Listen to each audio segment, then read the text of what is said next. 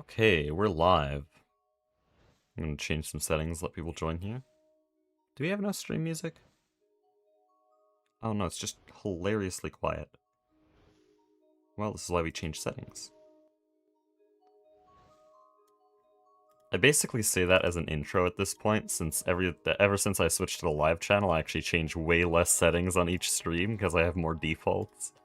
Literally just put it in a playlist. But it's become my intro, it's how I test audio. It's how I get myself going. Oh, now we got looping audio, that's sad. There we go. Okay, so, VOD viewers and anyone early, we're not actually doing Biesel 3.0 today. It says preparing in the title. VOD viewers switch to the next stream. We still have to finish a lot of the bee stuff I did last time, but we're now turning everything towards Noquadria bees and Platline bees and getting a fusion reactor Mark II and a setup for easier netherite so that we can start Biesel 3.0. But, yeah, today is a lot of bees. Tomorrow will probably also be... Well, not tomorrow. Next stream. I'm not promising tomorrow. Will also probably be a lot of bees. And then after that, it's going to be a hilariously long and complicated processing line that's basically like a plat line with an oil refinery in the middle of it. Yeah, Biesel 3.0 is going to be complicated. Very complicated, but also very powerful, to the point where even Goose said it would be good. Now, when Goose says your power source is good, it's probably pretty good.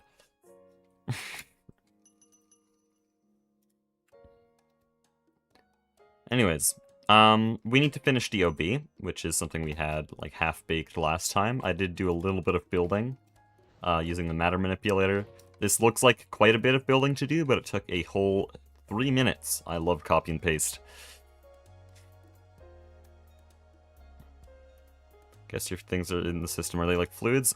They are fluids. They are just turned into items. There's a machine called the Fluid Discretizer, which turns our fluids into drops here. Each of these is a millibucket of fluid.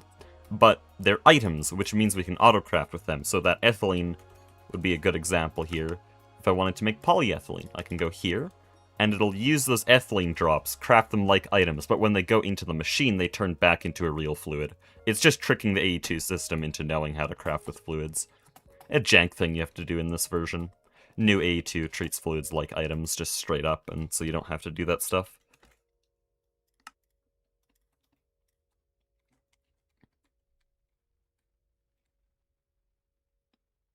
Like when just like drop 1 billion buckets of steam? Kind of. That gets a bit more complicated, because the explanation I just gave you is oversimplified. These drops are a way to quantify it in storage, but when they get sent to a crafting recipe, they turn into fluid packets, which are different. Fluid packets can be of any size you want, and they're also not supposed to exist. They only exist for like a frame as they enter the interface, and then turn into a fluid for the crafting recipe.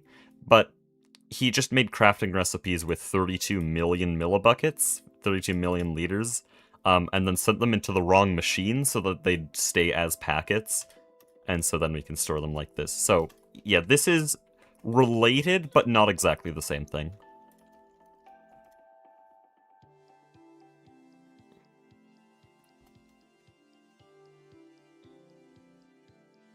But yeah, that's not even technically Soy's system anymore, because Goose copied it, and it's now our primary form of fluid storage.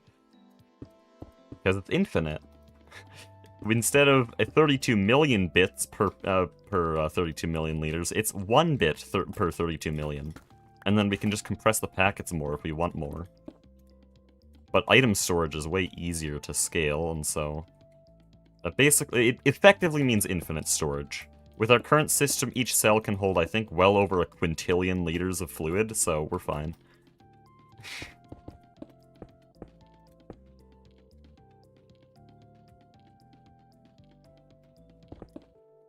I've just ended up building because I realized these are incomplete.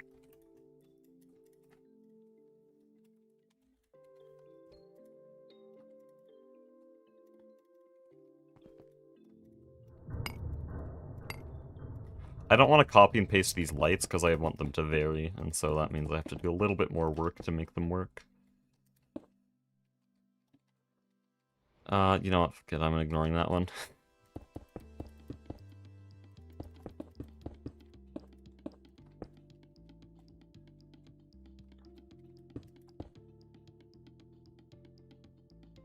So the method for the anvil in TFG, I can't get anything perfectly forged. How do I explain my method without having an anvil in front of me? I will say the anvil helper is a scam, because it makes the game less fun. I would learn it the way you just asked me. Basically, there's equivalents. I'm gonna... I can probably get a demonstration in-game using concrete.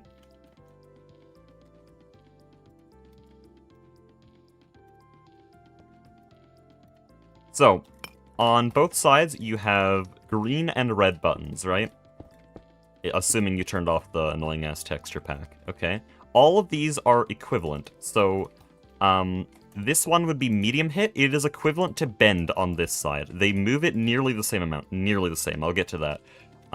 This would be punch, this is light hit, they move nearly the same. This is shrink, and we get shrink, and then this is draw, they're nearly the same. And then this is hard hit and upset. I hate these two because they're not equivalent. They are the only thing that breaks it. Upset, if you do an upset and a hard hit, the net movement will be 4 pixels to the right. I hate that. But the rest of these is only a 1 pixel difference. So if you do medium hit bend, it's a net 1 pixel to the right. And so if there was a pattern that was just a bend for some reason, then what you'd do is you'd line up your target to be, well, you'd line yourself up to be 1 pixel off the target. And then you just do a medium hit bend and you finish it. And that just instantly lines it up. And it works very well for things like saws and spades that you can just instantly get perfectly forged, sometimes accidentally. There's a little difference, though, with punch and light hit. That's a net movement to the left. So this is 1 left, this is 1 right, this is 1 right, and then this is 4 right. I hate that there's 4 right, but those equivalents let you sort of figure it out. You get it to, like, oh, the net movement is 2 pixels to the right, then you do the inverse pattern and then the real pattern, and it lands perfectly. And it's so fun to figure out. I know my explanation might be a bit confusing, and honestly, I'll keep it that way because I want you to figure it out. It was one of my favorite parts of TFG, and just TFC as a mod. I love the forging system, that's why I hate the anvil helper, because it just turns it into math homework. What was the Z-tone block I wanted? Gelt, right.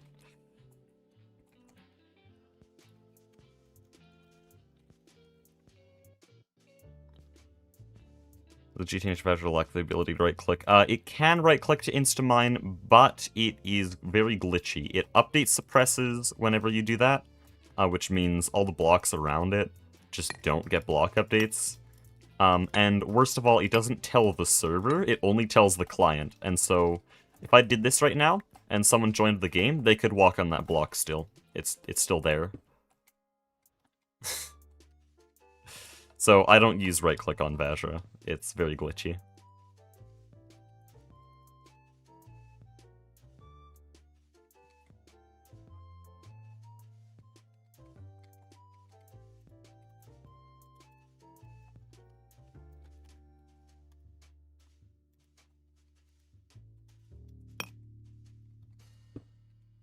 Oh, if I want to put a roof here, I have really messed things up. Because the roof is going to be at this height.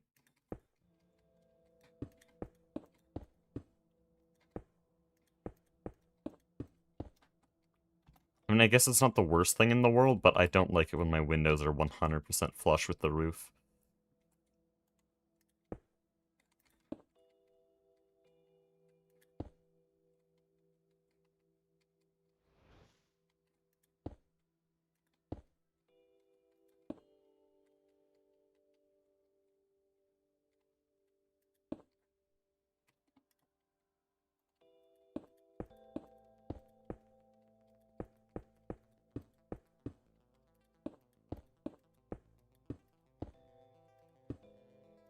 Something went wrong.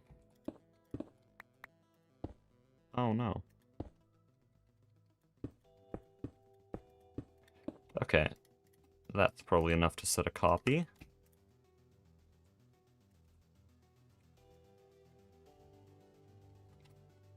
And it tiles perfectly. Good.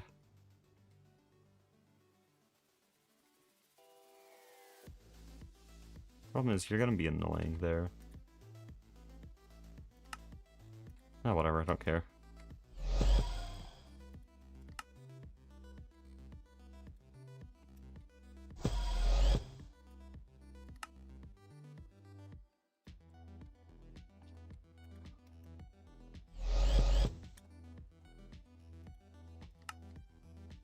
Honestly, could probably just copy this entire area. I'm not gonna, though.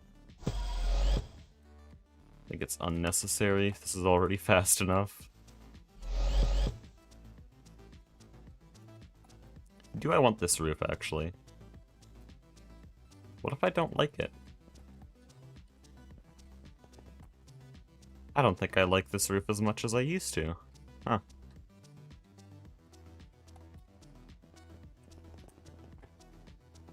It's alright, but honestly I prefer the Azure here. I'm gonna switch it back and then go back to bee breeding. The Azure was supposed to be a temporary roof, but apparently it's staying. I wanted to do this so that I could have markings on the roof that show all the climates. But I guess I'm doing it like this. I could probably still have markings on the roof, because it applies to the floor above as well. So it's fine for it to be visible on both sides.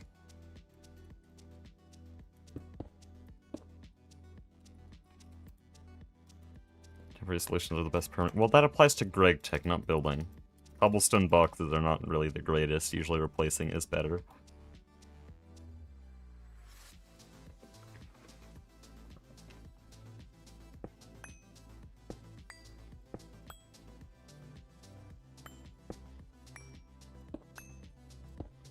Anyways, that's building. We're gonna stop building. Hey, I have a Jaded Queen. Oh, right, because I have a magnet on. Genius. Yeah, this system is still running Jaded Bees. If you want an idea of how good passiving princesses is, yeah. This is ridiculous. I don't think I've ever, owned more than 3 perfectly bred princesses at a time that weren't just being used. But yeah, these are all perfect, and they're all constantly being produced. They just have a bunch of them. I don't know why some of these won't stack. I've scanned them. They have perfectly fine stats. Like, this is identical. So I don't know why it doesn't stack. It's weird. Anyways. Are we realistically going to need 272 of them? Hell no. Maybe we'll need 80 for the rest of the playthrough. Maybe 160? 200 if we're pushing it. I mean, Mega Apiary, I haven't used it before. It might get crazy. There's no shot in hell that we need this many. What?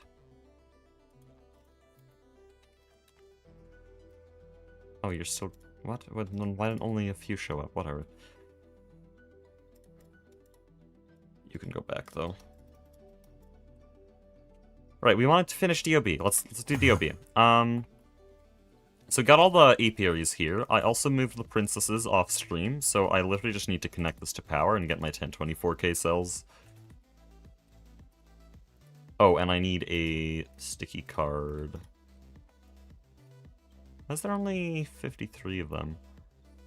Oh, when 9 was messing up all the Mega EBFs, sorry, I shouldn't say mess up. I don't want to diss him too hard. It's just... There's some issues he caused there that me and Mastiox are probably going to fix later today.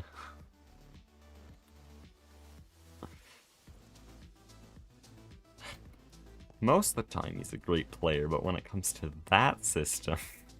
Sorry.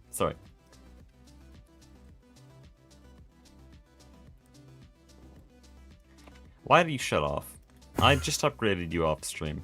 LED power tap, distributor, ZPM energy hatch.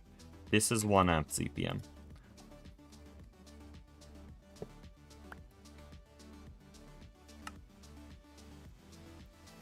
Oh no, I hate placing this. I really hate placing this. Can we do that? Thanks.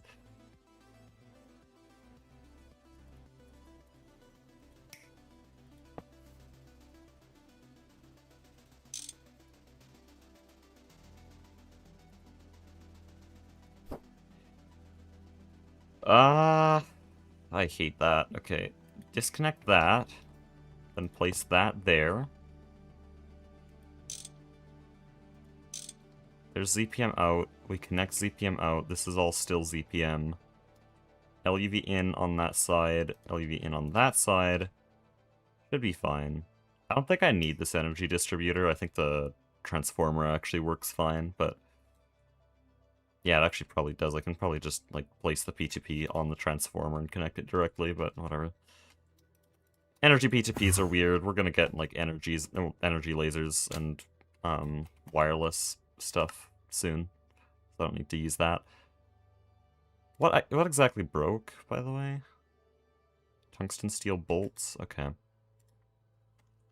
I'll do the jank solution to that.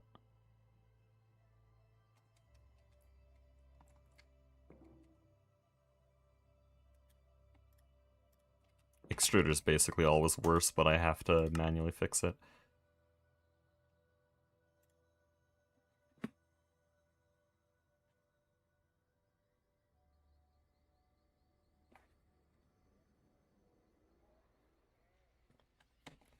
Oh yeah, cool thing 9 and Mastyux did after last stream is they built this whole circuit assembly area. I'm gonna make a second circuit above all these for modern textures for me and all the viewers, but this is crystal, this is quantum.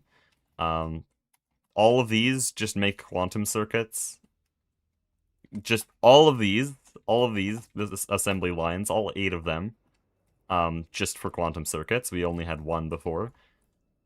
And then I think all of these are for crystal circuits, so we have scaled quite severely. We can now make, I think, around 16 crystal circuits per second.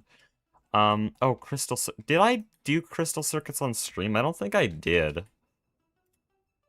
Good grief, that's a lot of UV circuits. But yeah, there's just a new crystal circuit line that is the same as every other circuit we do, except they're better made in an assembly line like this.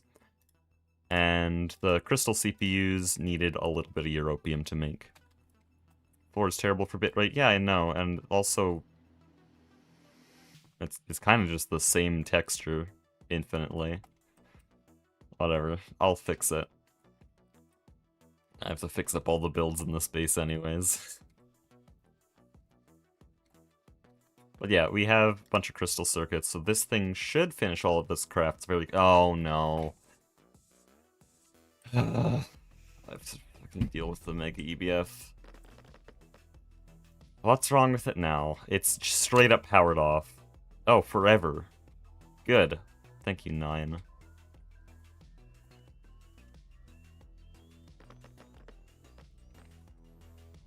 Why? Oh, because this thing's not being charged. Why? Because he straight up disconnected the cable. Thank you, 9.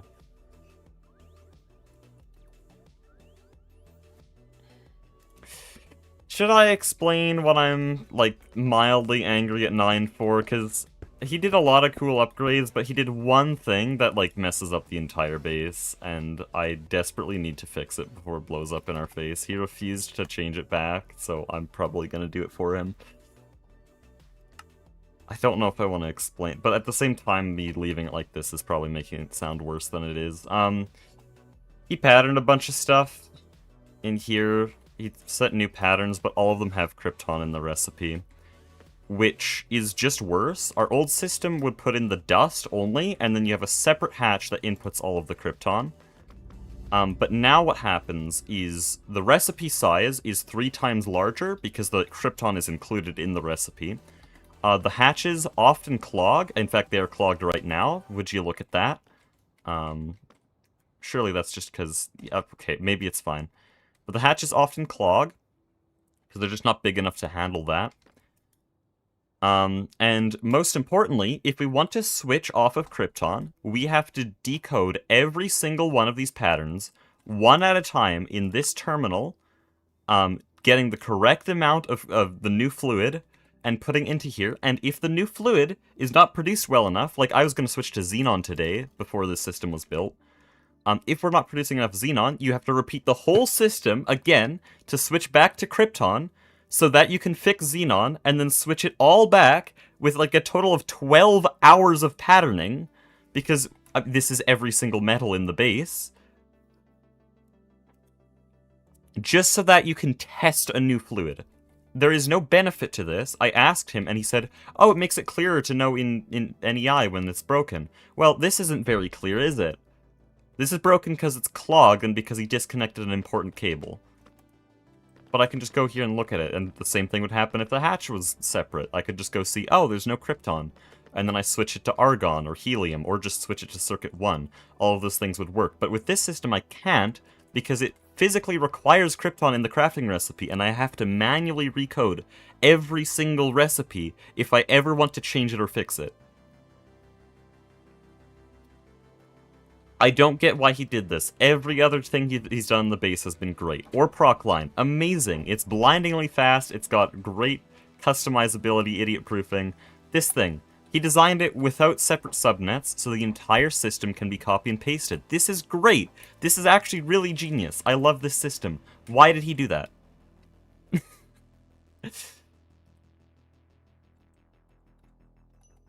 And he only told us about it once he was half done, and he switched all the patterns to argon instead of krypton. We don't make argon, and argon is worse than krypton.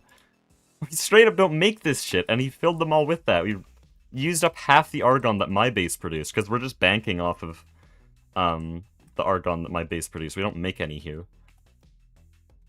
I don't get it. I would like someone in chat to clue me in on any reason this system would be better, because it is just worse, and it's a time bomb. Which is why I dread seeing anything like this, because that just means I have to go to the Mega EBF and fix whatever fucking bullshit is going on there. Invert storage bus to make it go back into the system. That's an idea I had, but that's really petty. I'm probably just gonna rebuild the whole thing to be how it was. Like either make it the way it was or live with the way he's changed it to. I'm not gonna do a weird thing where I use a storage bus to send his patterns back into mainnet so that they don't work. That is an idea I had, though. Because it would fix it. I'd be able to put a hatch on it. And then invert the storage bus so that all of his packets just get looped back through and we don't have to worry about them. But like I just said, it's petty. But yeah, this is just a ticking time bomb. Also, everything's stuck on the Mega EB. This is actually horrendous. It will not smelt anything, and the recipes are multiplied to 8,000. Like, what are you stuck on? Oh, it's waiting for charge. Okay, so it's because of all the shit he did earlier.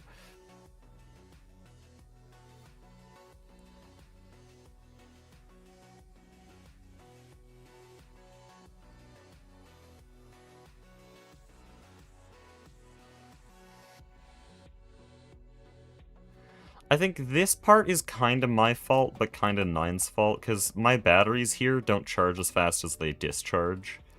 But 9 multiplied the recipes and disconnected the cable, which means that the problem is like multiplied by 10.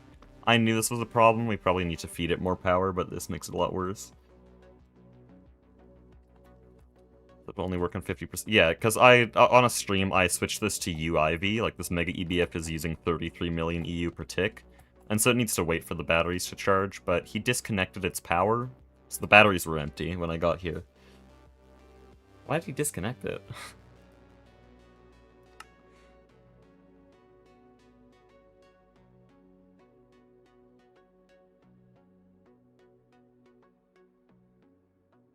But yeah, when I was thinking about this, because I've been worried about this whole system for a while. I didn't want to sound like I'm really mad at Nine, because I'm glad he's on the server, and he's a great player, and in a lot of ways, he's actually even better than Goose. Okay, he's a very smart player, but this system, I don't understand. It's the stupidest thing that's ever been placed in this base. I guess even the best of us can make some horrendously bad mistakes. Oh no. I told Mastiox about it. He's willing to help me switch it back. It's gonna be like it's gonna be like when we first set up the base, manually switching over all the patterns. Remember that stream? 5 hours of moving assembly patterns? Oh boy. Ugh. It's also why we had the rule at the start that if someone made a system, it is theirs and you only change it if you have permission. And he did have permission to change it, because that's Goose's Mega EBF. And he was given permission to change it to stocking input buses, but then 9 just changed a bunch of other shit that made it worse. Stocking input buses are great, I'm glad he did that, but the rest of this? Why? I'm sorry, you might watch the stream, I'll shut up now, but...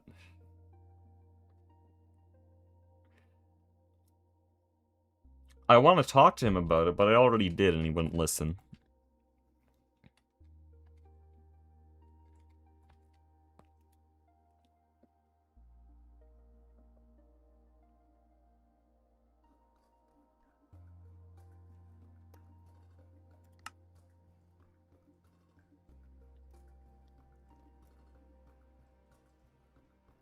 Why would you multiply patterns to 4,000 on a Mega EBF that can only run for a maximum of 80 seconds? That seems really irresponsible. Yeah, he didn't upgrade any of the capacitors before doing this. I'm pretty sure... Oh, I was patterning ZPM capacitors. I didn't actually make them, though.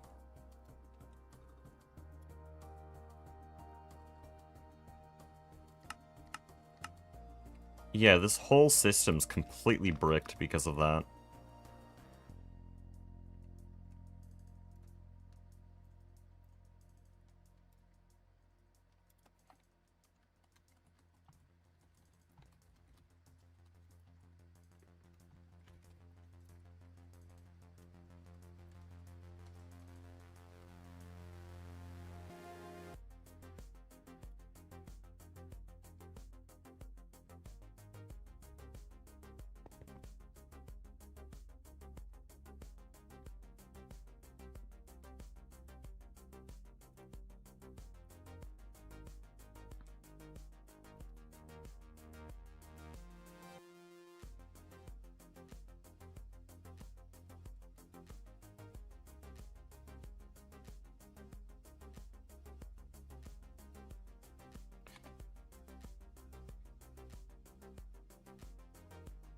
Running the Mega EV fin worth it at this point. This thing is running on 33 million EU per tick. It one ticks almost every recipe. Well, it used to before the recipes were multiplied. So it is very worth it, because it is stupidly fast. I calculated the number of Vulcanuses we'd need to match its speed. We would need 32 Vulcanuses, all of them using UV energy hatches, to match the speed of that thing, assuming it's a ZPM recipe with no coil upgrades. That's just the math I assumed with. So we need a lot of Vulcanuses to keep up with that thing, but at the same time, these are way higher power efficiency. Like, these things don't need a capacitor bank to run. 32 UV Vulcanuses would be a quarter of the power of that thing. We would be able to run them without a capacitor.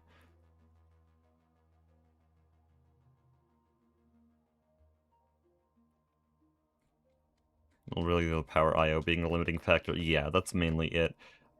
If we had a ZPM power tap on the LSC in the middle of the base, that would fix it, because I could switch this to ZPM, switch the hatch here to ZPM, and then it would be running continuously. Not quite. It's still... 264 amp ZPM is still not quite enough to run it, but like it wouldn't have nearly the same problems.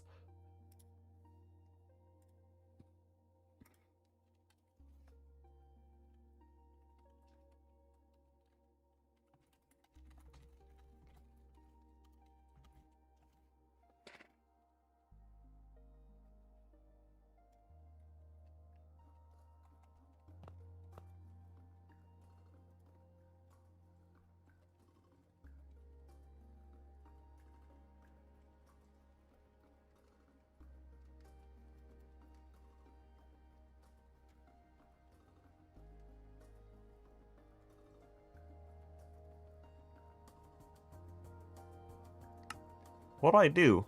I'm completely locked here. Limit the P2P or the wires. Yeah, it's a mixture of everything. It's the energy hatch, it's the cable, and it's the P2P. P2P can only do 256 amps. The cables can also only do 256 amps, and we don't even have the energy hatches to do that many amps. Because I didn't want to pull 256 amps, that would make this entire power tap unusable. If we switch to ZPM, that would fix all the problems, because then it's less amps, more voltage. Does GTH EMI look different from TFG? Because it's not EMI. EMI is hot dog shit. It's actual malware. NEI is nice. I said it! This is a feature that GTNH has that's infinitely better than TFG. NEI is great. EMI is malware. I've never seen a mod more poorly designed than that. It should only be used in the development phase. Replace it with JEI the moment it gets to the final build.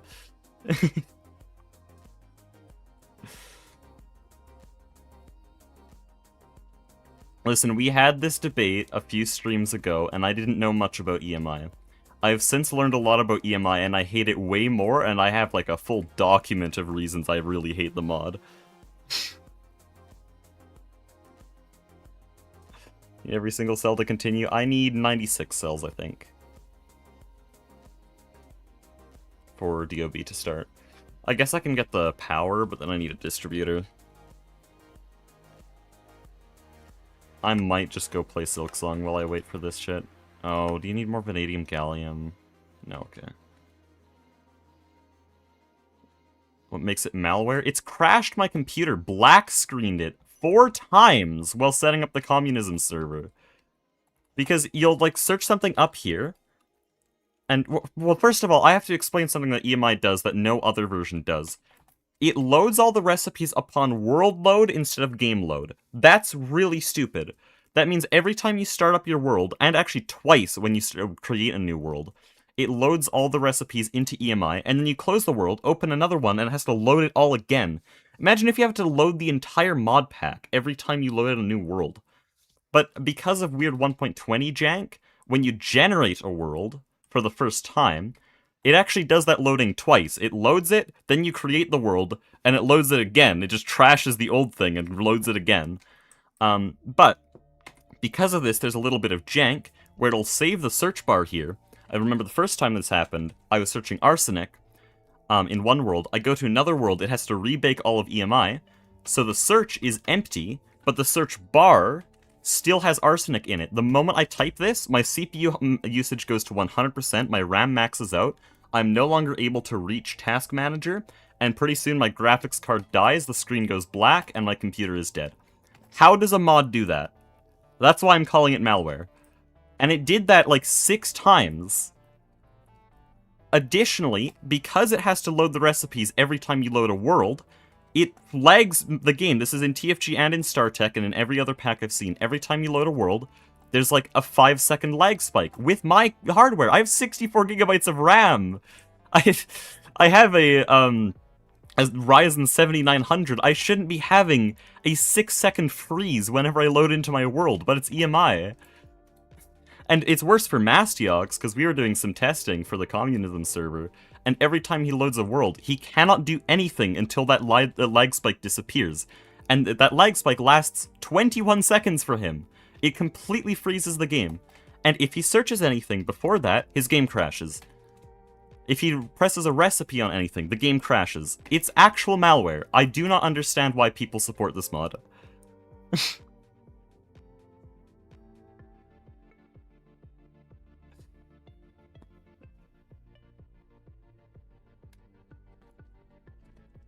And now I now know that it does have a cheat mode, but it is the least convenient cheat mode I've ever seen. This is NEI cheat mode. Can you stop clicking the... Good grief. It's called... Shit. EMI cheat mode is shift click. This is control click. But it works like a creative inventory, so I can move it back. And that's nice. And then I switch it back. EMI has a full config screen where you have to change behavior for how it works. It's default set to never, but then you set it to creative only. The button to actually enable it is like you hit the config and then you click a button here. It's just way less convenient if you're ever going to use it for anything, and it's especially bad on modern mod packs, because the creative search inventory is so laggy that you have to use cheat mode to do anything. Sorry, this stream has just been ranting, but Mega EDF's pissing me off. EMI crashed my computer 6 times. You guys are my therapy right now. I gotta get this shit off my chest. I'm so mad at it all. Why not change it to JEI? Because it's tied to some of the mods. Cube.js has an EMI integration, and that is the only reason it's used. Priority explained this to me. It makes development really easy because all the recipes you're changing get updated live. That is the only reason the mod exists. It's easier for developers. But Goose also said this when I brought it up to him. Make a developer build. You have the EMI tools built in with Cube.js and everything. You make the pack there, and then you do a little bit of work to switch it back to JEI, and then it's user-friendly and playable. I feel like that's pretty damn obvious. But yeah, I couldn't change it to JEI for the communism server because I would have to do a little bit of fiddling to get the Cube.js integration removed. But I don't think it's that hard from a development standpoint. I'm not an expert, but I did make Chaos Tech. I know how a little bit of this stuff works.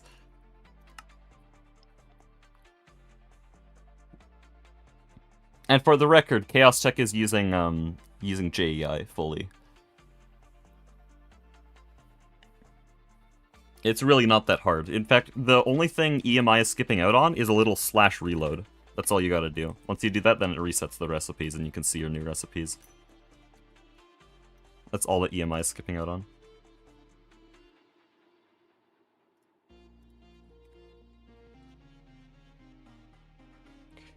Are we done yet? Do we have anything? No? No, you're still stuck on Palladium? Good grief, this thing's annoying. What other topics can we cover here? While I wait for this thing to charge. You're charging slow, I feel like. Let's average in.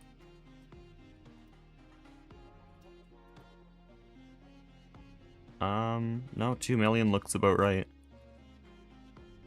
Communism have been moving forward faster than you expected? No, way slower. I thought we'd have LV after the first session, and I thought we'd be, like, partway through MV now. And that's not just out of nowhere. I talked to the devs, which themselves love speedrunning the pack, and they said with 100 people, those goals would be easy. No, we've been going very slow, because there's no organization, no one's communicating, team leaders go on random expeditions, like, the lead engineer last session left the base for an hour to get, kyanite. Do you know what kyanite does? Kyanite can electrolyze into aluminum in MV. We have a million better ways to get aluminum, and we're also not in MV, so why was he getting kyanite? Also, like, what? He also took one of the only quadcopters to do so. There's weird shit like that. He should have at least asked me, hey, should we get kyanite? And then I can say, no, actually, we don't need kyanite. Wasn't it for rose quartz? No, I asked him. It was for kyanite. Flurbin left for 2 hours to get rose quartz. That was another thing. He didn't communicate that. But to be fair, Flurbin is second in command. He can operate on his own. Redstone really do that? Yeah, that's why he wasn't at the base for an hour. He was getting kyanite. And he even, without my permission, told a couple of the miners to go get kyanite, which I then had to go track them down and say, hey, no, we don't need that. Please don't mine it. We need iron, please. And there's also a random guy who had just 5 stacks of iron in his inventory while the mining crew was panicking over the fact that we were out of iron. Just weird shit like that.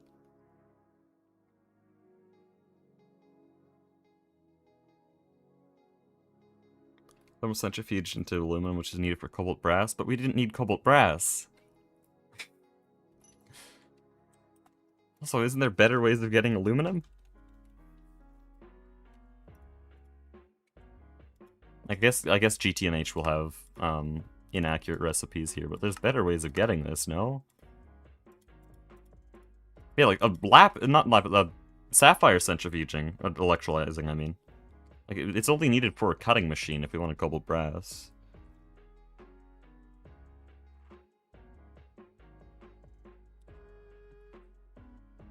Not pre-LV? Well, we don't need cobalt brass pre-LV. We need cobalt brass for a cutting machine, but we'd only want that if we want, like, diamond tools. Plus, I was really, really wanting, sign gas to get worked on.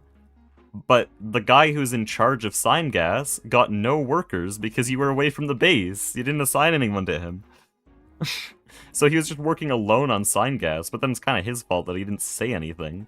Because if I knew that there's only one guy working on sign gas, I would, like, start ringing alarms. I thought there was, like, 6 people working on sign gas, and I was so confused why it wasn't done.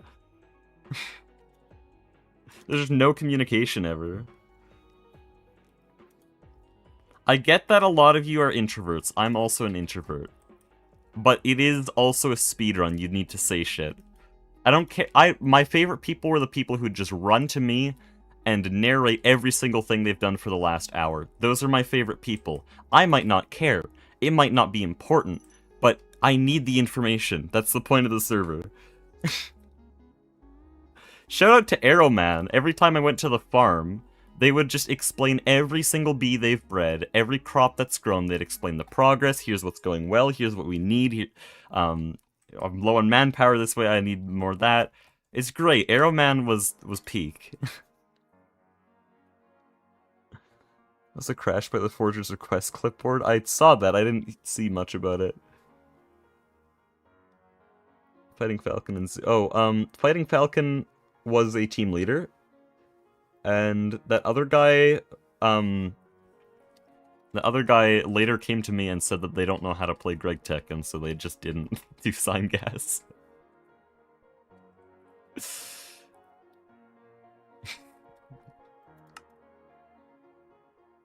Can I please have these cells, bro? It's still stuck. I'm gonna die.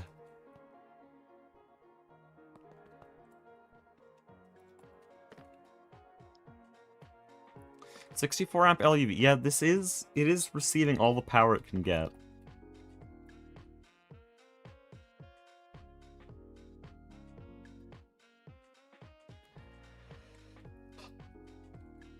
Okay, I'm just gonna start moving shit to the Vulcanuses, like... I mean, this system's really ass anyways, so what we're gonna do is we are just going to quickly make a recipe like this, multiply to 256, and put it in the Vulcanuses. Because this works so much better. There's no weird bullshit happening whenever you include fluids.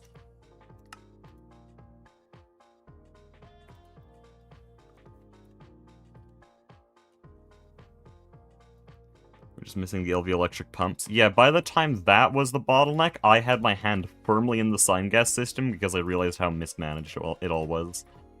So at that point, I was just like, okay, I will get you guys, I will get you bronze, I will get you steel, I will get you whatever you want. I want sign gas done in the next 10 minutes. Please communicate.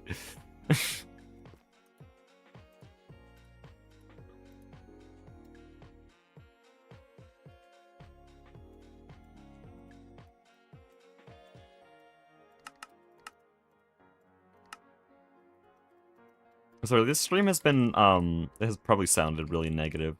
A lot of it is... I'm not that mad about a lot of things I'm talking about. Like, EMI... Okay, I'm pretty mad about EMI. EMI is hot dog shit. 9 system, we'll fix it. That's fine. The communism event, it's fun. We're going slower than expected, but it's fun. I want to make it clear that everything I'm ranting about is kind of just for me and your entertainment. I don't hold a lot of grudges. I'm not feeling like an old man on the porch right now. I just have nothing else to talk about because this shit won't finish.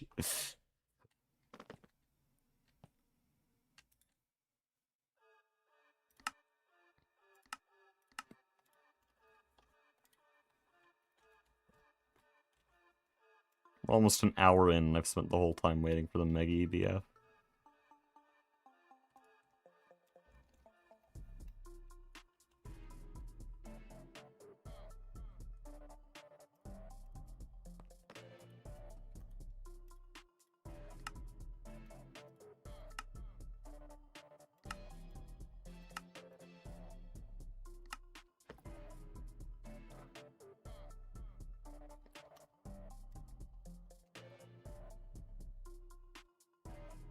Oh, my 1024. There we go. This will run way faster because it doesn't have to go through the dumbass mega EBF. Oh, good grief, it's bad.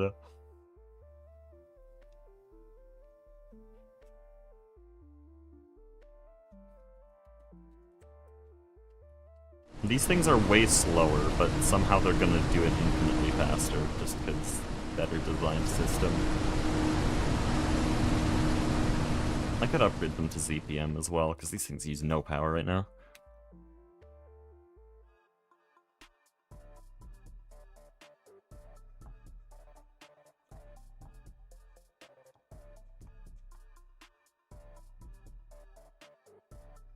Machines are so loud. Yeah, they're interesting sound effects. You gotta love the old sounds. No, I don't. They should switch them all to modern. They've switched most of them to modern, but they still have left the EBFs. Why are you stuck? You're a 1 recipe. What? What? Palladium's a 1 recipe. Damn.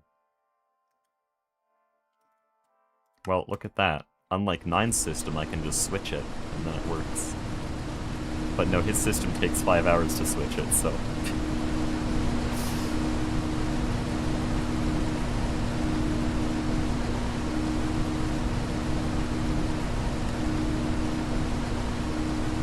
How fast are you smelting? 6 per second, yeah, much better than the Mega EBF.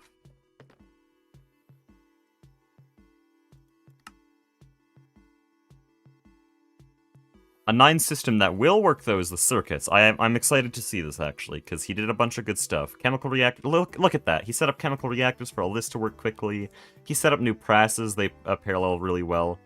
But here, crafting 128, how long will that take?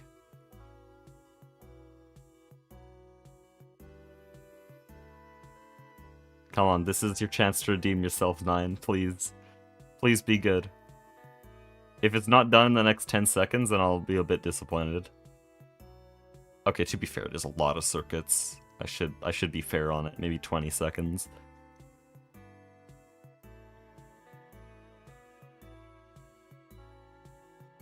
It hasn't made any yet.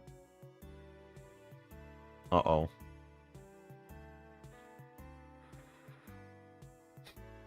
Yeah. That wasn't 20 seconds, but I now need to go check. Oh, it's over here. They're working. Oh, it is just a slow recipe. Why are these not running?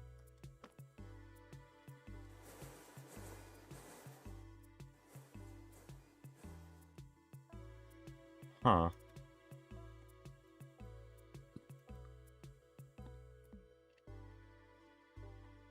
Because this is the circuit imprint he needs, right? Oh, why is... Oh, I don't think he has circuit imprints for these. Or he has them stored somewhere else? Okay, I don't get it. What are we doing? Something weird. Something weird with this system. Actually, only 4 machines are running. Well then. Thought it would be good, I guess.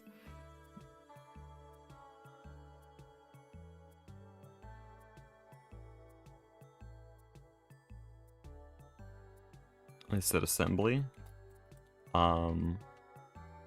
Did something say assembly? Am I... Oh no, these are for other circuits. Okay, now that makes sense. I thought he only set it up for the main circuits, because that's how it's labeled with the sign here. Which, by the way, old texture, but whatever. I hope he never marks it for the supercomputers, because those are a joke texture. In case you don't know, the supercomputer texture for old players, is just 4 circuits placed diagonally. That's it. It's just 4 smaller circuits arranged in a diagonal row. It's also a, I believe, 128 by 128 pixel texture instead of 16 by 16. Or, yeah, Minecraft textures are 16 by 16, right? Not 8 by 8. But yeah, weird ass old Greg Tech stuff.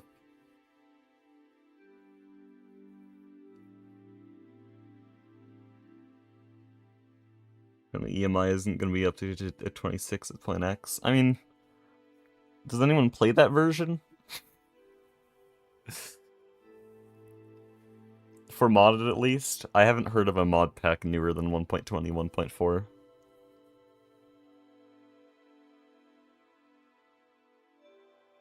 Vanilla players, I guess, are kind of stuck with it because their launcher will auto-update, but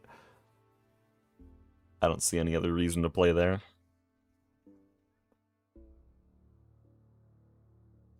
What's the difference here? Don't these both make palladium metallic powder?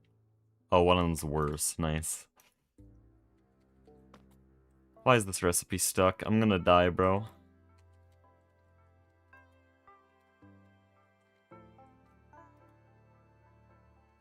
Wrong circuit?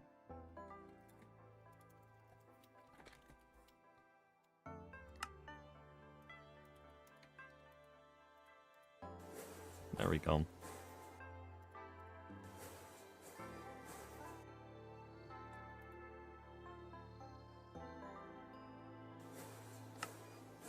I feel like it'd be really risky and kind of reckless for a mod pack div to try to do any version past 1.21 because it's changing too quickly with all the drops, and they're also all really gimmicky changes. It'd just make it a nightmare of extra shit to deal with.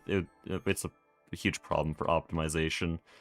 I don't know what the hell Mojang's doing, but I think it's just kind of stupid for a mod pack div to go past 1.21.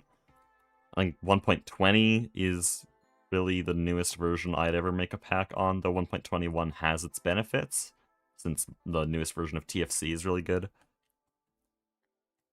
Really, I think 1.12 is the best version for modded, just because everything's there and the game was relatively underbloated back then, while still being in like a decent version of Java. It's that in-between where it's not bloated like 1.16 and beyond, with all of its weird, like, preparing world creation and other shit. But it's also not underdeveloped like 1.7 was.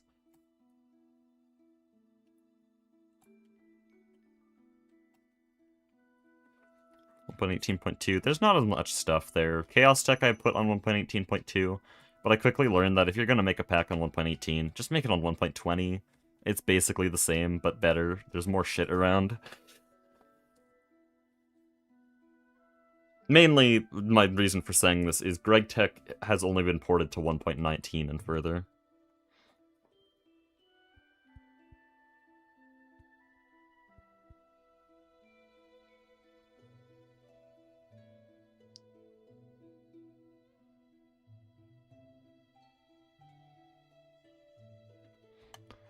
Do we have this now? Are we done? What recipe is this? This is not a real recipe. Bah? Wait. Wait, I think I know what this is, but I don't know why he wouldn't do a fake crafting card. Yeah, why wouldn't you just do a fake crafting card? I don't think... I think it's the same deal with the Mega EBF system you did, where it's just a system that is only useful in old versions. Otherwise, this is just not necessary. Because fake crafting card would just finish the recipe instantly. That's a 2.8 feature, though, so I don't think he's used to that. Where's the 2.7? I'm not sure. Anyways. We finally have our cells, so we can move on. And we only were able to get our cells because I switched the recipes with the Vulcanus.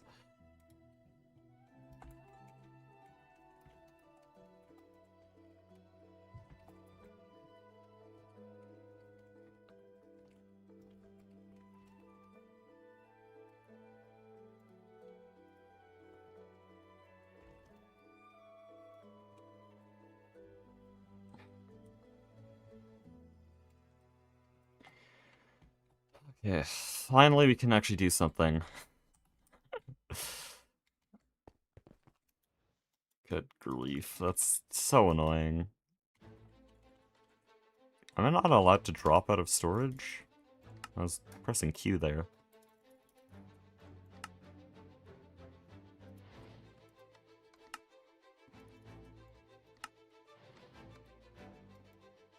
I really don't know how I'm gonna try to talk to Nine about the Mega EBF, because he really, really didn't want me to do anything about it before.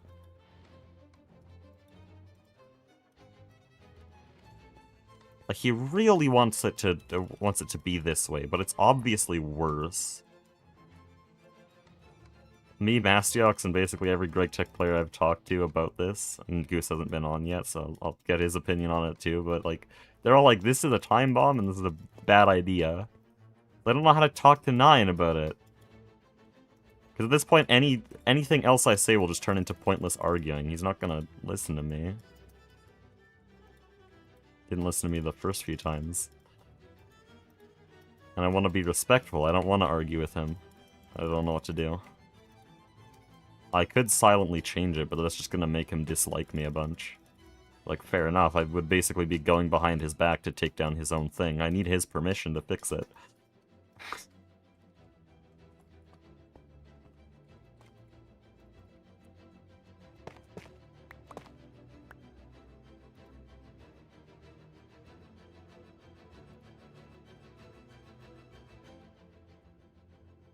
Oh, now the server restarts. As soon as I'm able to actually place machines again, the server restarts. That's lovely. Also, this thing isn't even upgraded enough to mine Deep Slate. What are we doing?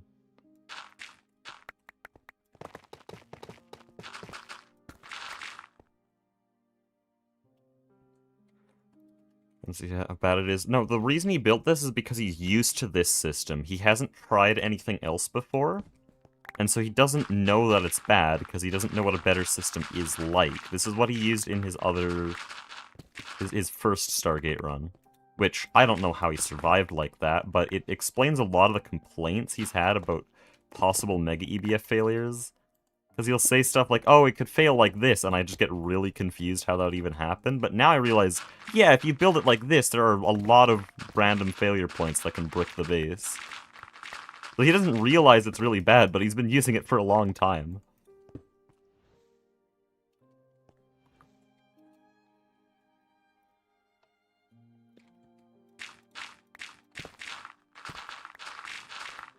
And also, there is a reason to do this, but it is not relevant to any recent version of GTNH.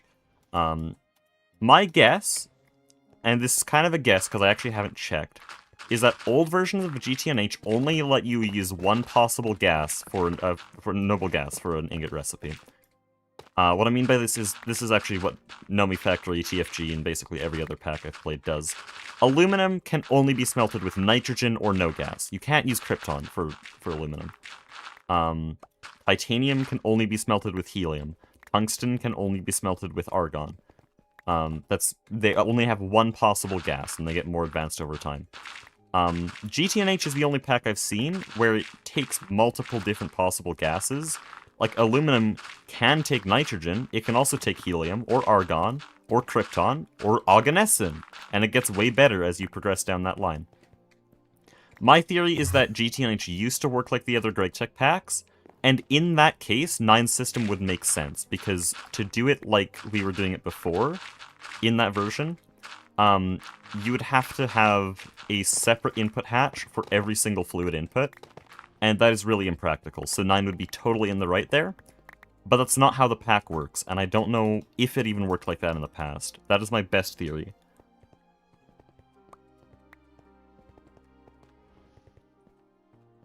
He also seemed to imply that when he was talking about this switch. I didn't get to directly ask him about it because I hadn't formulated that theory before, but if that's why, it makes a lot more sense. And I will tell him that this is not how GTNH works anymore.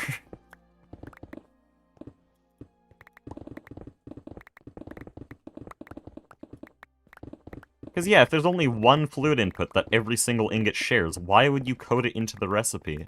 There's no point, it just wastes space and causes failure points.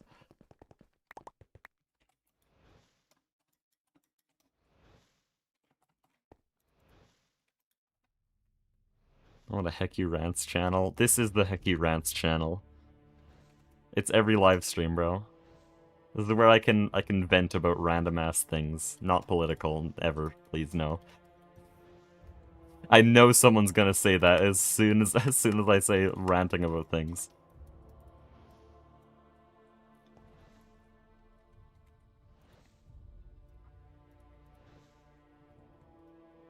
I shouldn't even open that can of worms, because now people are gonna make jokes that will themselves be political. Shit.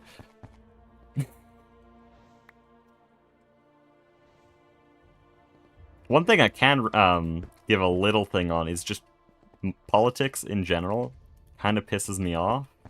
Not in the annoying I'm a centrist way, but just like I know a lot of people who will only ever talk about politics and why so-and-so is annoying because of their politics, and it's just like, dude, can we talk about anything else? There's other things that happen. Sure, it's important, but we're not even near voting time right now, so just shut up.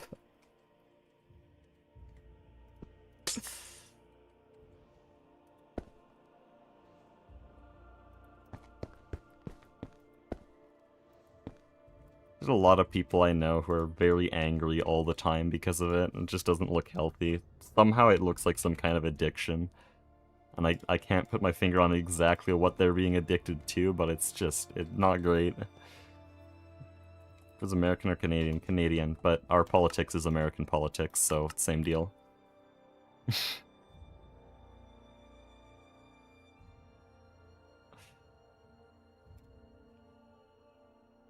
And what I mean by that is, like, our country's not really very separate from yours. We're at the whim of whatever you guys do down south.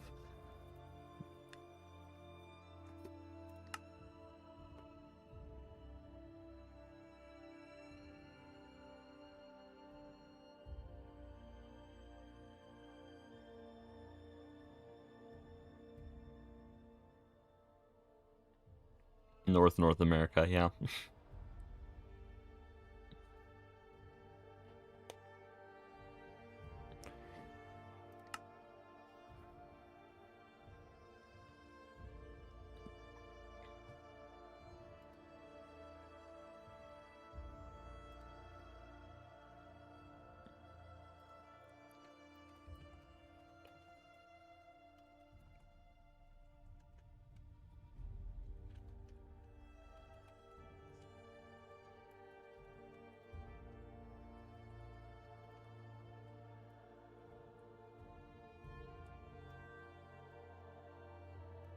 Masiax just gave me an interesting theory for Nine's system.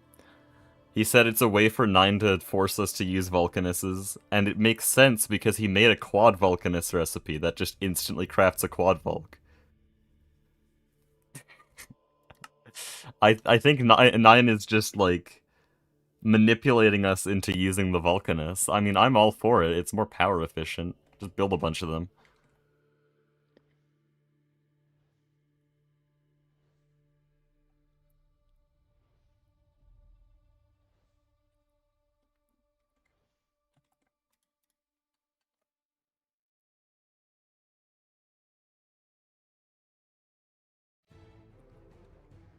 Oh, you power failed?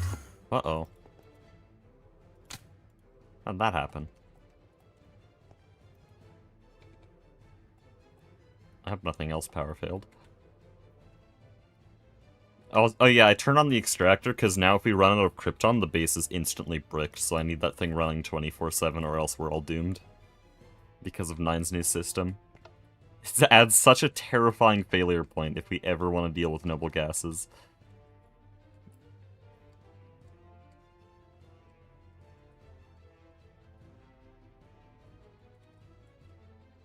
Hello? What the hell?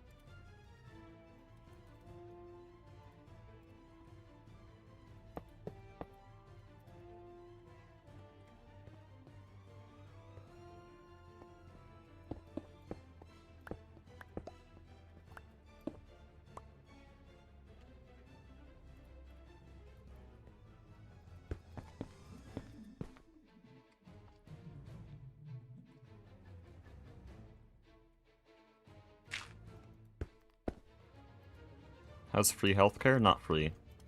Sorry, I don't want to get into politics, like I said, but it's public healthcare, not free healthcare. Free healthcare does not exist. It's pretty good in some places, pretty annoying in others. Again, not gonna get into details. I don't know if I'd prefer the American system, because I haven't experienced it, but I think a lot of people treat it better than it is. But again, I haven't seen the alternative, so maybe it is really a lot better.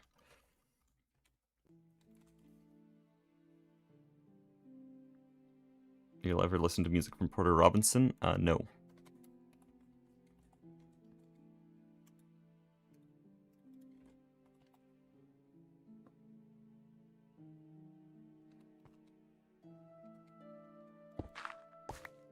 Pay 20k for a broken arm. In a way, we still pay that similar price, but it's just over time rather than all at once, and it's more of a group effort. But then it's also like, oh shit, I said I wouldn't get into details, never mind.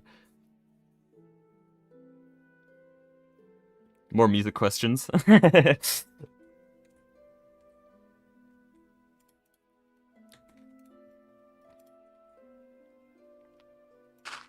Like insurance. You know what? Yeah. Yeah, well, honestly, you guys have public health care. You just have to, like, complicate your life for it. Favorite song OST? Bud.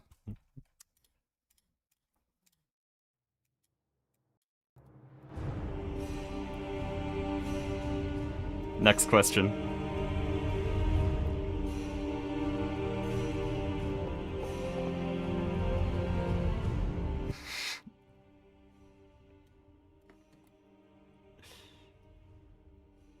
Oh, favorite song of all time. Okay, I thought you mistyped because A and S are right next to each other.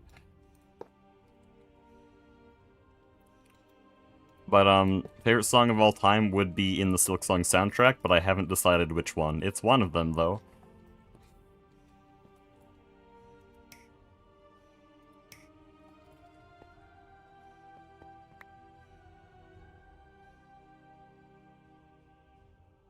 Plus some Calamity Mod situation. We don't talk about Calamity Mod. Didn't exist, it didn't happen. Shit, man, why can't we have nice things?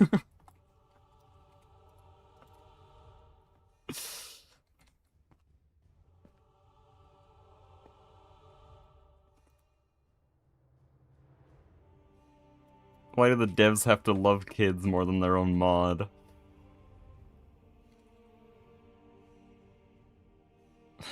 And of course 3 was the one to break it to me. 3 broke the bad news to me at literally 2 AM. Me and Mastiox were just doing, like, chores around the base here. 3 joins the call and has to break the bad news to me. Because we had done a Calamity playthrough together before Product Singularity.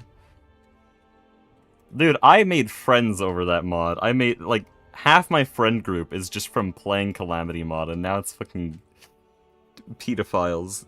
Unbelievable.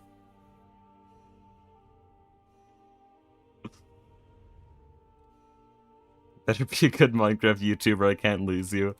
My friend said the exact same thing, and I told him shoot me with a gun if that happens. Even though they're illegal in Canada, just get a gun and shoot me. He does have a gun-owning license, so he could.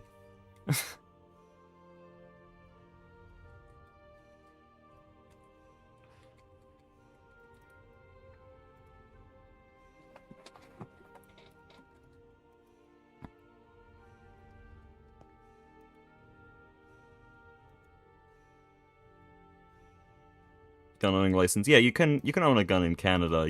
It has to be a hunting firearm, and you have to go through a lot of stuff for it. And you can't ever show it in public. And it's basically only for people in the country, because people in town go through even more shit for it. So it's like, it's hard to do, but he does own one.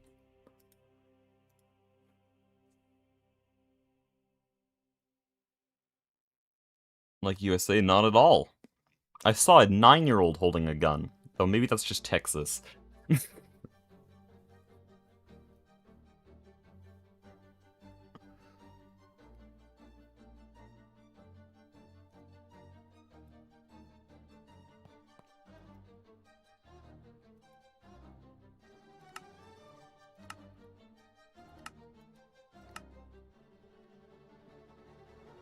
That's just Texas? Okay. Understandable. It was very funny. I didn't know anything about guns, though, so I couldn't ask him about it.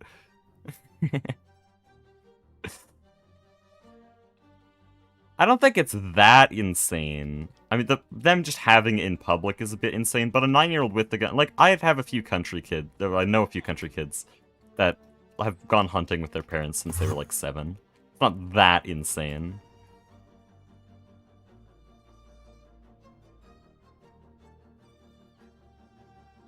No Roblox ban. Yeah, I did know about that. I watched that video. I hear a lot of people trying to be optimistic about Roblox. By the way, this is now storing DOB com, isn't it? Yeah, it is. Can you stop it? I hear a lot of people being optimistic and saying that they're allowing pedophiles for money reasons. It's like greed or something. But no, that can't be good for the shareholders. There is no conceivable reason they would do that. They like the CEO is just a pedophile. There's no other explanation.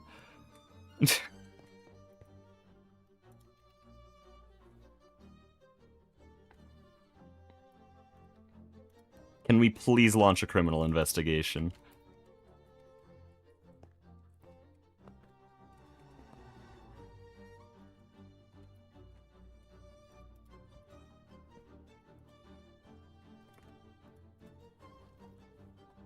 That's not optimistic. I call it optimistic, because just saying they're greedy and looking out for their shareholders is a lot better than pedophiles.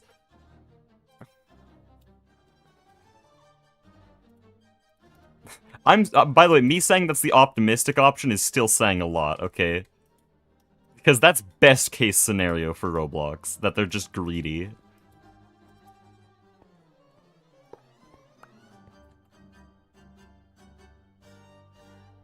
It's because we make money off that. Like, it's not, sure, they make a few cents off the pedophiles, but also no one's investing in a company that allows just pedophiles.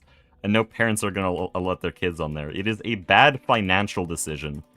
Like, regardless of morals, it's just a bad financial decision.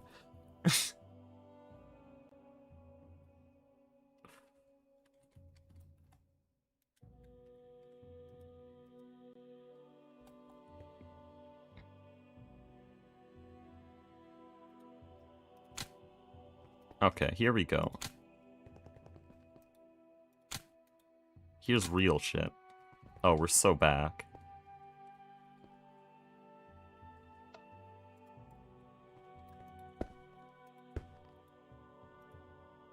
I really love this bee. Okay, I'm getting to the part in the script of the product Singularity summary, the next one, where I actually get to talk about the DOB.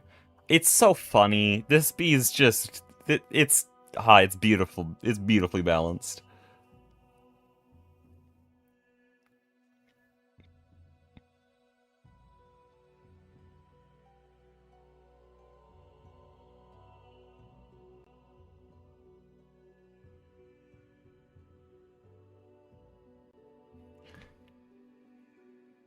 Also, this does give us wow, it does give us a source of PMP here. I wish there was a way to get PMP directly from bees, like if there's an iridium or platinum or bee. I know there's a bee that makes it indirectly, because like you can get refined platinum salt, which comes from platinum salt, which comes from platinum concentrate, which comes from a bee here. But it's a little bit more annoying. Balanced? Yeah, it's very balanced. You're the same guy who said... I actually... I had to rewatch that stream. You're the same guy who made that joke.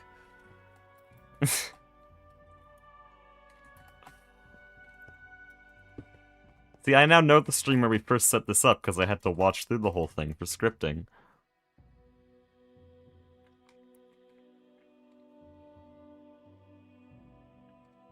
Yeah, you were the most active person in chat that day.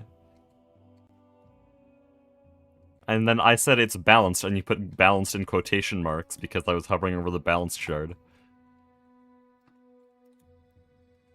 And then because you typed that, I timestamped it, which is why it's now going in the final video. By the way, timestamping is so nice.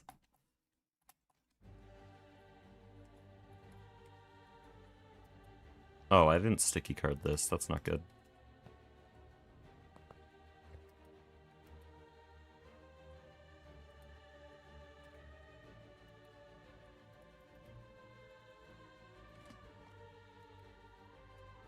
Why is it called Comb LV? Oh, that's just an ore dictionary, okay. Probably something to do with how it's processed.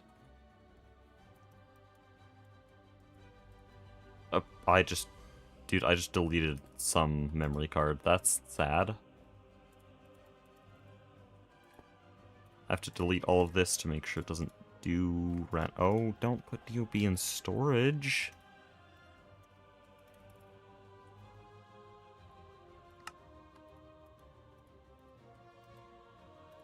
There we go.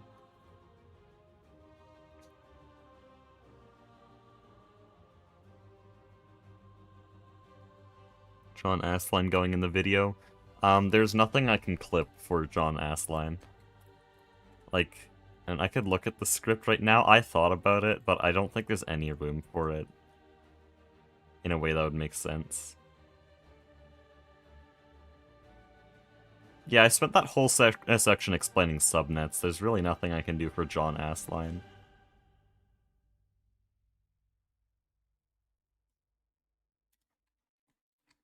Jack.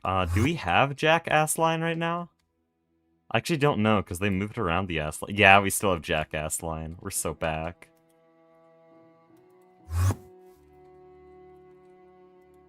Jack Assline. Holy peak.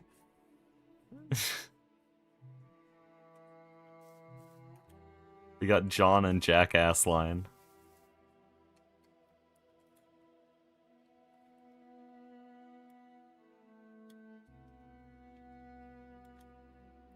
I don't know what to do with all this. Oh, this is processed. It's just you decide to turn it into dust or into ingots. I think I almost want to turn it into dust here, because this is how we get Naquita emulsion, and this is very important. We're not getting into knack fuel right now, but this recipe is one of the most important.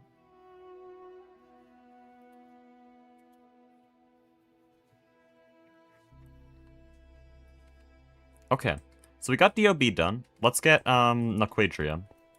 Because I just want to let this run. It's going to make us shit, and then it's going to be good.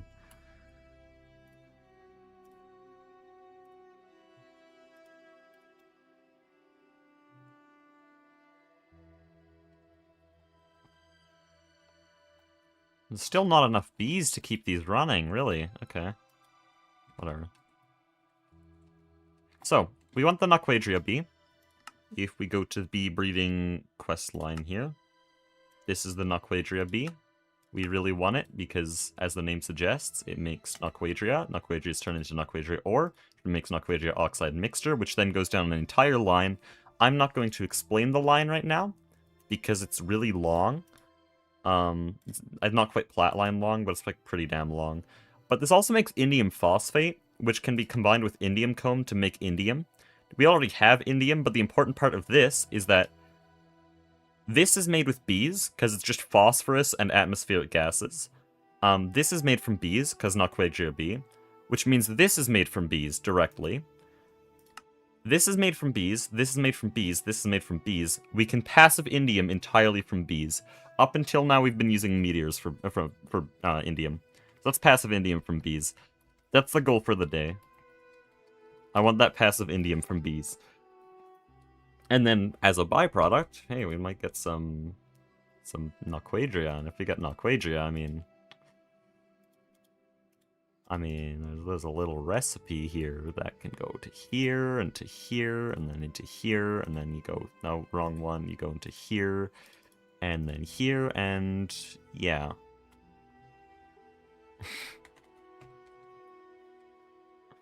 So, Naquadria, let's breed it.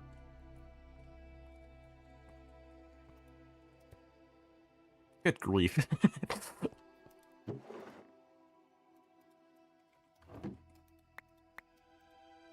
Because I'm going to forget later, I'm actually going to swap these now. Unless... No, you're still...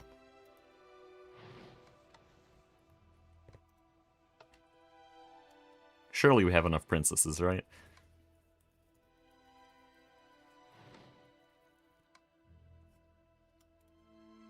Oh, okay. Wait, did that trash them? No way. What the hell?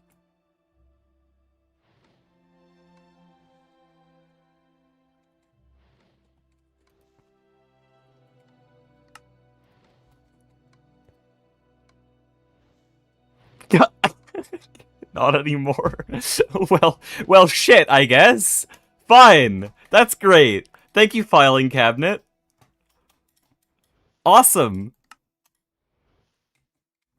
Good job, drawer mod. Awesome. So, this is what we're gonna do.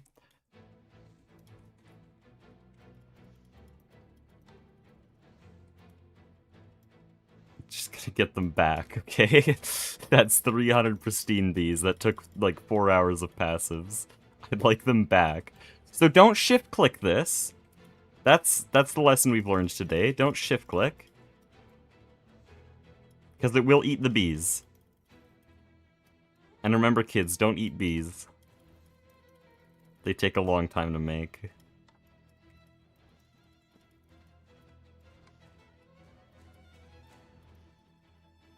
I'll get it to exactly 300. There'll still be a few lost bees, but, like... Come on. What the hell, GTNH? It just instantly ate 340 pristine princesses.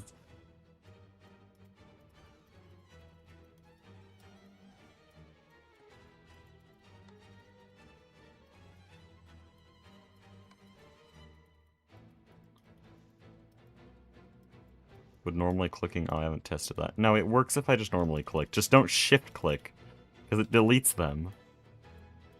Dude.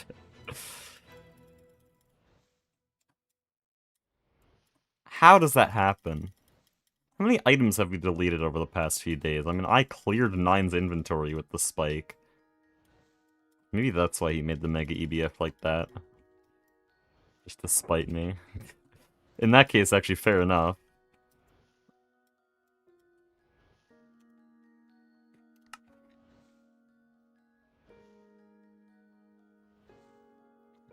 No, before he shift-clicks thousands of them. Yeah, but someone else is gonna shift-click them. Why did it go into the offhand? I'm scared. I feel like my inventory's glitched right now.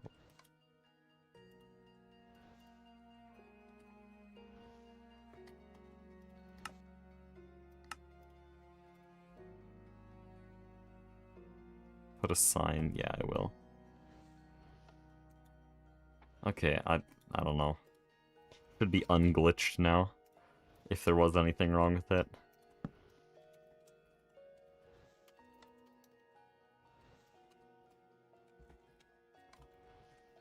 Okay, fine.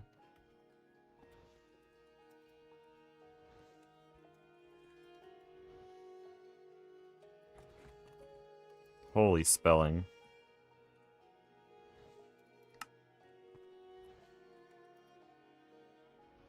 Do not shit.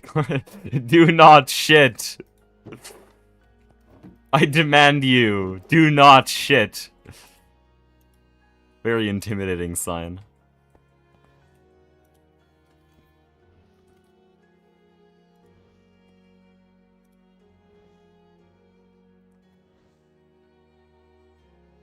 Not okay. No, did I seriously?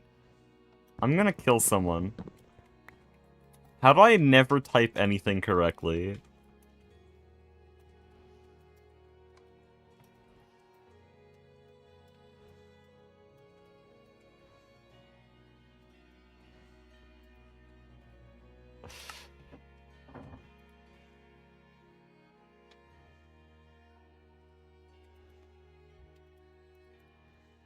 Okay. Not quite sure.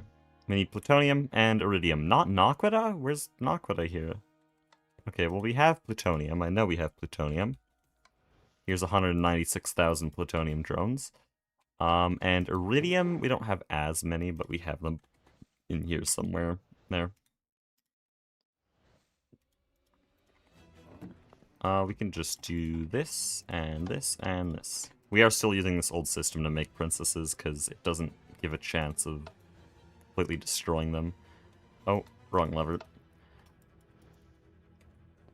But as you could tell there, it took only like 4 generations to fully get this plutonium bee, and that's because all these princesses already have perfect stats. And so breeding them like that just... it's so fast, because you're only swapping one trait.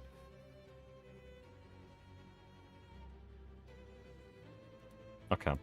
But now, I think we just combine them. There we go. Easy-ass game. And it's pristine, so we don't have to do any other work. Oh, but it doesn't have any of the traits. Well, that's where the other thing comes in. This thing has perfect production, genetic imprinter, world accelerated. Boom, we have a perfect Naquadria bee. We'll put it in here to turn it into... We have mixed traits. Oh, because it's one of the captive generations. That's fine. We can just go again. Oh, but it was ignoble. Well, shit. Hold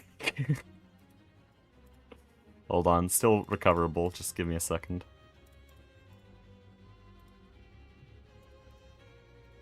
Oh, no. You don't stack. Why don't you stack? How do they not stack? Something's wrong with these bees. What's different? You're the same bee. Okay, whatever. Anyways, the other nice thing about having so many jaded bees is that losing a pristine like that is really no loss at all. I just have to do this now.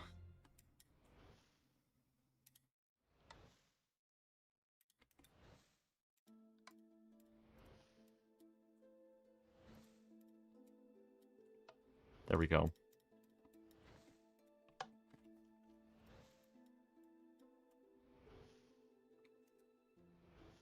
So even though we lost the princess, we're back. I'd turn into goo? Failed experiment.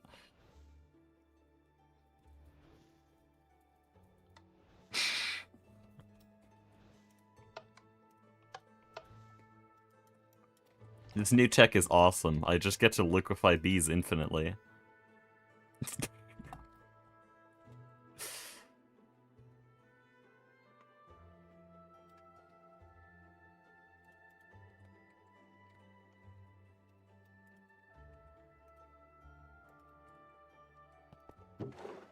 Okay, well, that's not Quadria done. This is balanced. We also get Naquita Comb, which is interesting. I don't really know what to do with it, because it makes Naquita Oxide stuff, which they have to process over there.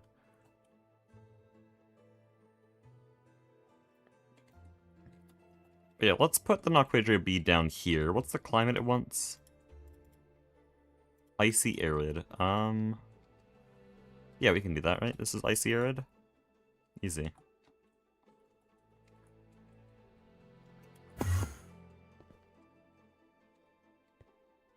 I should mark the floor with them.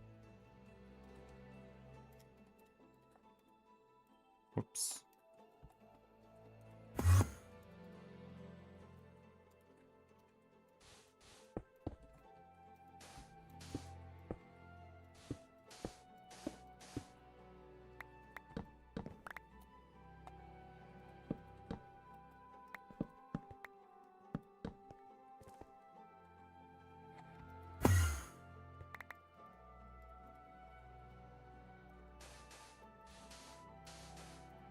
By the way, why is this soundtrack still so good almost after almost exactly a year?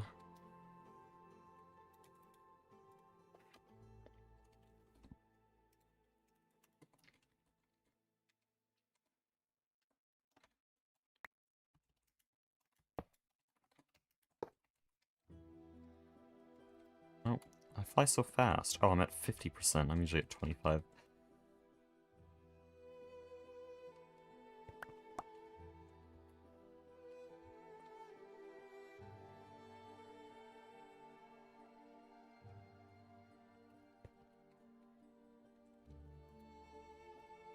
Okay. So, both of these need to get sent through an ore processing line. I also don't quite know how fast I need to do this. I think each of them does around a comb per second. I will go off that assumption. So, to be able to process a comb per second, this thing is already doing 1 comb in 3 seconds. So 1 perfect overclock here. That's not quite a comb, though. I want not quadria comb. That gets way worse. That needs to be ZPM. We can do that. That's fine. Just a bit expensive. From there, we need to do Orproc. I'll just put in a fully upgraded like LUV macerator. I know that's enough because there's no way. No way it's not. This is the one that worries me though because it's a bit longer. This is not Quadria? Okay. So 40 seconds, we get a flat, nearly 2x speed boost, so that's 20 seconds. I need to get it down to 3 seconds. Literally just run it at LUV as well. We're building the whole system LUV.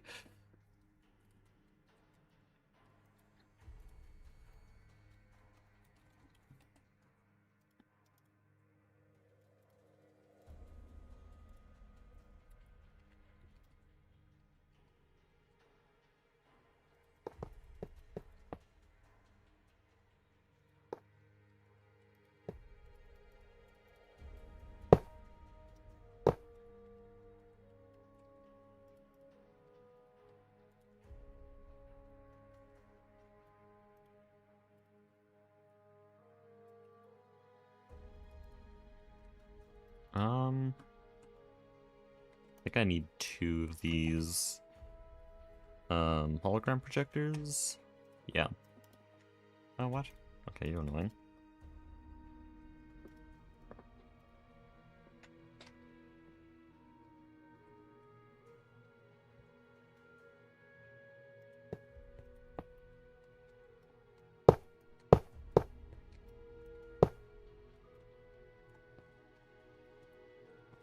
Also, I need the macerator upgrade chip.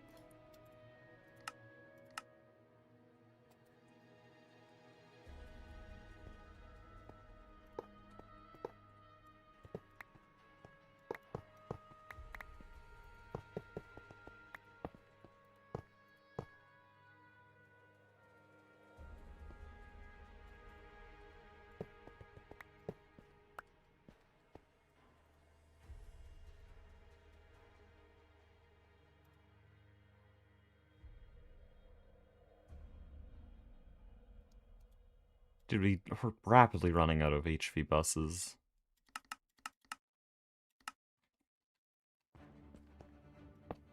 I guess we've been using a lot of stocking and ME buses.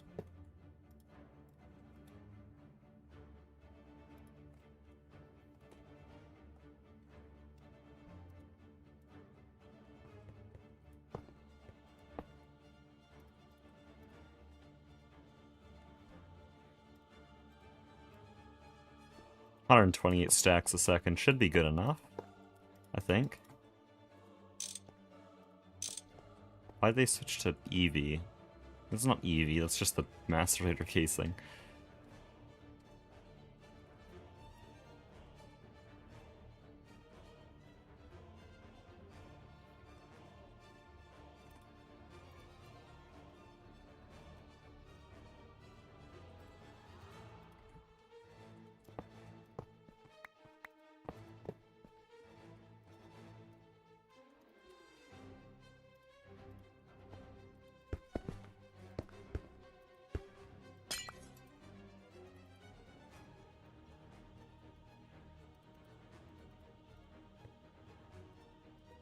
So you go here, we want Nocquacomb in there, and then over here we have a Quadriacomb.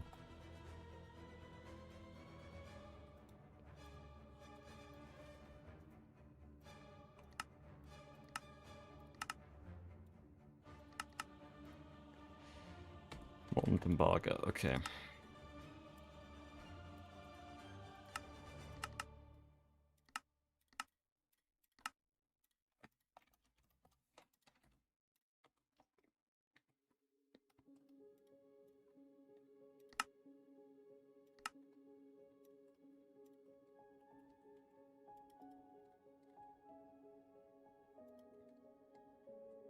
Okay, we'll have a subnet here now.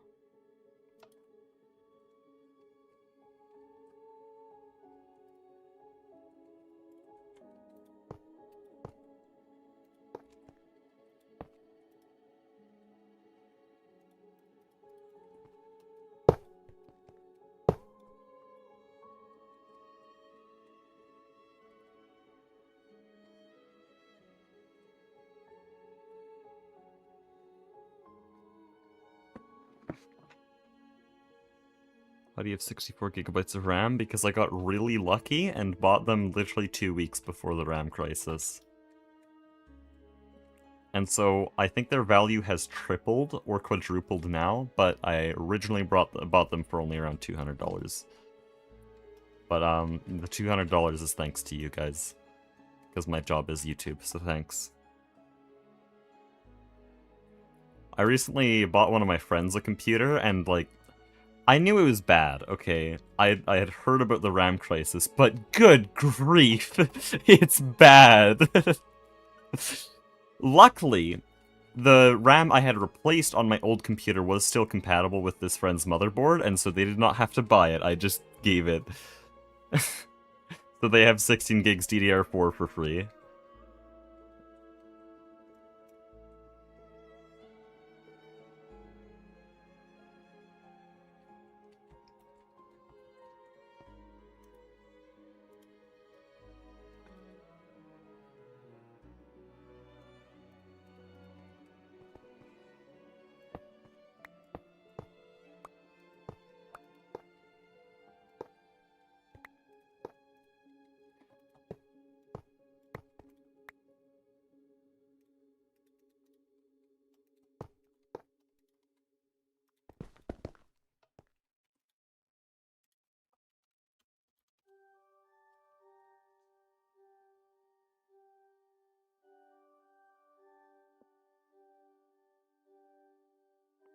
Send them back because I couldn't get them. No!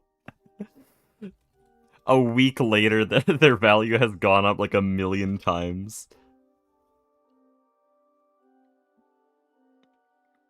And before the crisis, 200, but I think I was rounding down a lot. It's probably something like 280, if I'm being honest.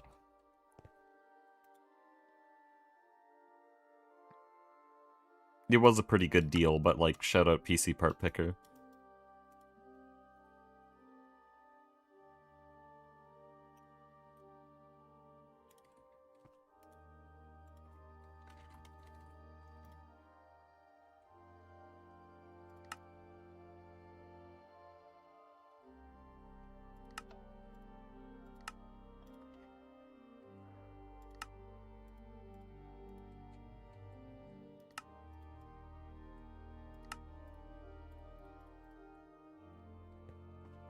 So, this is gonna output a lot of things. No, it's not. It's gonna be 3 things. I do need 1 more super chest, though.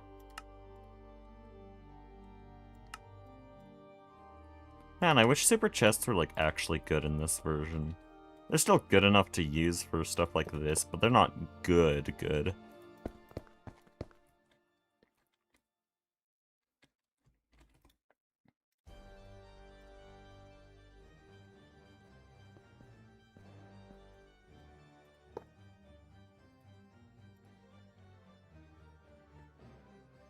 You have a more conventional job before you started YouTube? No.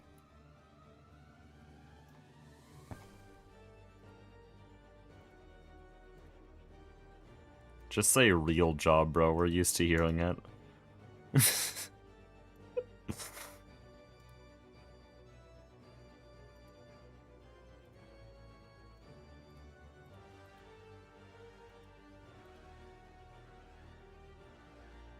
Why aren't they? So look at this UI. If you've played Modern GregTech, you already know what's wrong with it. There is no voiding. There is no item locking. In fact, if I go here, it doesn't even know that there's carpenter's blocks in there. I can put drones in it still. And then it stores the drones, and the carpenter's blocks are output. Also, the item IO is hilariously slow. How do I demonstrate this? Because it only really matters on really large amounts. Let's say I want to store a bunch of sodium hydroxide.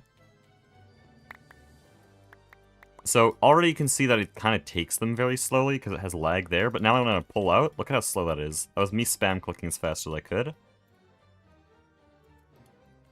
I'm not going to put them in as fast as I can, and it skipped an item because I clicked too fast. Spam click here. Look how slow that is. It's annoying as shit. There is a way to enable voiding, but you need a screwdriver, which is the only way this is even usable. Otherwise I wouldn't be using them at all. Oh, do I want to avoid these? Yeah, I'll avoid some of them. Yeah, I can't filter an item at all on them until after it's full. And then their manual IO is really bad. But when it comes to A2, it does actually work pretty well, and so I'd leave it the way it is. They work. But yeah, it's not like they didn't have all that quality of life in this version, because look at the super tank. Basically the same thing, except, oh, forgot to mention this doesn't have an auto output face. It is just a box. And also no visible items. That's the same with this. But this thing does have an auto output face. It does have fluid locking. I can set it from NEI. I can void full. I can... Ooh, there's even customization for that. Look at all this. But the super chest has none of that, even though it's functionally the same block, just for items.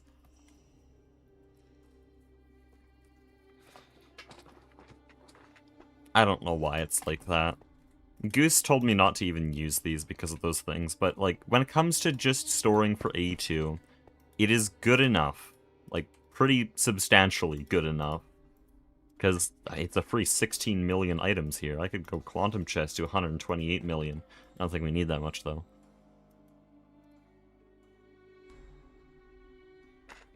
Oh, I should be thinking for endgame though. Like, is this enough? No. No, we want more.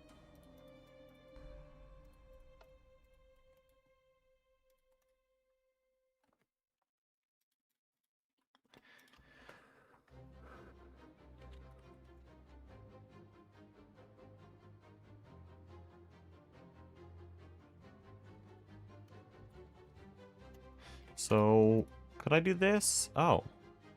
Hi. You're cheap? Good grief. Could I go even higher? Actually can. 512 million enough?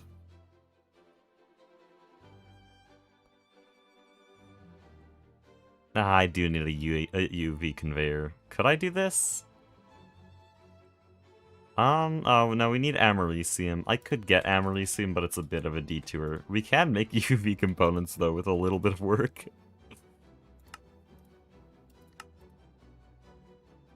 That's your fun fact of the day. We can just do that now. Why would I do that? Actually, no, screw it. Yeah, I will continue pursuing that. We're gonna autocraft these.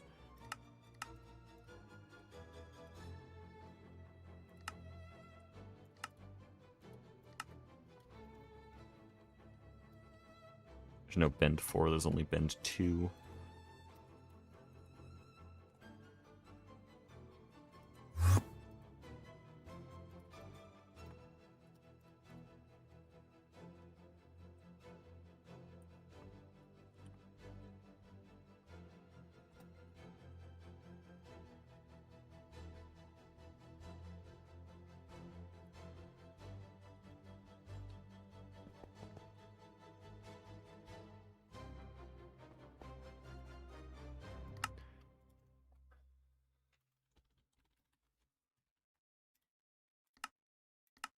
Okay, 256,000 items is enough, right guys? Surely.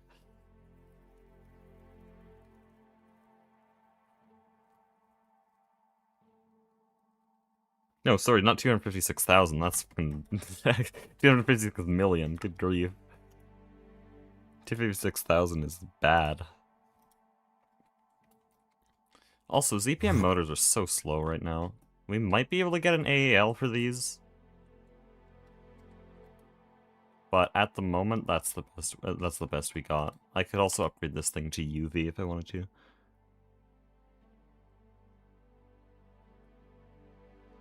Solar boiler's worth it in TFG. It's debatable. Coal is actually really effective in the solid boiler. Creosote is pretty good in the liquid boiler. I think, yeah, last time I did a solo playthrough on 0.10, I used creosote in the liquid boiler. Very, very good. I honestly would probably go with that again, especially if you are doing sign gas for LV power, then you can sort of just set up a coke oven system and switch it over later. But in the communism event, we did solars because the developer that was kind of just doing a lot of progression on her own, like the actual pack dev, she set up a bunch of solars, and they're all right, but I think they're only really viable if you're able to sleep.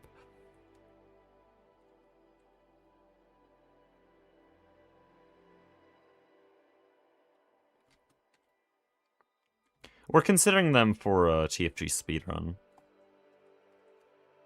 We might still go with liquid boilers. Solid boilers are honestly too expensive to be properly considered. But if you have moved to the south, they're not actually that expensive.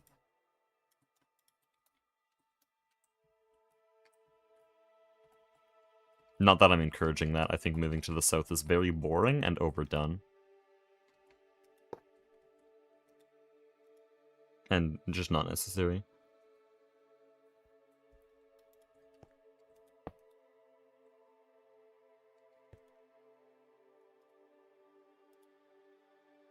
Like, if you think it takes so long to walk south, we're in LV after 10 hours on the communism event, and I'm considering that to be slow. We went to the south twice to get rubber. Like, we went there twice. You'll be fine if you think through your playthrough better. We just got rubber a few days late, and so we had to send a second expedition to try to get rubber logs to try to salvage it. Turns out that wasn't actually necessary, though, because beneath plants, but... There you go. You can get rubber off beneath plants if you want to just go polar. They even have a world preset now to start in the ice caps, and they have mechanics that make that very viable. You can also start in the beneath. The beneath is very viable, and you can stay there until HV. HV is when you need to go to the moon. And also when you start really needing rhenium, or rhenium.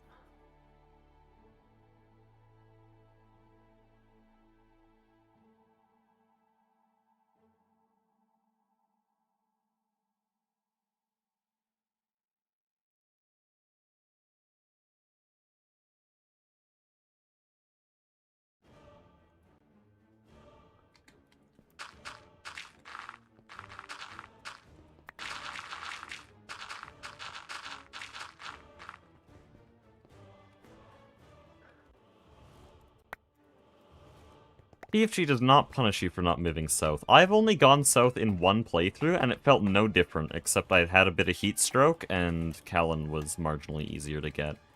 But not really, because it just meant I would get on the surface instead of the beneath. I've done 4 playthroughs where I stay up north. I don't see any reason to go south. Like, oh no, snow! Get a walking stick. Oh, I can't find stuff! Forests are still, like, uncovered with snow. Also, why didn't you prospect in springtime?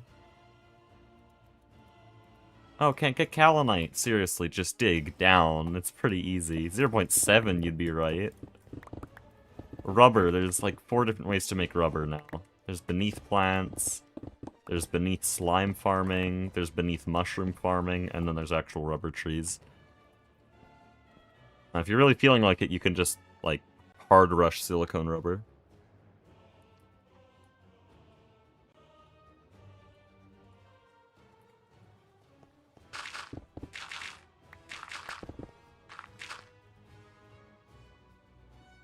Go through all this effort. It's not effort. I'm just telling you there's it's the same effort either way.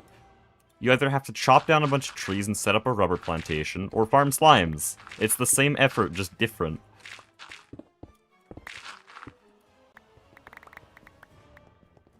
Or for Kaolinite, you have to go through all the effort of finding specifically a Kaolin-viable biome, which needs highlands, plateau, or old mountains specifically, above Y80 at a rainfall above 300 millimeters. Or you can just dig down.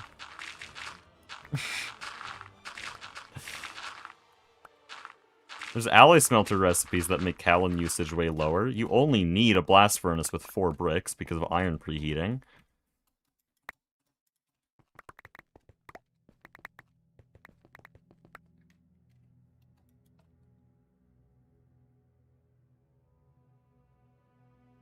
Kaolin biomes are common in the south. Not that common. Not as common as lush cave biomes, which are literally everywhere in the beneath.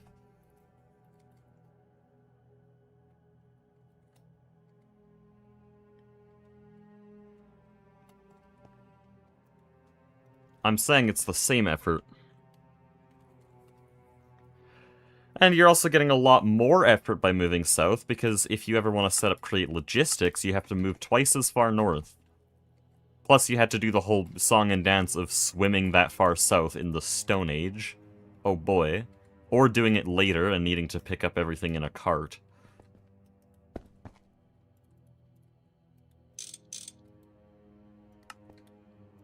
Like, most people I've heard of a scene, like, not liking TFG, don't like it because they were told they have to move south, and they never understood why. And so they just ran south in the Stone Age, died to a crocodile, and had to do it again.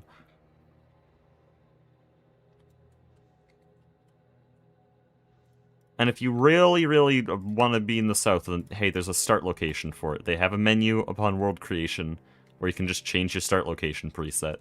No one's gonna judge you for using an intended feature to spawn farther south. That's base TFC.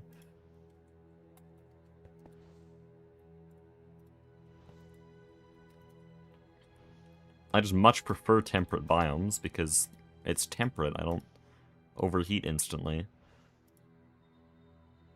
And the seasonal variation is very interesting. Keeps it fun. At least have to think about what I'm doing with my crops. But if you don't want to do that, then hey, there's beneath farming. Beneath stays the same temperature all year round. And there's greenhouses. I mean, fun idea, actually. Move to the beneath. And get to HV there.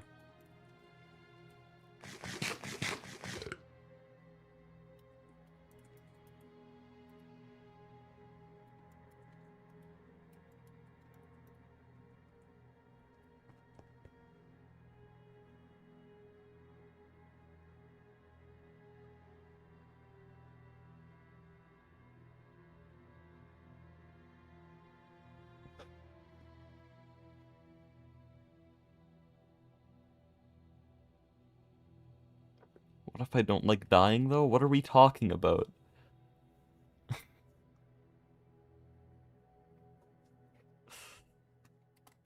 I die more in the south because there's way more hostile animals and heat stroke. Like, we were doing speedruns I was doing speedrun with Mastiox a few days ago. I died 8 times to heat stroke because there's no way to cool off down there. You don't ever get access to ice either.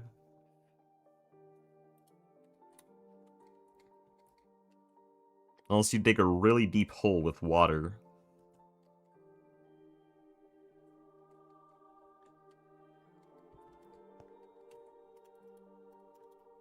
Like, there's effort either way. Your argument is, oh, it takes so much effort, and you're just really wasting your time, and it punishes you so much for not going south. No, it's like the same both ways. There's just different issues. If you don't like the issues that you have up north, then yeah, you can go with the issues you have down south, but it's not like the game forces you to go south. I don't want people to think of the pack that way, because that's just not true. If it was so punishing, I wouldn't prefer it, right? If it was so objectively punishing, I wouldn't strongly prefer north. I'm not saying you shouldn't go south, I just think it's very boring, and I'm trying to make it clear to new players that you don't have to. Part of progression is ice mandatory for it? Well, if you're moving south, you're just gonna die without ice. You need to be able to cool off. In a Kowloon region, your lowest temperature is like 19 degrees Celsius, and by the Forge, that turns into 40. You die. Issues everywhere, the point is to solve problems. Exactly! And the early game is a survival mod pack, so everywhere you go, it's gonna be a struggle to survive.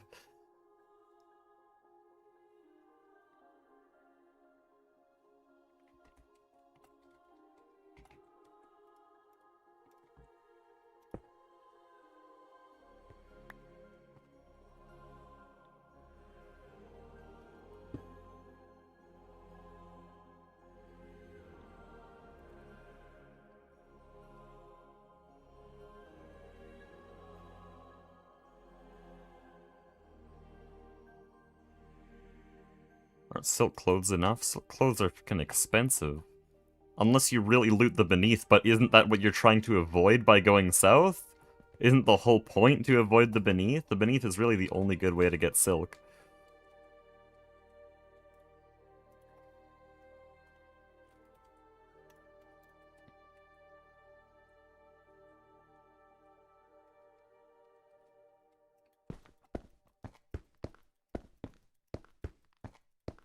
I think it will always be less convenient to move your entire base of like 10,000 blocks away.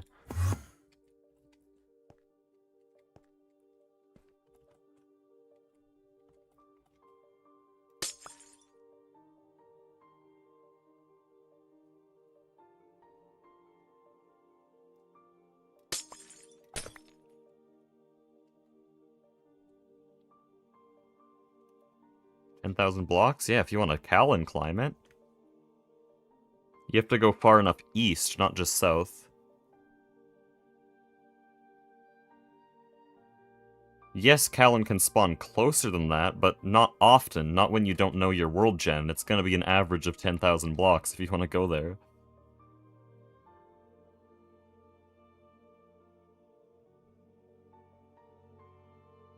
So far you have to run for... Yeah, that's...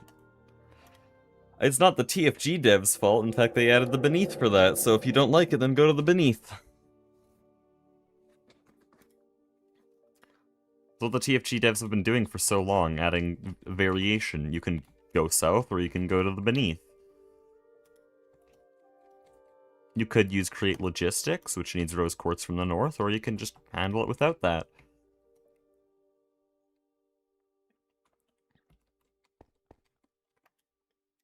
Also, I'm looking at this like I don't know how to place a power distributor. What are we doing?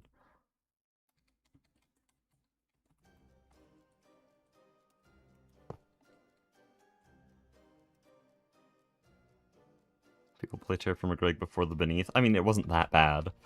10,000 blocks is really, like, not insane when you have some of the boats you can get around Iron Age. I did it in my series. I took 12 hours because I didn't know the east was more rainy. In the TFG event yesterday, I had to go to a rubber climate, which is much more extreme than Callan climates, because you need 320 millimeters of rainfall instead of just 300, which means going way farther east. In fact, my 10,000 number for Callan is a bit overblown, because it's more 10,000 for rubber, like 8,000 for Callan. But yeah, I had to go 10,000 blocks for the rubber trees, and that took, like, 15-20 minutes, because walking sticks and kayaks exist. Like, it's not bad.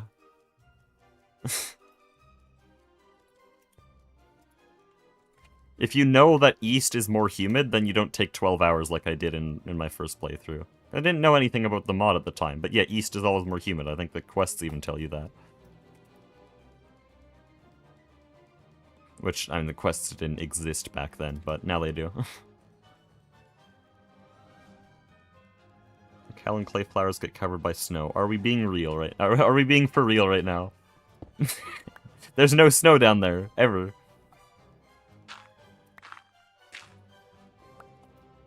That's like the only real benefit, but like, again, walking sticks and paths, that's all you really need. Which you kind of build, you make those things anyways, regardless of climate. Unless you don't know what you're doing.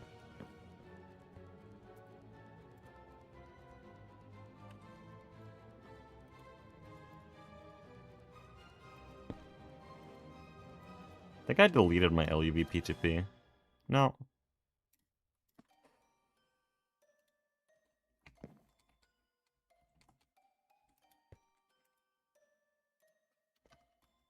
Not far enough south? If there's snow, you're barely far enough. I don't know why you'd search for Callan down there, though. Again, the beneath is only 200 blocks below you, not 2,000 blocks away.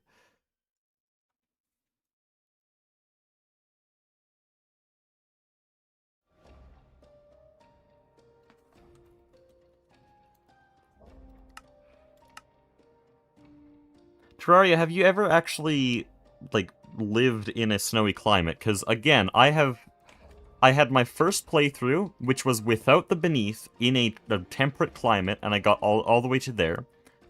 And I still thought temperate climate was the best plan. My second playthrough, I did at a competitive event.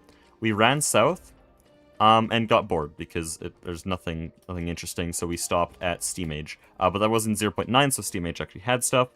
Then the next one was in 0.10. I was solo. I got to MV on that one. Also temperate climate, really liked that. That was fun. And then another one, temperate climate, competitive event until LV. Very fun. Then the communism event, temperate climate until LV, not done. Also very fun.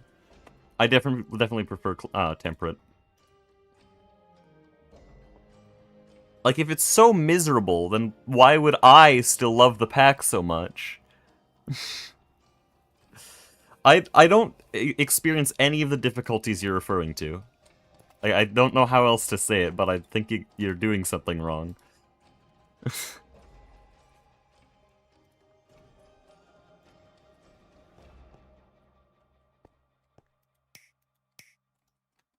I forgot to put the accelerators in.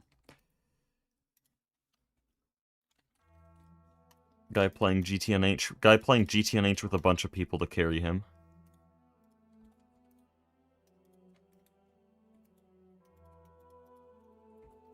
Also, right-clicking on snow instead of a grass block is not comparable to patterning for 16 hours straight.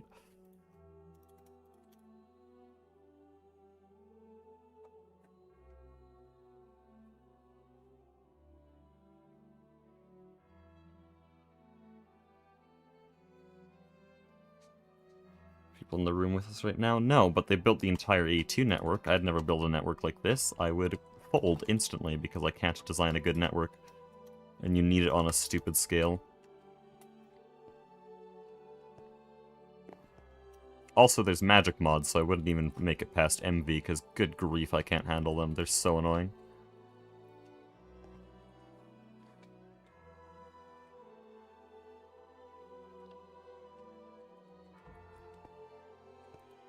I did not build a single part of this A2 network. This was all Goose.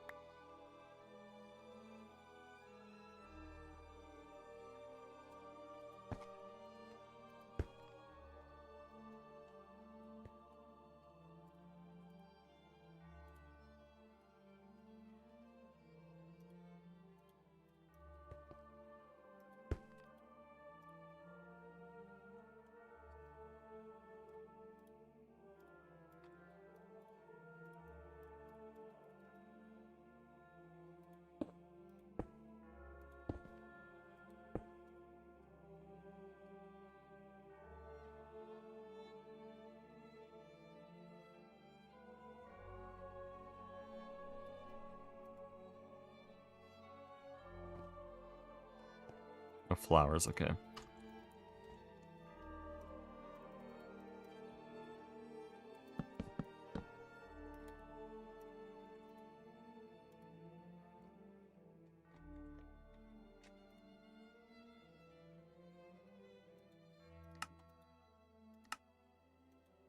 Did I filter these? Yep.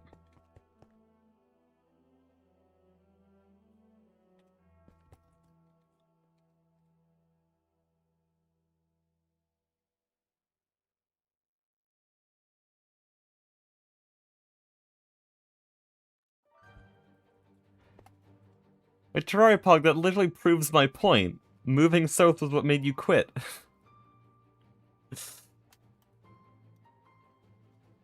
Again, I'm not saying you shouldn't move south. My whole point is that you just shouldn't be, like, telling other people in my chat that they have to move south or else the pack is impossible and it punishes you.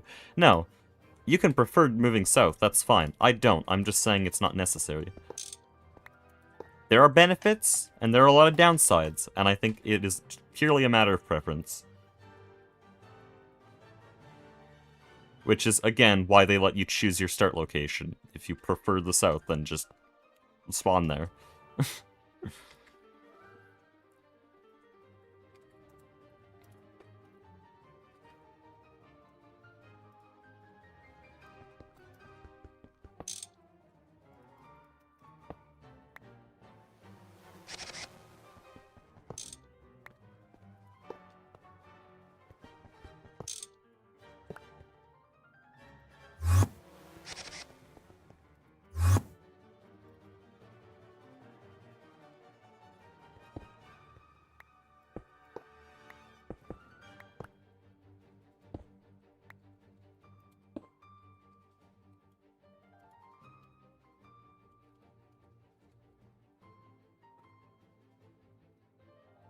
Include your IV power tap card. Oh, I already have another one.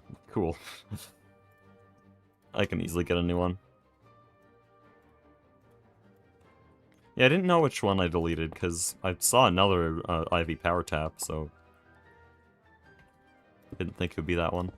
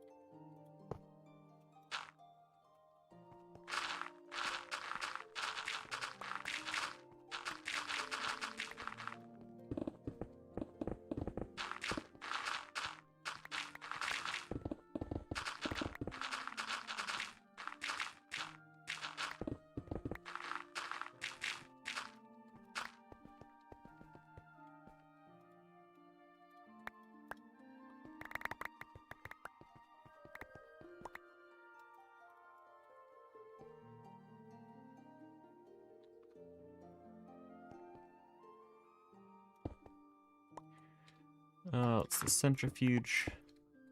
There we go.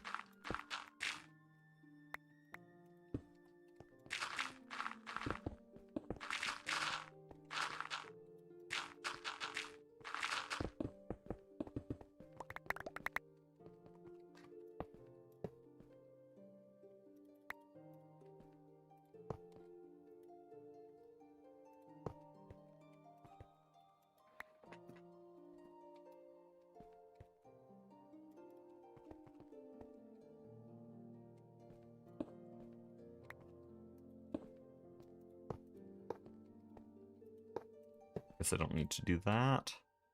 Oh, whatever.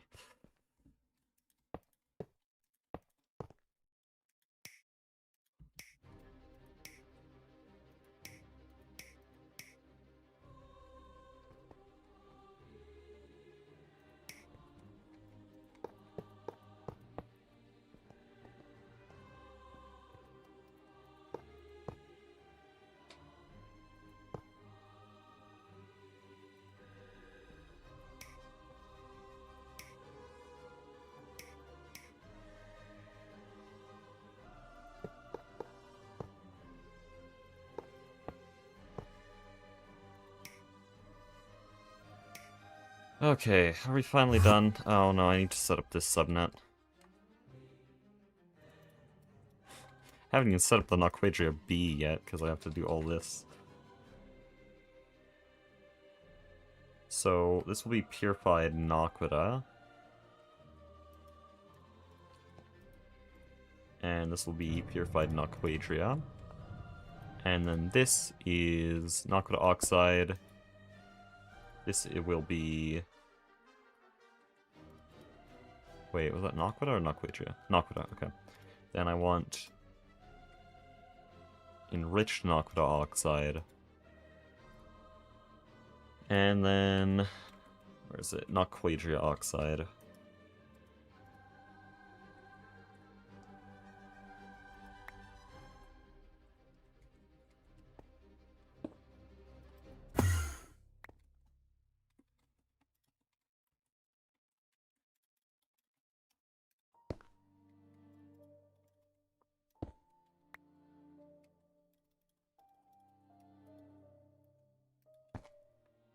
We'll put it down here so I can better cover it up.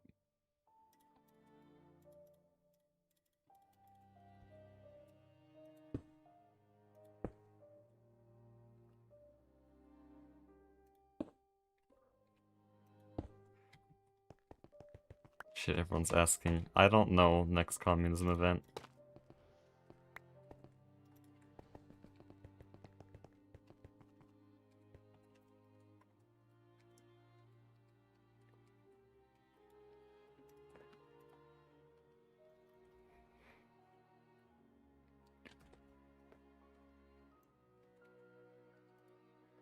To give you an idea of how I do streaming, this is literally just me playing games like I normally would, except I don't have to do... It's still content, like, for Product Singularity specifically, I guess this is more relevant. This is just me playing the game like I used to, before live streaming, except I don't have to sit here silently for 4 hours just to line up one voice line that might not even get used. Because absolutely nothing interesting happens here. I can just talk to a bunch of people I don't know for several hours while I deal with this cast mod pack. But for things like Silksong, it's just like, I would practice it normally. Like, I played 5 hours a day before Product Singularity started. I played 5 hours a day after. Then I started streaming it. It doesn't change anything. I just started streaming it. You guys get content out of it, and I'm still practicing the same amount. So I don't schedule streams. It's just me playing the game, and then, oh yeah, streaming as well, as a side. If I treated streaming more as a part of my actual channel, then I would probably have a schedule.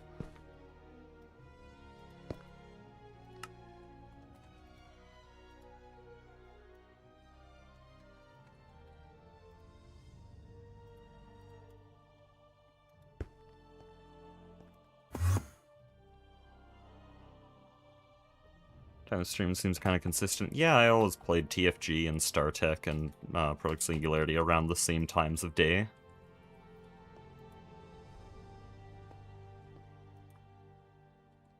So why Product Singularity streams are now is because they're usually around 5 hours long, and I usually start them right after lunch, so it's just lunch until supper.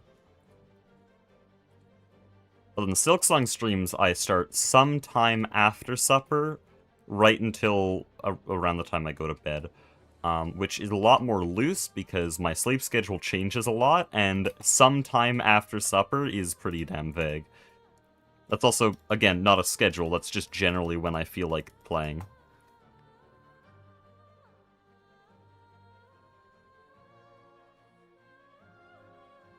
Worried about not having time for Silksong. Yeah, that's the, like, I have to finish the stream before I go to bed.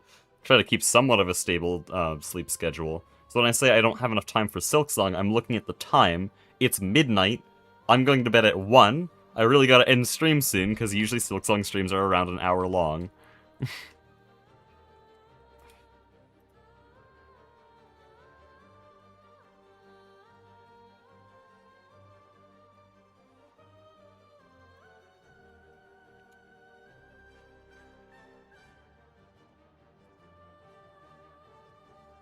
That's also why right after the server merge, all my Silksong streams were like 30 minutes long and just consisted of me being completely exhausted and fumbling everything. I'm just too tired to deal with it.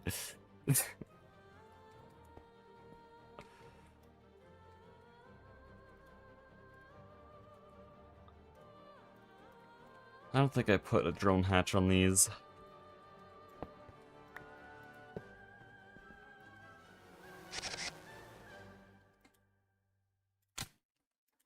Also, these don't have fluid input, and I only realize now. Oh, shit.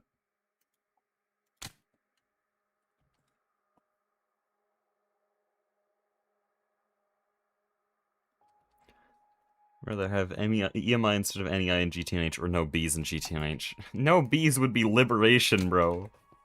Would you rather live in North Korea or the United States? Bah.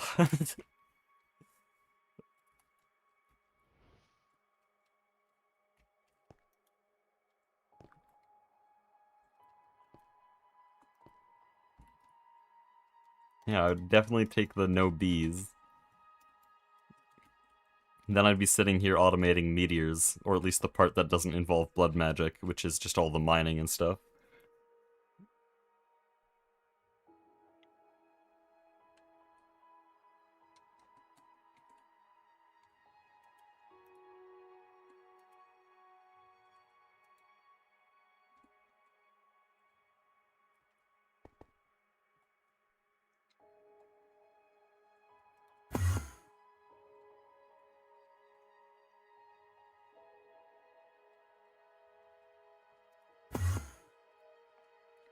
Okay, right, I'm missing acid. I need... Oh, no, we don't have a phthalic acid system here.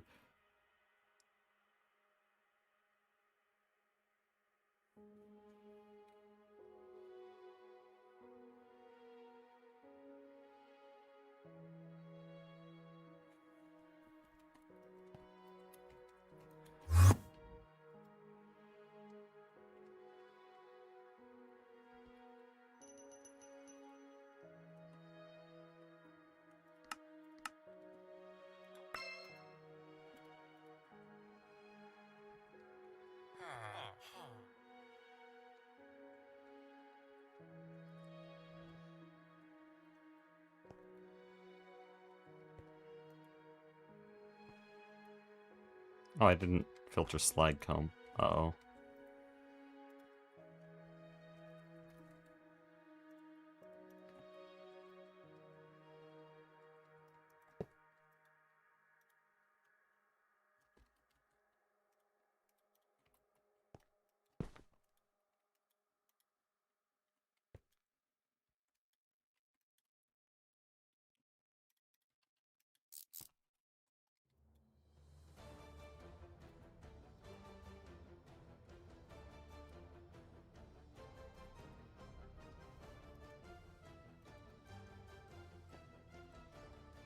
Okay, so we need to make a phthalic acid factory. I'll die. EMI instead of NEI. Yeah, that's what I was saying. Like, EMI is just a punishment. Well, no bees would be liberation.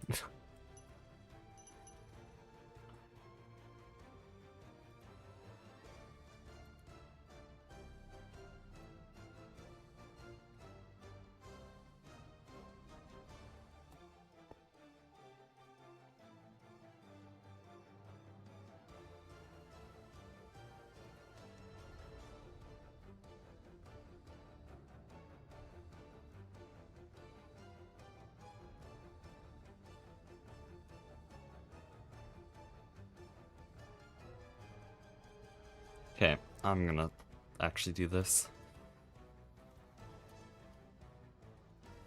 Wait, is it? Oh, it's so weird. There's a lot of ways to make phthalic acid. It's naphthalene. Oh, this might be nice.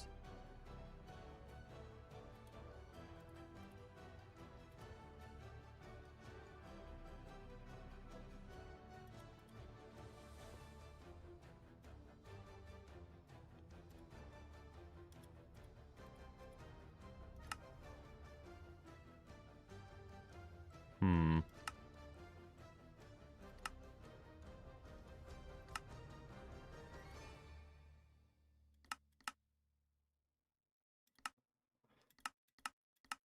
I see a few ways this could be really easily mass-produced.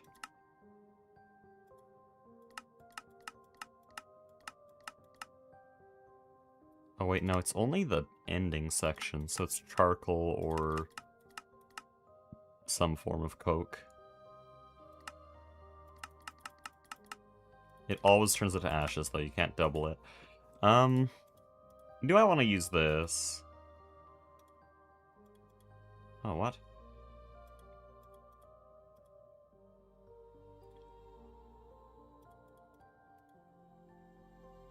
It does look like a really, really fast source. We'll look at the other one. Oh, good grief. It is really good.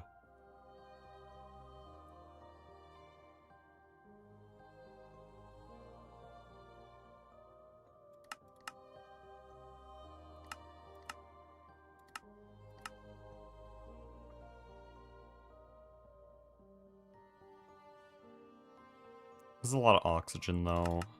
Oh man, I don't know. Using lithium's a bit sad, but we also have a ridiculous amount of it from the salt bees. 2.5 buckets. This is 2 to 2.5, and then this is 1 to 1. Naphthalene needs a little bit of a system to make, but it's a fast system. Sulfuric acid, I think, is mostly easy to make, because just oxygen, water, and sulfur, all of those things we make in stupid quantities. And plus, it's doubling that. So basically, this is giving 1.2 buckets, so you're getting more. This is really good. Let me check the other way, like dimethylbenzene. Either way, you're using a lot of oxygen, because that sulfuric acid makes this pretty expensive. I think this is still using more oxygen. I did not know this was a valid system. But then this needs to be made with either methane or it needs to come from charcoal byproducts. This system's really bad. So I'd have to do charcoal byproducts, which is basically the same thing. So, I guess we're doing a new system. I didn't use this at my old base. We'll use naphthalene.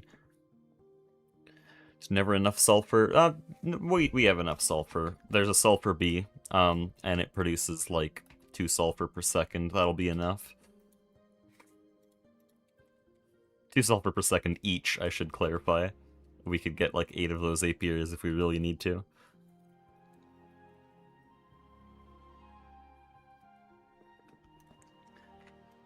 We already have sulfur bee. There is no need to worry about sulfur.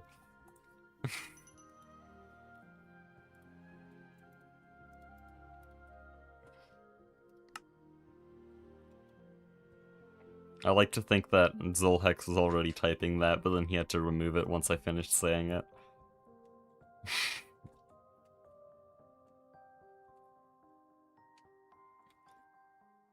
Okay, well, in that case, we need a source of coal tar.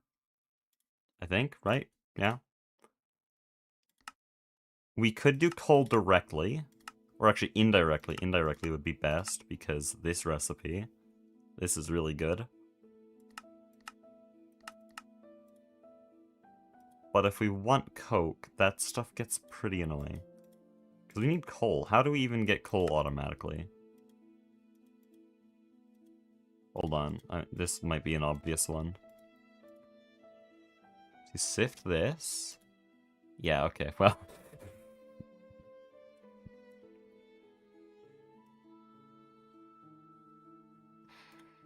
Hmm.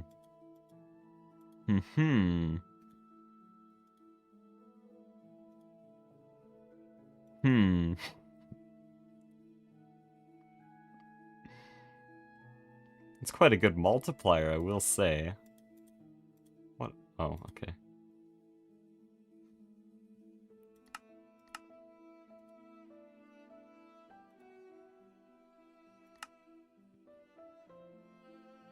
Oh, that is weird. That is... What is that recipe? That is weird, bro.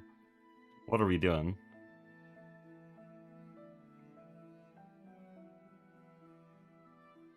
That's coal gas as well. I want coal tar. Okay, I think logically I should use charcoal instead of that. I could use like cactus or sugar coke, but I probably won't. If we want a lot of charcoal, best way would be coke oven with logs. Oh, wood pellet. I'll get back to that one. That one might actually be really interesting.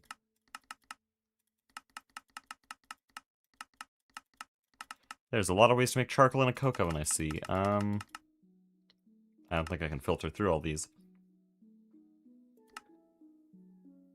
There's coal gas here. Can you turn into coal tar? No.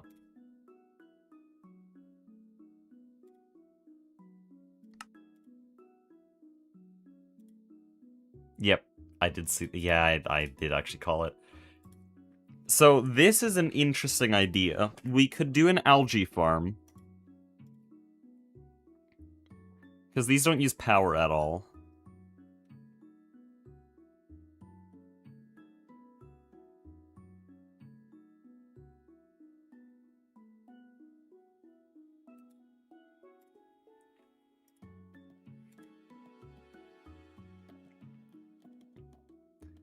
This could... Okay. What's the other way? Because there's a tree growth stimulator. That's another thing we unlocked recently.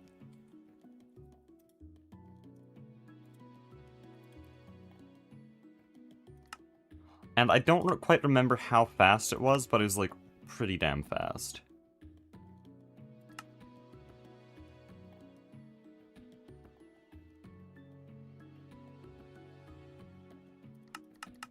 I think both systems would work, so I'm gonna put it up to a pull.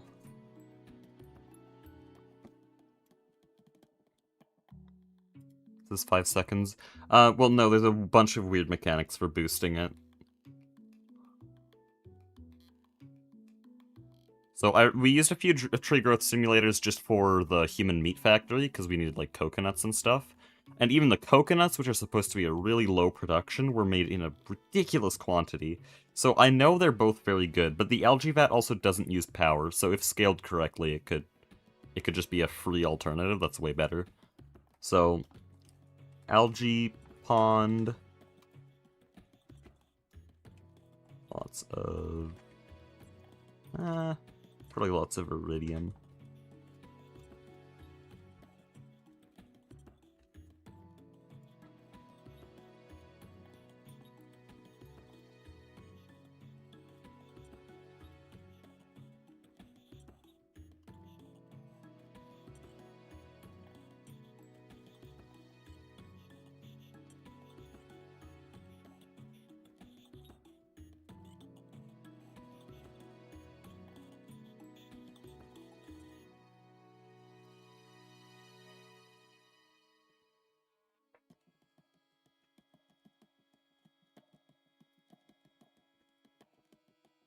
Okay, we have a poll now. And someone's pinging.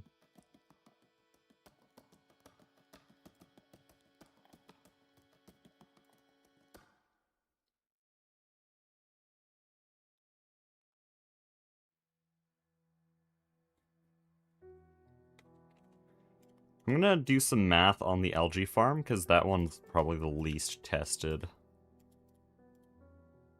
So I believe it's 1-to-1 from algae, well, from cellulose fiber to wood pellets, because it cuts it in half and then doubles it right after, so it's 1-to-1. And then these are multiplied into charcoal. Oh wow, that's good. Wait.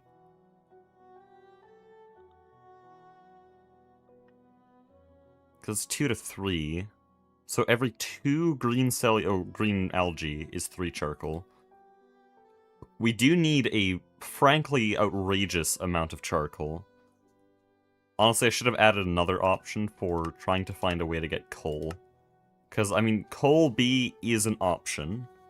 And it's not the worst one. It's actually quite a good option if we do the coal B.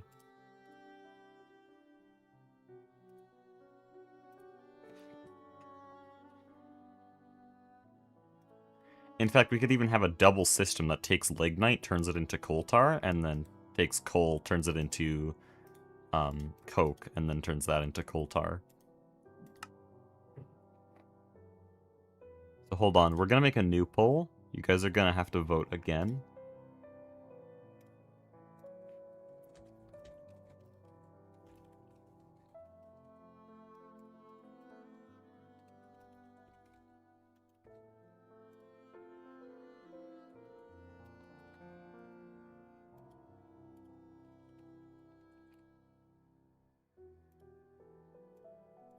Oh, I think I know the answer to this one. I think I know what you're gonna choose. I guess I'll get breeding, bro.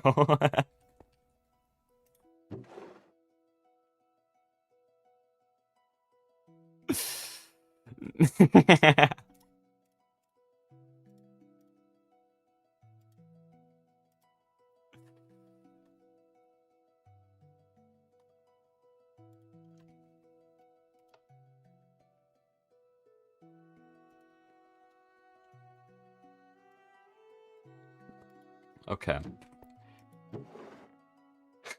RIP algae. Someone a while ago said I wouldn't ever be able to get algae to work. I guess they were right because my chat voted against it. Oh, the voter turnout on this one was way higher.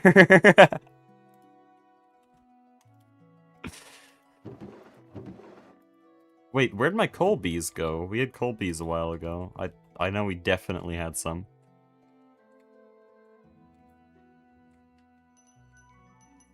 Why did you make bees an option? Because they are an option. I have to put them on the ballot. Democracy. Me yesterday running a communist dictatorship.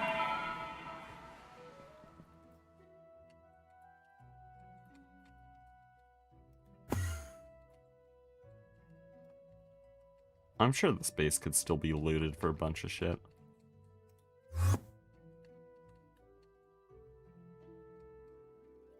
Hell, even here probably has some stuff. Oh no, there's still holes. Yeah, there's a bunch of princesses I left here. I mean, not like it matters. They're passive now. Okay, we have peat here. That'll be useful.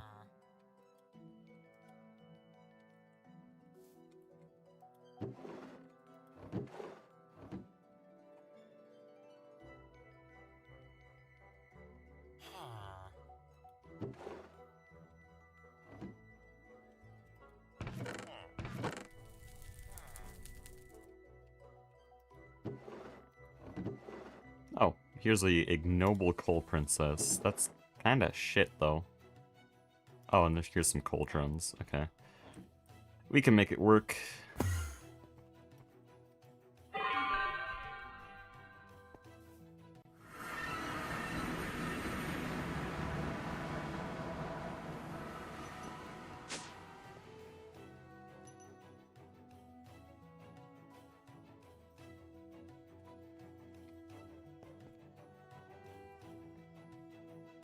Uh-oh. Those aren't the same. Wait, why did I even do that? You have a coal bee? I just need to... I need to give it the right traits now. Very simple. I left the world accelerator on, whatever. Hopefully this doesn't eat the bee. Okay, good. And then we just need this. And it's perfect. And honestly, we'll put this into the de-ignobilificator 9000. Bye. Oh shit, I think it's dead. Oh. Can I have it back? No? Okay. Okay. Why are you still going? Stop it. That's so overkill. You just... It actually just bred the shit out of that bee. It's ignoble. It's not even good. That bee is dead.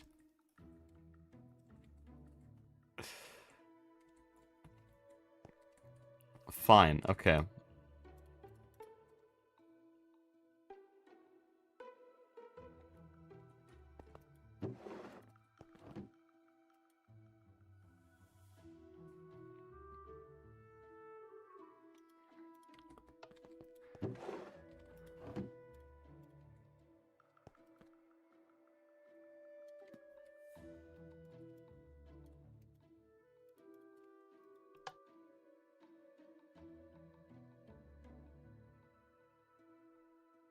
Shit. Turn that off.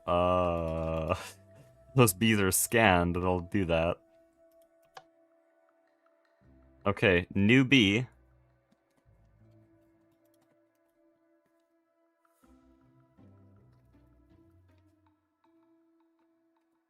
"21 votes, 76% on bees. Good grief.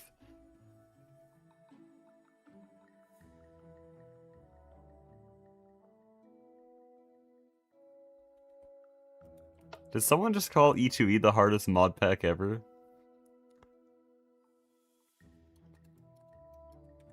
That made me really want to start a stream series like right now where I beat E2E in like 2 weeks. Maybe less.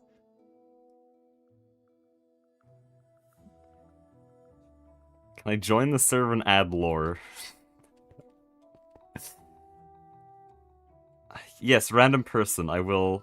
Random individual that has chatted in my YouTube chat for the first time, I will let you onto this content creator SMP. I'm sure you will do nothing wrong. You have something against it? No, it was the first mod pack I completed. It's just hilariously easy in hindsight. At least compared to this. Like, I didn't even know what a subnet was when I beat the game.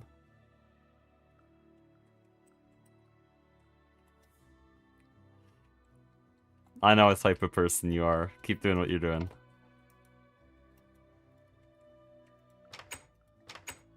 Chat is very trustworthy. Yeah. You know, who else wants to join right now, actually?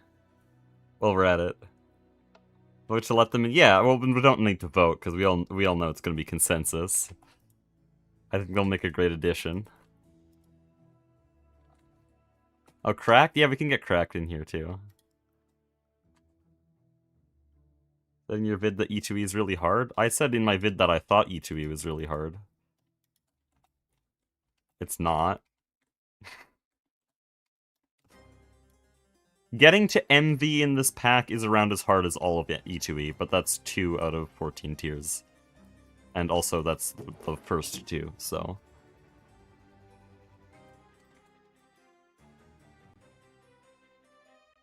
I mean, do you even know this pack? I thought you were rage baiting. Are you like dead ass claiming that the E2E is harder? Have you played either?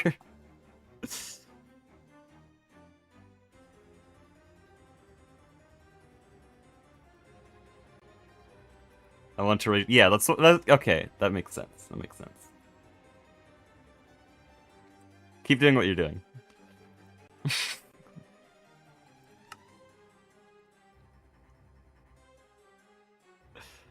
Currently playing E2E. It's a pretty good beginner pack. I would recommend. If Greg Tech is intimidating. I think it has a lot of the same faults in terms of like mixing the wrong mods that GTNH has.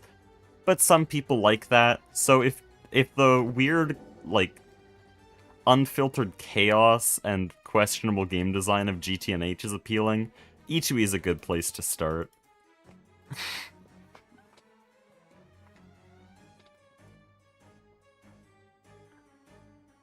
Place it Forever Stranded? No, but I watched the Yogscast do it, and so I got most of the idea I wanted out of it, and was like, oh, that's cool. Anyways, not playing it. Oh, what is this? Hi. Anyways, we need our coal bee. And the coal bee system is going to be very simple, because we get a bee, we get a sifter, and then we have coal. Pretty simple. I think we'll do the same with the lignite comb, but we do actually have to dissolve it all in hydrochloric acid first. Oh, we also have to figure out what climate you're in.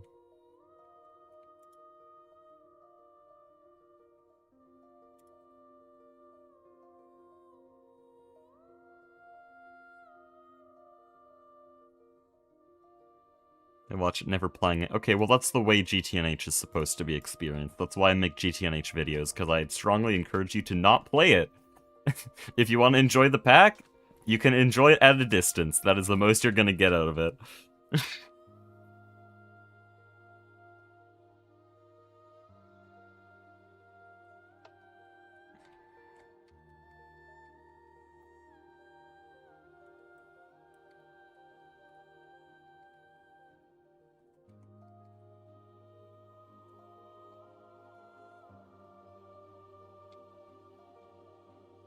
I don't know if it's quite car crash level, because I try to make the content entertaining. I don't know how entertained you get watching a car crash, and I'm kind of worried to ask. But, sure, similar idea.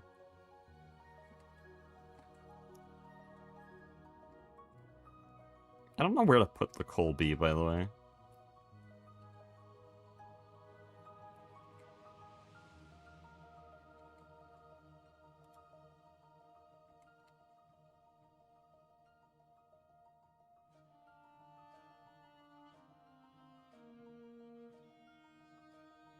Can you imagine how painful it would be if you start getting single player? I would not, okay? If the other members of the server stopped playing tomorrow, I would too, because I can't.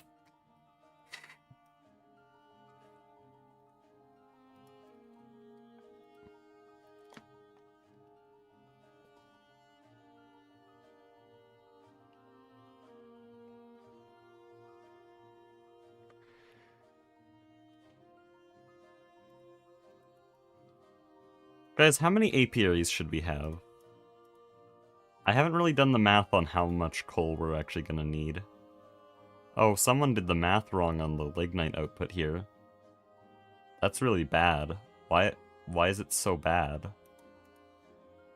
I might just want to centrifuge it. Okay, can we ban Rain? He was chill until his last message. Can we ban him? He rage baited too hard.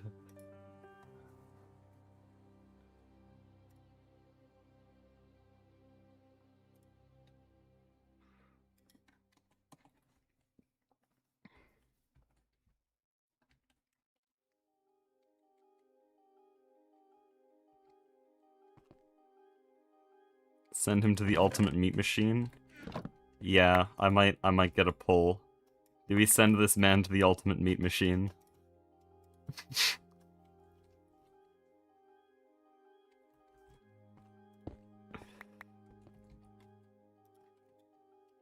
Why do I have a Thaumonomicon? No.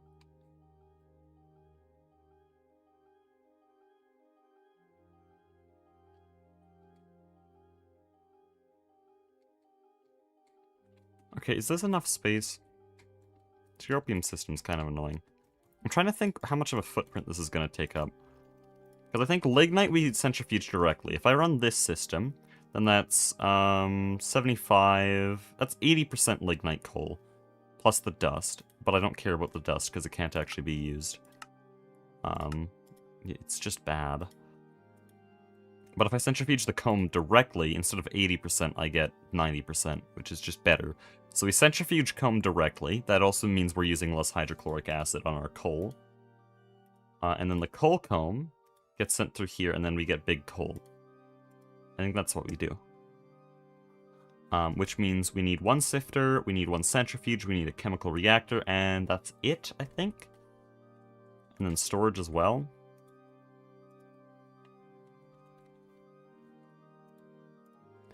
But if I think about the size of this all, like, let's get our chemically inert casing, let's get our sifting casing. We don't have sifting casing. What? Sieve casing. Okay, fine.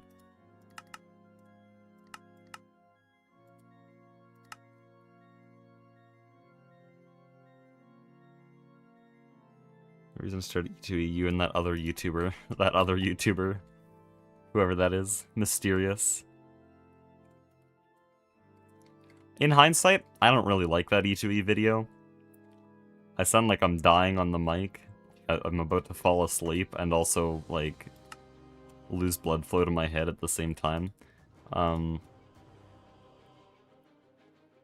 the editing was good, and the editing is the only reason I got good enough to make stuff like the Silksong video, which is my favorite video I've ever made, and the Product Singularity summary, which is my second favorite.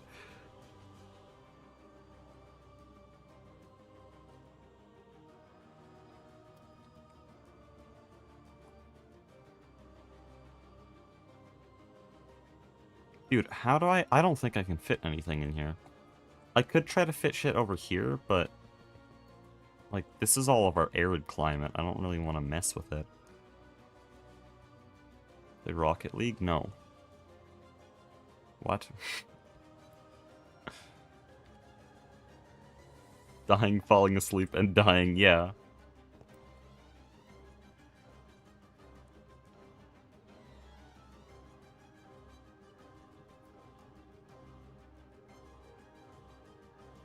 I could maybe put it here, but like, we're taking up all the climate space. Could also put it up here. You know what? I'm so indecisive. Let's finally get something up here. This is a comical amount of beeswax. Why?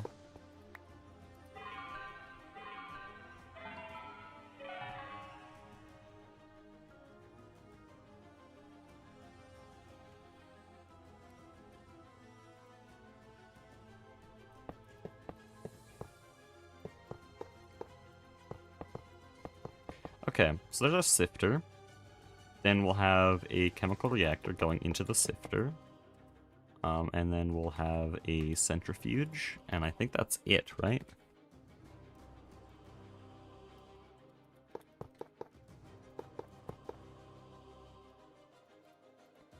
And we just have our two apiaries. Where's the pull for sending Ray into the ultimate meat machine? We won't send him to the ultimate meat machine yet.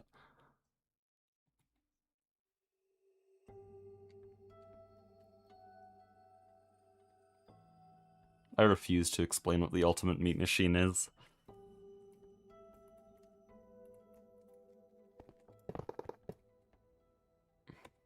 Piracy is bad. When it comes to, like, Mojang, I'd take it. Team Cherry, yeah, piracy is bad, but...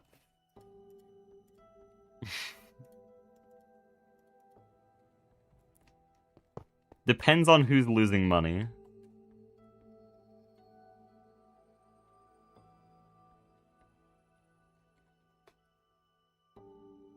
Piracy goated, fire, except when it comes to Team Cherry products. You're just evil if you do that.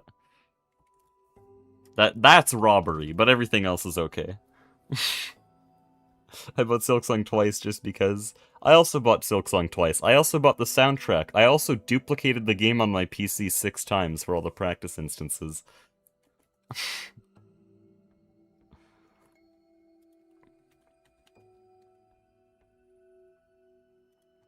Oh, it's here. Okay.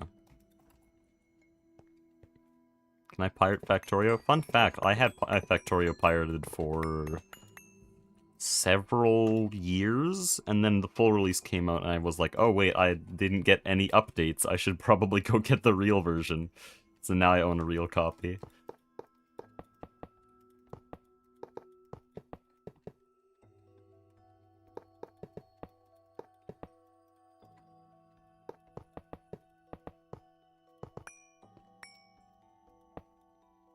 I think this will be our system, right? That's good. And then we have all of our storage here. Like in a wall, because this will output here, and this will also output here. Chemical reactor has nothing of interest. It'll just go directly into the sifter. This makes coal and coal dust. This makes lignite and wax. This makes the combs and also the drones. They can get stored there. So this is what we want then.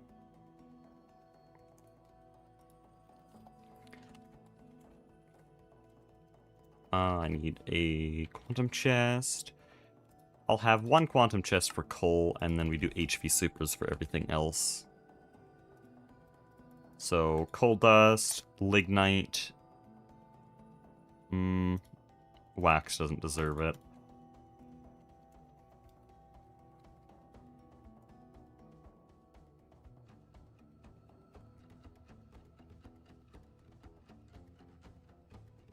Guys, you guys are messed up. Is this not Mickey Mouse? That's what I was thinking. It's like a really elongated... You guys are messed up. Go outside. Anyways. It's a square! Like... If it had any length, you'd be justified.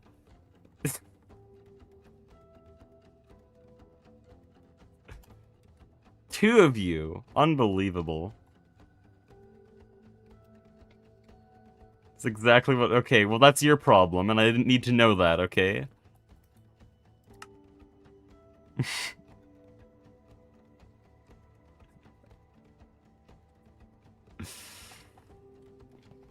Is it also green over here?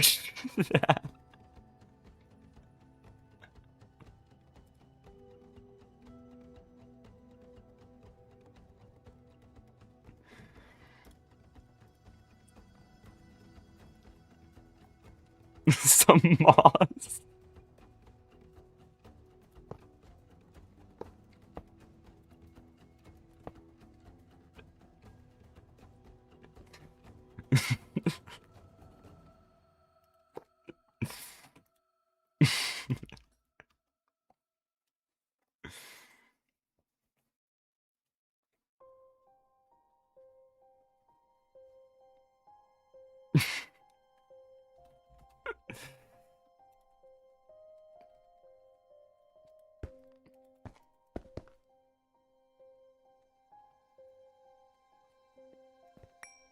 I almost shift-clicked that. Oh, and I have that. That's not good.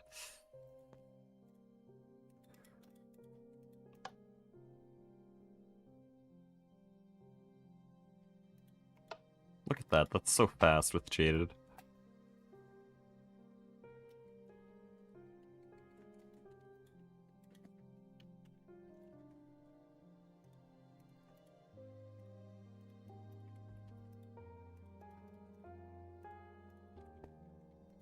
Hello? Let me place that in. There we go.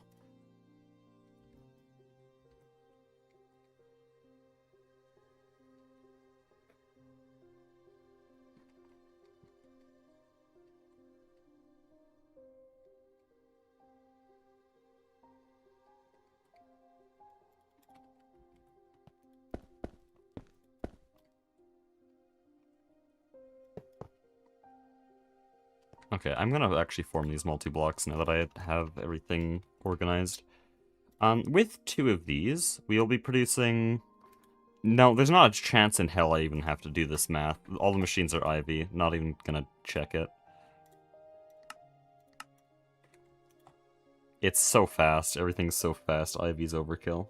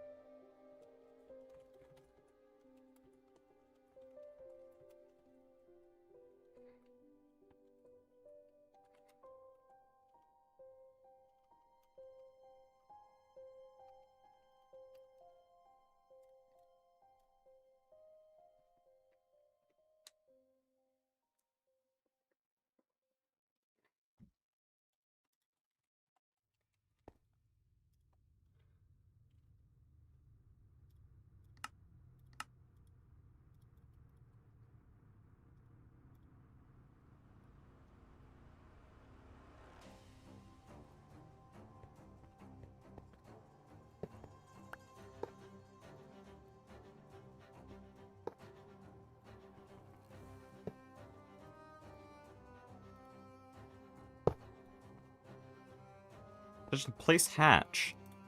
Kill your dog. What do you mean? Oh, we're out of casing, sorry. It's giving the wrong error.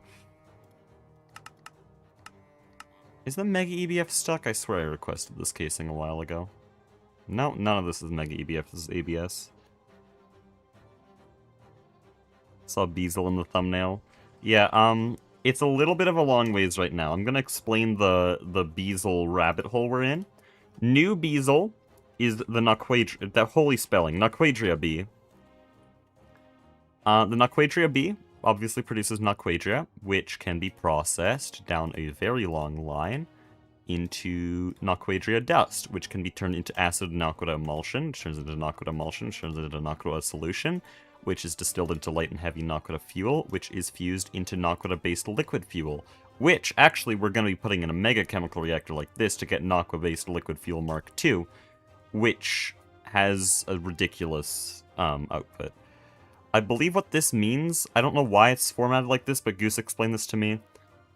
It produces 2.3 million EU per tick for 3.5 seconds, which means it's like, it's almost 100 million EU per millibucket, which is balanced.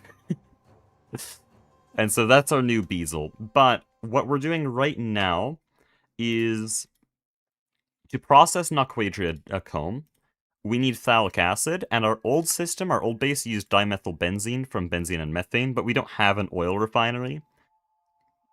And so we don't have benzene and methane in large enough quantities. I don't want to build a whole system to do that. And I discovered there is a better way to make phthalic acid with naphthalene, which goes down this entire line, which needs coal tar. We went through a bunch of options for coal tar, but decided that coke and lignite were the best ways to get coal tar, so I have a coal bee set up, and I'm going to make coal tar like that for phthalic acid, so that we can process Naquadria. Phthalic acid will also be used in other bees, but Naquadria is the first one we've needed it in the base at least. We've needed it a lot in the old base.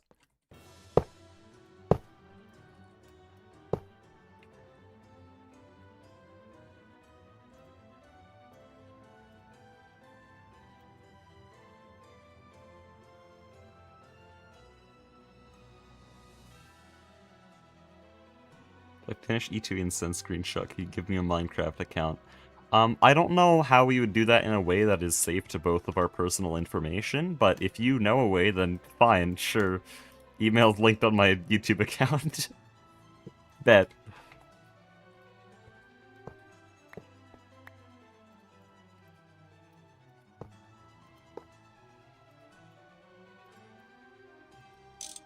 While we're at it, I'll gift you Silk Song.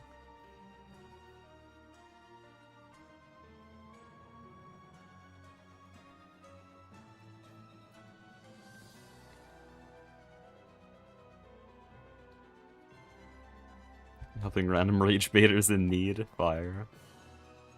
See, if you just rage bait me the moment you start talking on the stream, you get a free copy of Minecraft.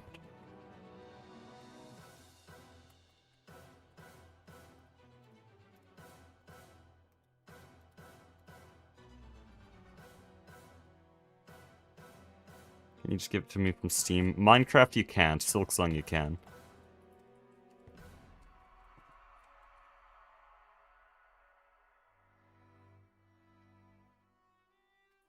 Who powers the Stargate using Biesel 2.0? Wouldn't be called Hivegate. We're using Biesel 3.0, by the way. Biesel 2.0 was cetane boosted.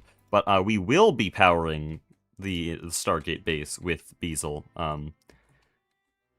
Though it will probably be something like Biesel 9.0, because we have to go through all of the Nakoda fuel, which there's a lot of kinds, but the best one is this one, which will need a few things. Oh yeah, Celestial Tungsten. Oh, wait, we get to do Celestial Tungsten. That's cool.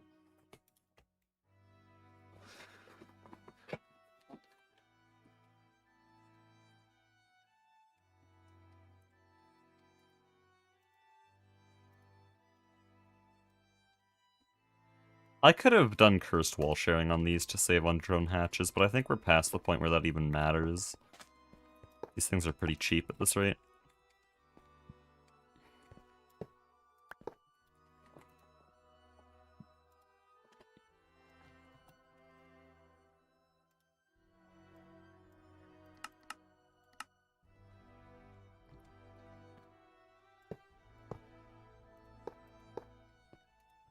Oh, nice.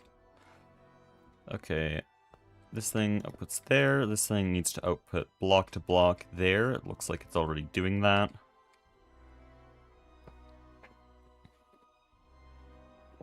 Discord server? No, not anymore. Long story. Lots of very not nice people for various reasons. Some of them allegedly pedophiles. And I don't want to ever have a Discord server again.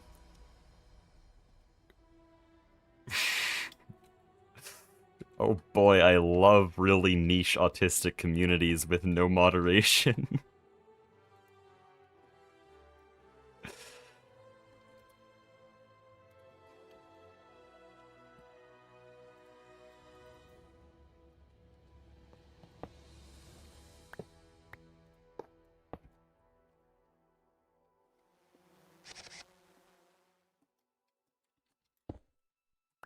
Oh, there's just a hole in the bottom. Well, that's convenient right now.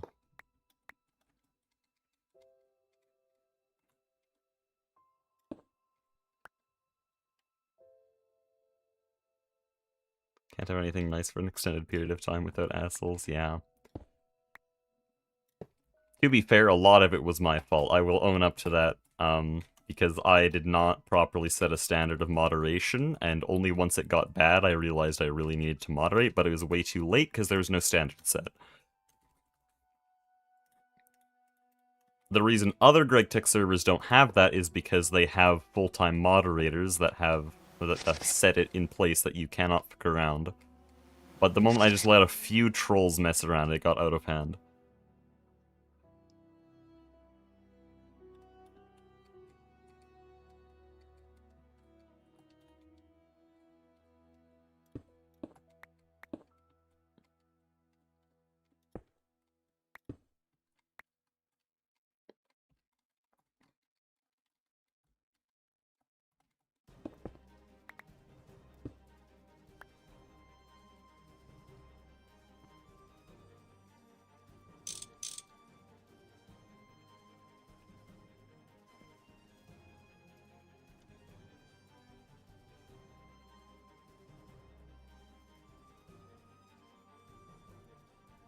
We'll do a stack of these cables. I hope the Mega EBF doesn't need to run for that.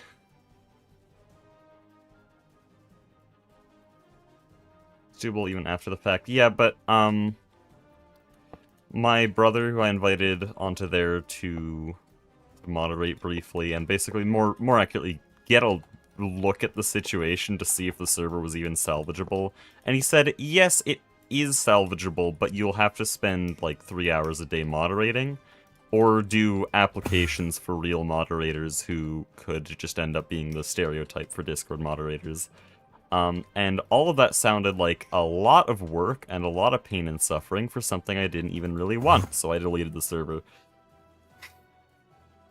Though it was a very funny way to delete the server, because I banned everyone.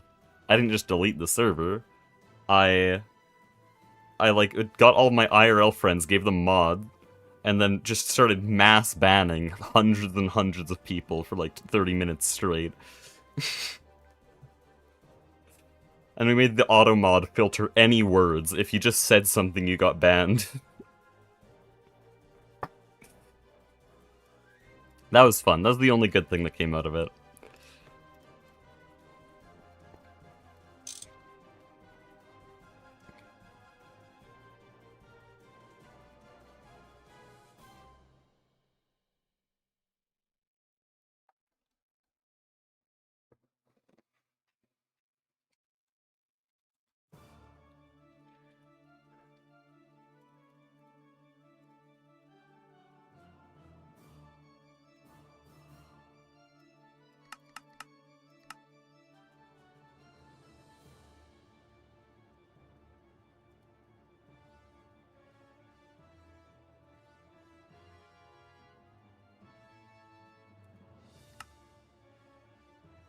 Why are you slow? Why are you not done yet?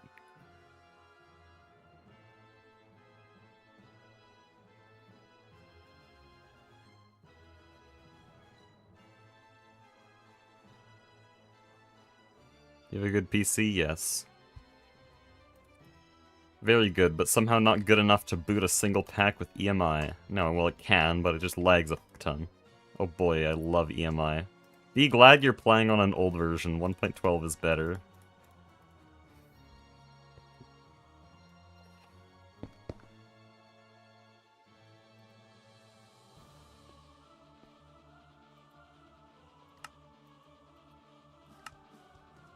Ranch 2.0. Nah, no, we already had that. Graphics card isn't relevant to Minecraft. I ran E2E on a 560, GeForce GTX 560. So yeah, graphics aren't relevant.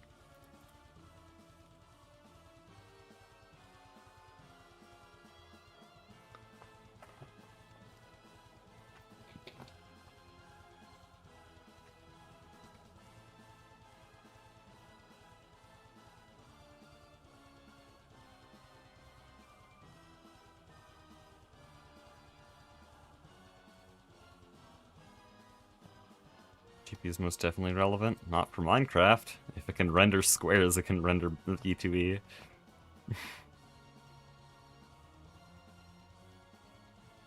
Okay, not quite, but still, it's like really not much. Especially for 1.12 Minecraft.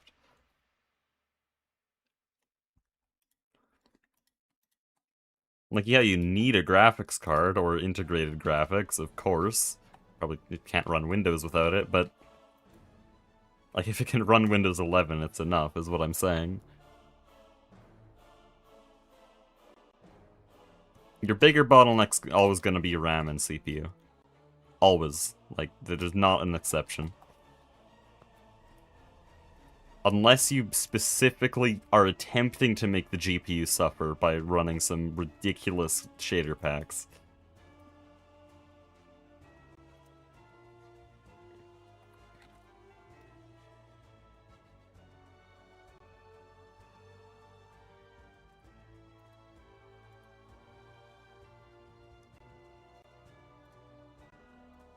There's super buses. Please just make normal-ass buses.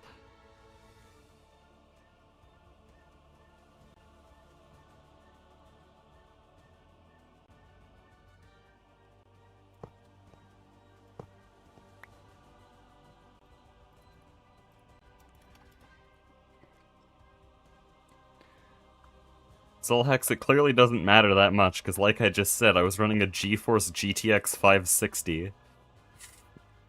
I don't even know when those things were last made.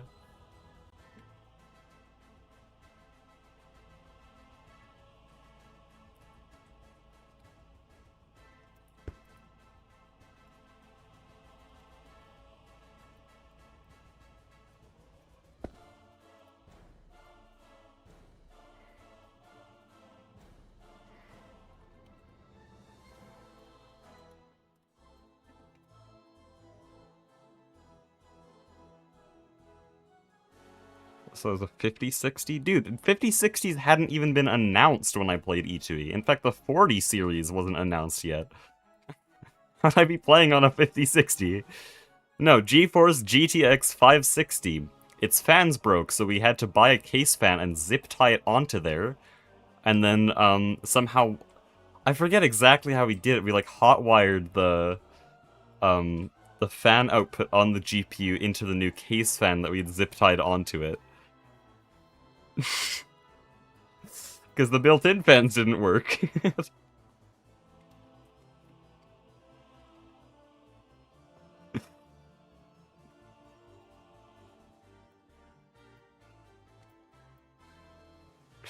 Oh, it's such a beautiful GPU, though.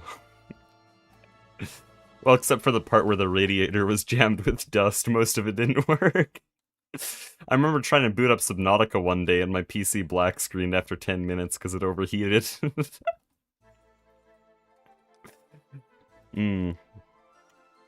Glad I have YouTube money now.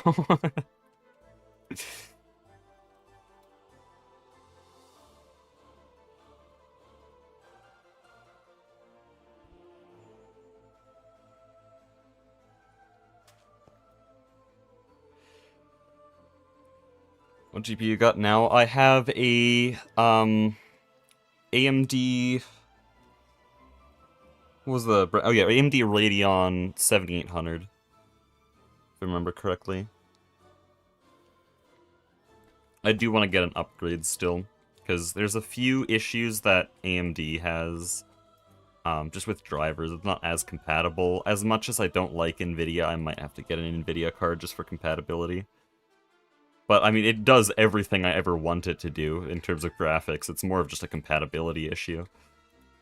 It's a really damn good GPU. And I got it for 380 Canadian, which is like just under 300 USD.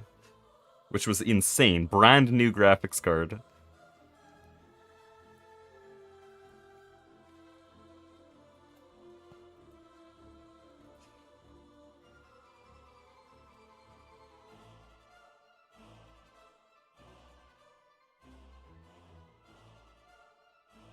NVIDIA has many driver issues? Okay, never mind. I'll stick with AMD then, if I can help it. You not have horrible lag when looking to create water wheels? They're not laggy, that's how. I don't know. Never experienced that. I may have a few more planned, and they're also not laggy, so... Emphasis on maybe, by the way. I did not confirm that. You didn't hear that.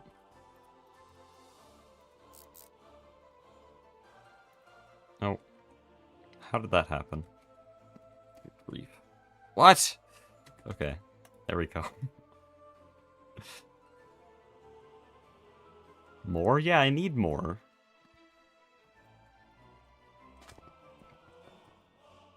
Don't act surprised. 300,000 stress units isn't enough to run an MV base.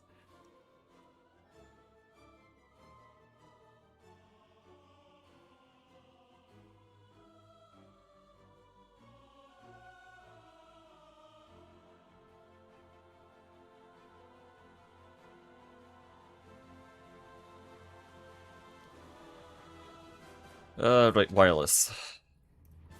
Just standing here, not doing anything.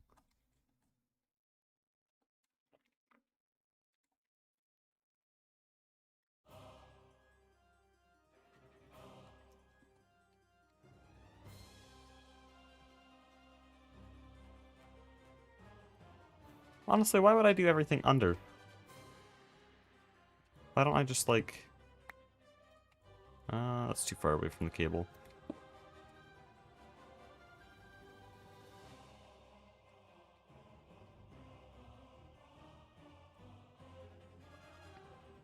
Why don't I just go here? And then, no, it is better under. I do need to get a roof here. Probably not going to use the one I was using earlier in the stream.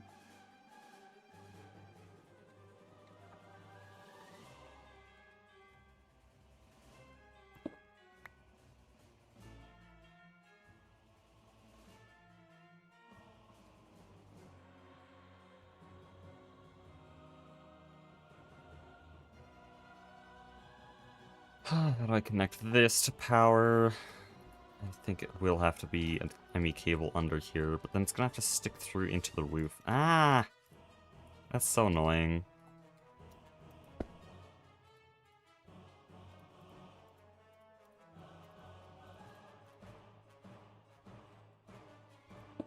Oh, whoops. 'Cause I'll need to set up the main net cable first.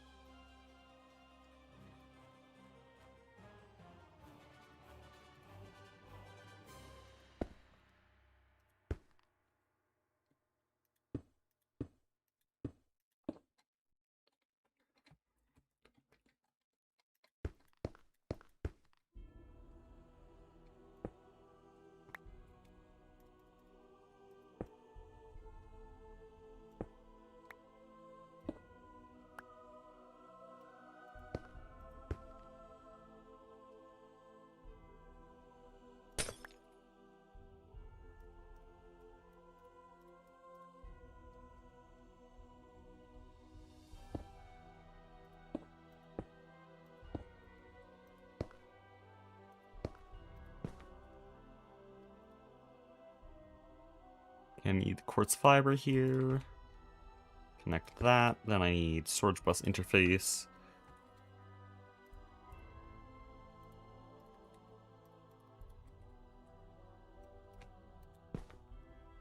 No, don't do that. How do I pick you up? Oh, I can't place an interface here because of all the blocks I placed. But I can after, because its logic is weird. Like, if I do this, now I can place them back. If I find the right way to look at it. Oh, can I not? Oh, I thought that was a thing. Can I do this? Yeah.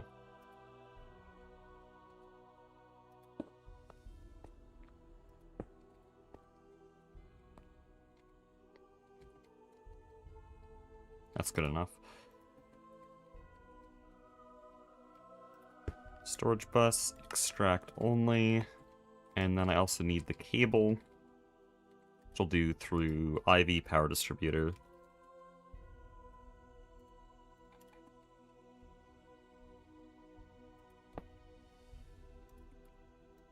Like that, rotate that.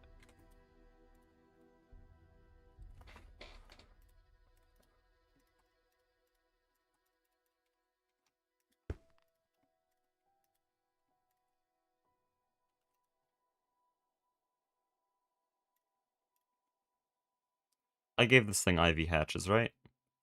Yeah. Oh, this thing's not connected to channels, so it wouldn't explode yet. We'll find out later.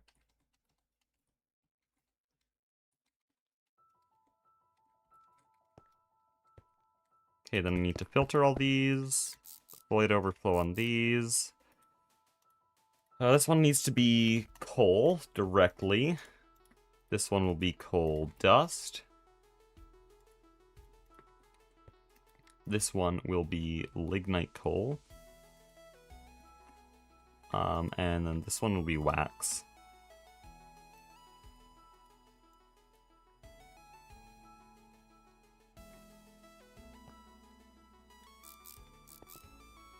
And I also need acid in here, hold on.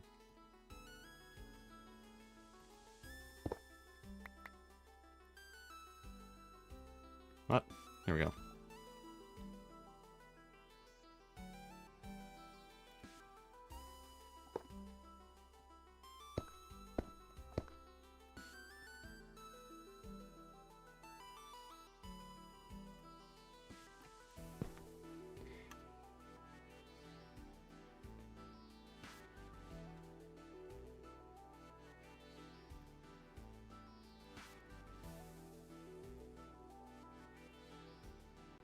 This is not connected yet.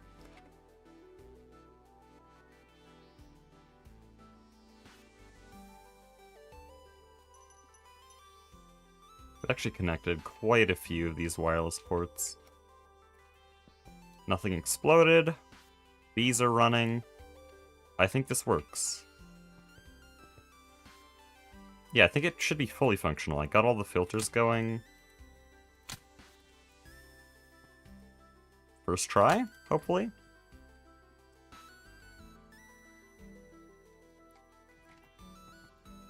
We just have to finish a recipe first. Oh, there we go. And if we get all the things we want, there's wax, there's coal dust, there's lignite, easy. Nice. Okay, well that's coal automated.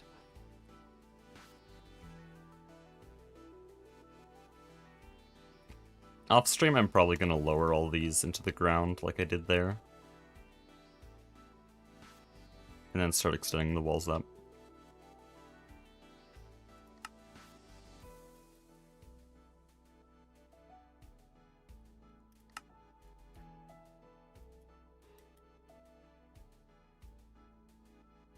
Oh, that's really long. Oh, I don't want to do that. I mean, I guess we have Mutatron, so it's fine.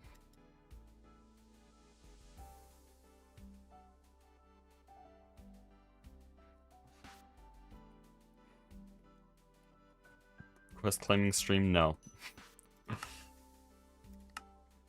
So, we have coal. We need to make coal tar now. And this will be pretty easy with a few coke ovens. Because lignite will get turned into coal tar. And then coal will need to get turned into creosote.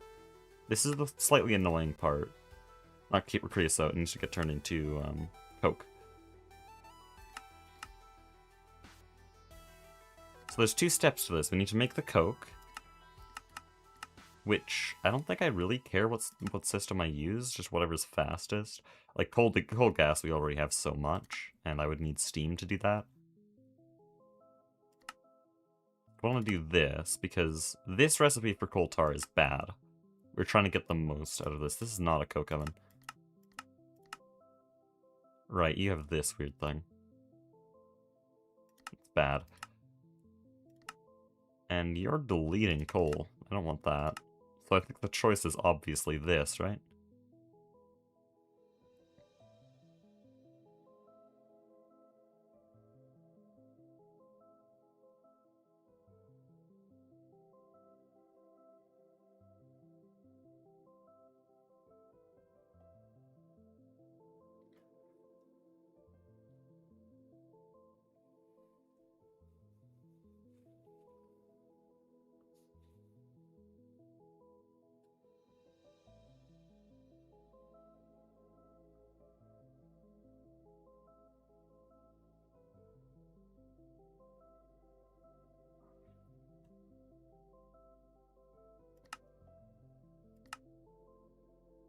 Do I want to use nitrogen? Because that doubles it, but it also uses nitrogen. We do get a lot of nitrogen, but I don't think it's necessary. Because how quickly is this even going to be using coal? Pretty damn fast. We're going to have 30 parallels. So at EV, that is basically a perfect overclock, effectively. It's almost 1 per second. So at IV, it would be almost, well over 1 per second. But I think we make more than that, don't we? Okay, then nitrogen. What's our best way of getting nitrogen? Because this is going to eat it up really fast. Okay, that's a lot of nitrogen. I don't think I have to worry about nitrogen production today. I just want to know, how are we doing this? Jupiter's bad. Could do air distillation. That's probably honestly the best way. Or centrifuging. Centrifuging is likely faster.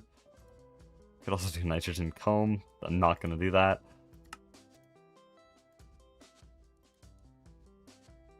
And then there's electrolysis. I think this is how the ducklings did it. I don't know how viable it is long term, but ender pearl electrolysis.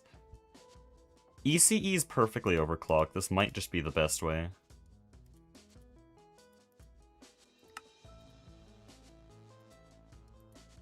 Because if I go here... Yeah, ender pearl. That comes from ECE here.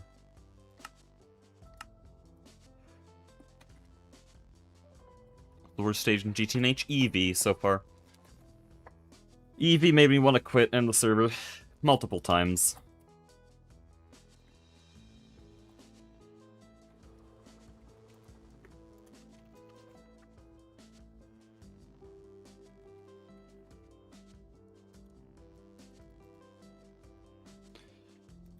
Every tier has its own bullshit. It is GTNH, but EV was the worst.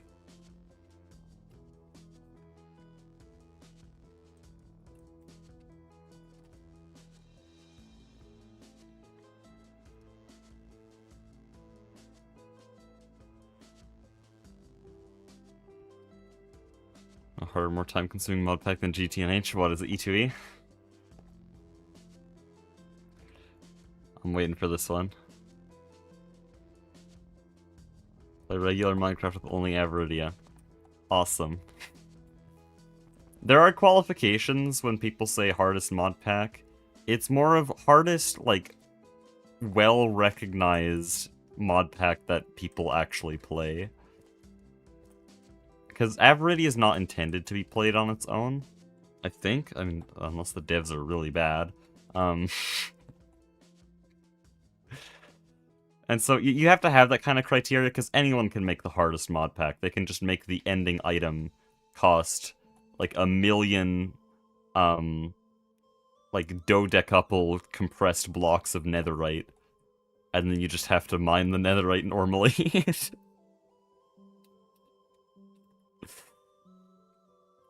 What's dodecuple compressed? That's like 9 to the power of 12?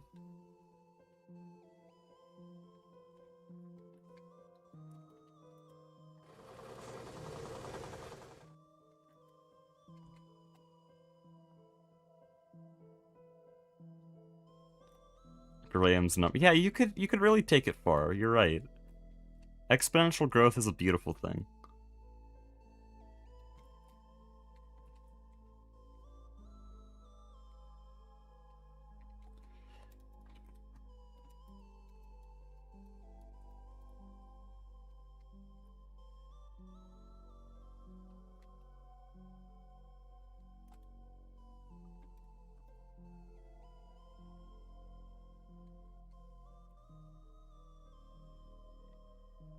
Power towers are way faster than exponential.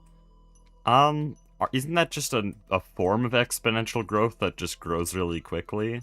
I know what that is. I mean, I guess it's not technically exponents, so I guess mathematically. Yeah, power towers do get really, really stupid.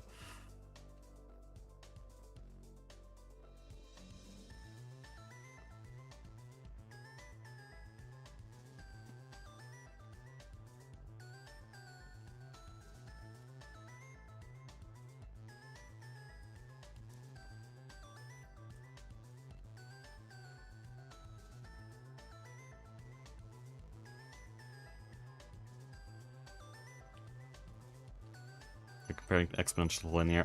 I know what power towers are. I'm just saying, I always thought exponential is just generally any growth that gets faster as it grows. If that makes sense. I guess mathematically it is specifically referring to repeated multiplication. Or, repeated multiplication is oversimplified, isn't it? Still, do you get what I mean? By the way, are you still down here? Yeah. Kind of sitting around doing nothing, because I don't know what I'd want to do.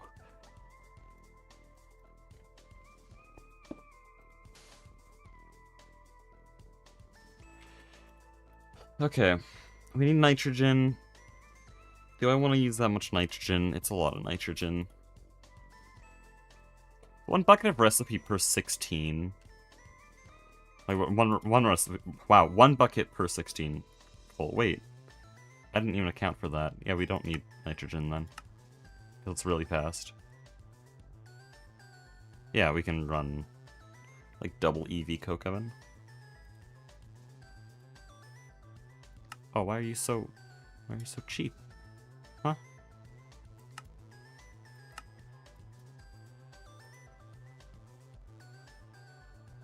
have a feeling we were able to get this a while ago.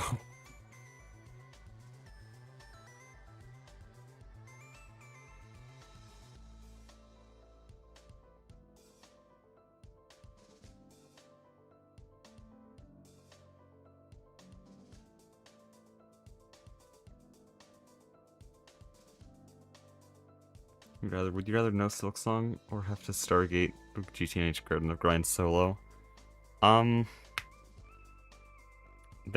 feel like there's loopholes here because you didn't give me a time limit. Because Silksong is the only thing that gives me joy at this point. Okay, that's a bit of an exaggeration, but I really like Silksong. So I could just slow burn Garden of Grind and use all of the AFK strats. AFK strats being, you make a system that's good enough to run, and then you leave it on.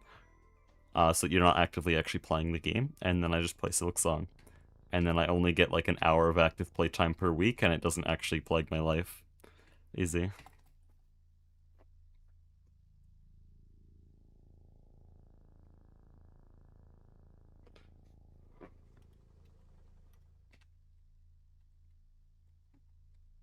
I don't know if I have the actual mental willpower to get past the magic parts of the pack, though. I don't think I could actually force myself to.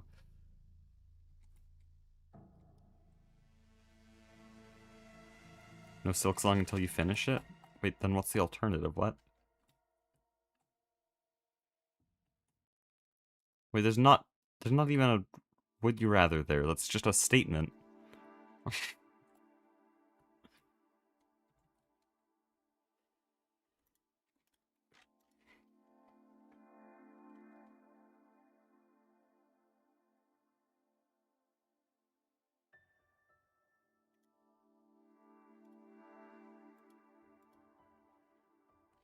Or no... Okay, then it's even more obvious. It's either no Silksong or no Silksong with the possibility of getting Silksong back. With enough willpower and sheer determination. That's a pretty obvious choice. One of them is marginally better than the other.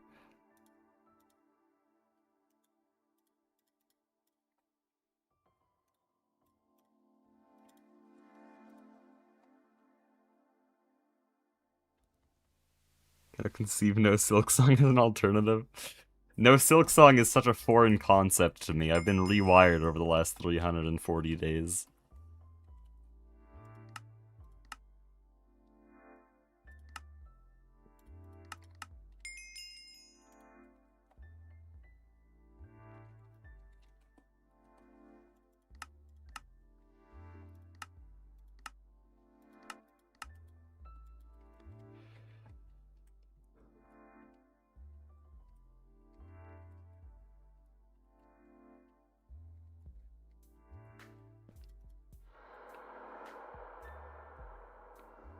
Finish GTNH or no Silksong for 6 months. Finish GTNH.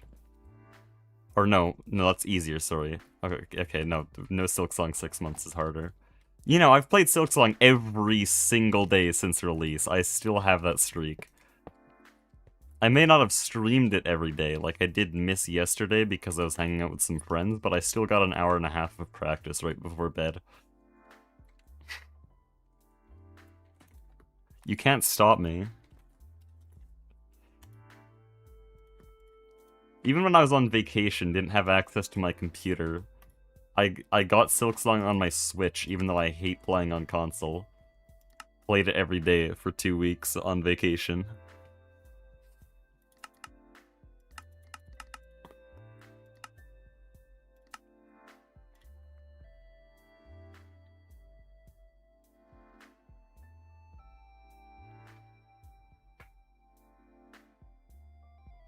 The games you played before Silksong? No, I was born on September 4th, 2025.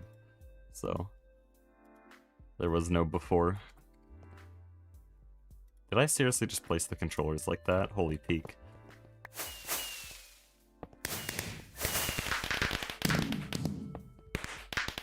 So, this will make Coulthard directly out of Lignite.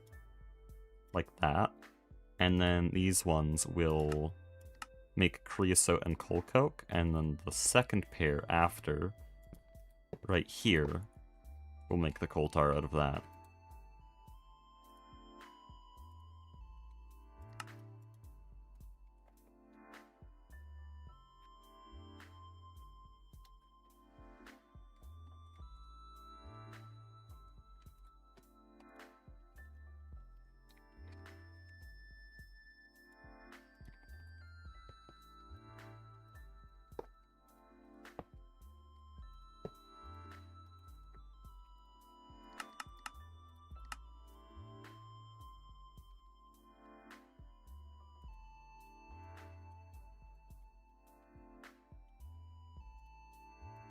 Oh, it's 64 EU per tick. Oh, nice.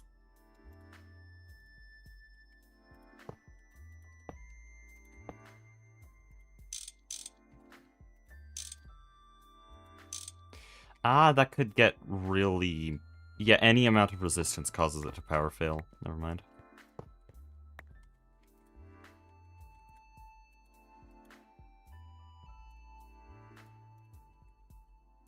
I think enough EV energy hatches would genuinely be enough to run this whole thing. Though they have such good parallels, I should just stuff them full of IV.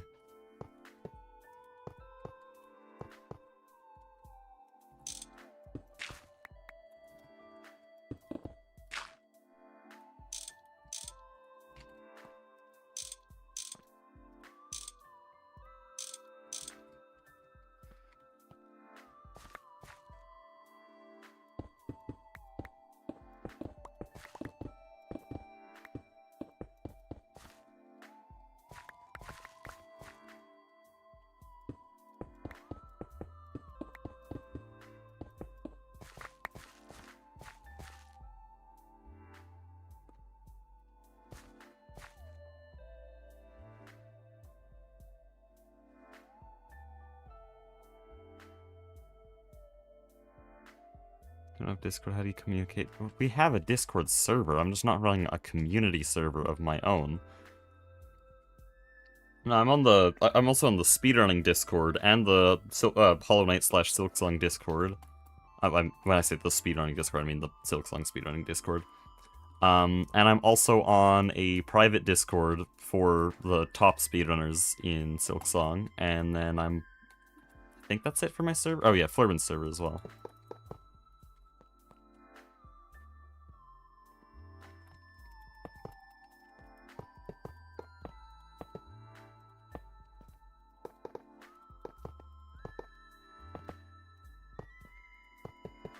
Flurbin's server often ends up being the de facto community Project Singularity server. Just because Flurbin handles the server stuff, and then he also posts the world downloads and everything there, and also all of us members are relatively active there. So it's kind of the de facto Project Singularity server, but it's not actually, so don't treat it that way.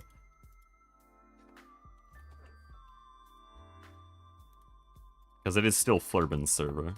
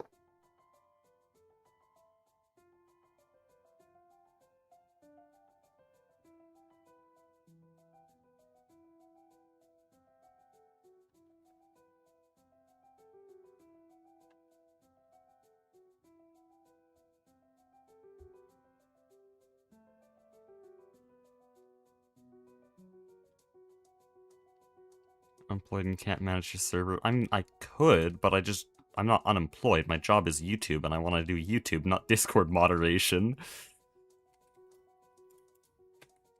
On my own, so when I had 6,000 subscribers, there was 470 people on that Discord server. If we extrapolate to that to now, there would be over 5,000 people, all of them possibly Hearts of Iron 4 players, and I have to moderate them to prevent them from having political discussion. But I also have to sleep and eat, and so that's not possible.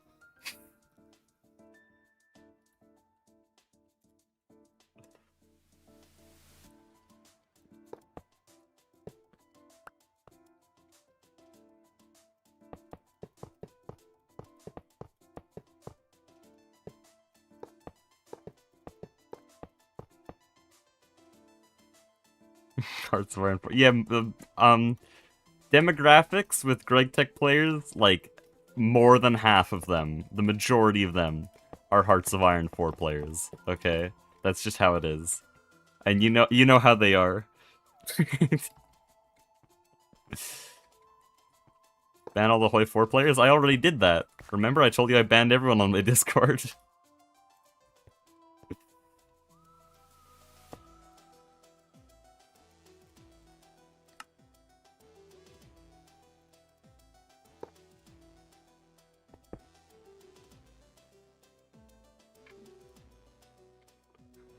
Are they gonna add Triple T and GTNH? Dude, you'd love Glistu. You should watch Glistu streams. He retextured the healing axe to be Triple T. He also retextured the walrus to be an Among Us. Thank you, Glistu. He's also doing most of the building for our base, so that's nice.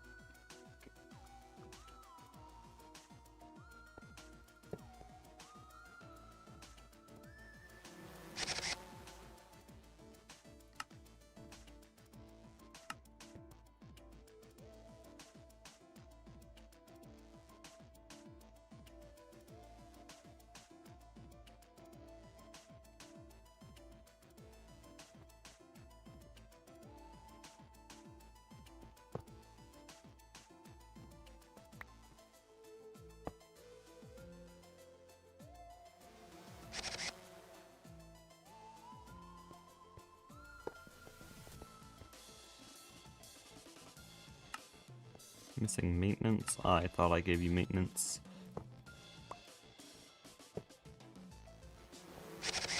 Okay. So these all make coal tar, I believe. Yeah. And ash, which I'm voiding. So those are our main sources. I now want to actually get them working.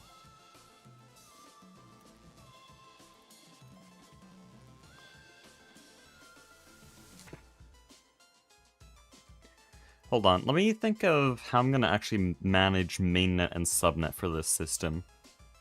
Because mainnet is going to have to give it coal and take out coal tar. It's also going to need to give sulfuric acid. I think I'll do that directly, because we make sulfuric acid here, and so I don't need to, like, have a sulfuric acid factory around here. Fish oil, good source of epoxy in Star Tech? No clue, not there.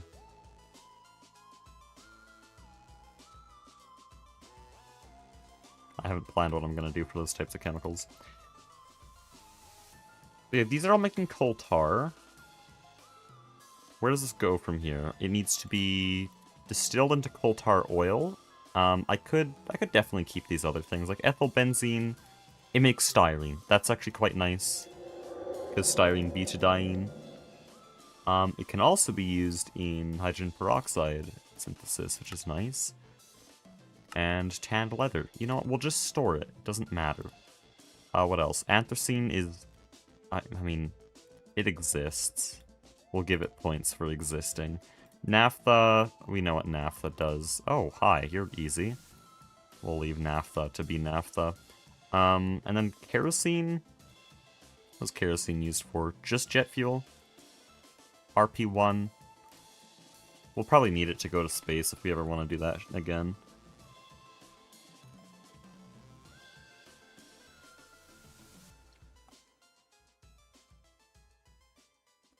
So, yeah, we'll use a distillation tower. I could use a single block distillery, though. It would be very funny.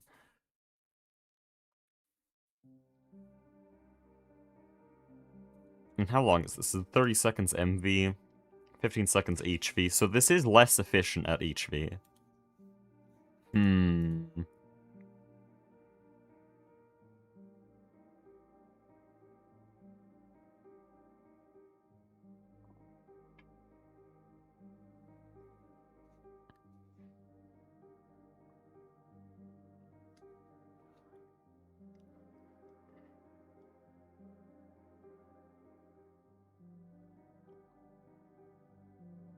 It's technically way more power efficient to use a single block distillery.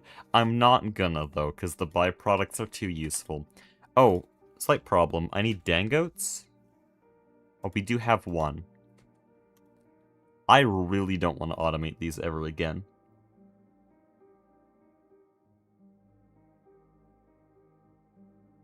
Cracked, why are we just outright lying? Look in the description, the numbers are right there. Me when I lie for no reason.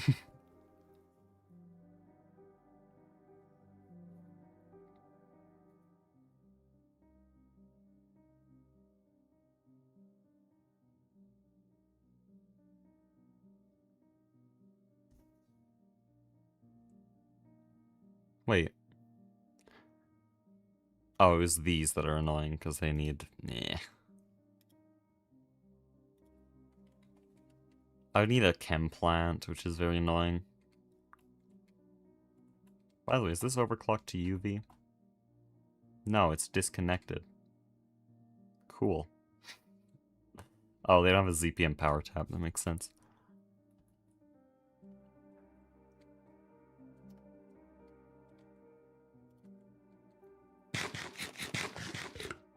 Okay, goal for the stream, get phthalic acid running, and then we'll have, Naquatria.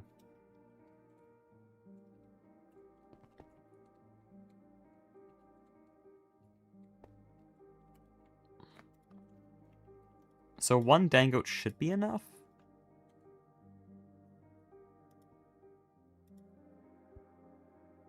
Because how much are we making?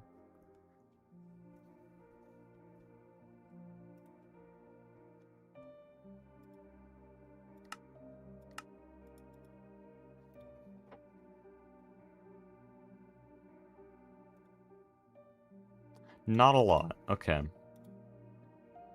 So an IV dangote should be more than plenty.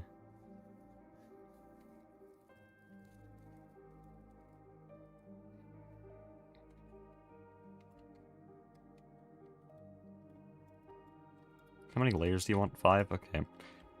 A little funny thing with the hologram projector, if you want 5 layers on a dangote, then you go like this, and... there you go, that's 5 output. That is not 5, that's 6. Why'd you give me 6? You're lying. Okay, fine, I have to do 4 for 5? That's weird. Anyways, there we go, 5 layers.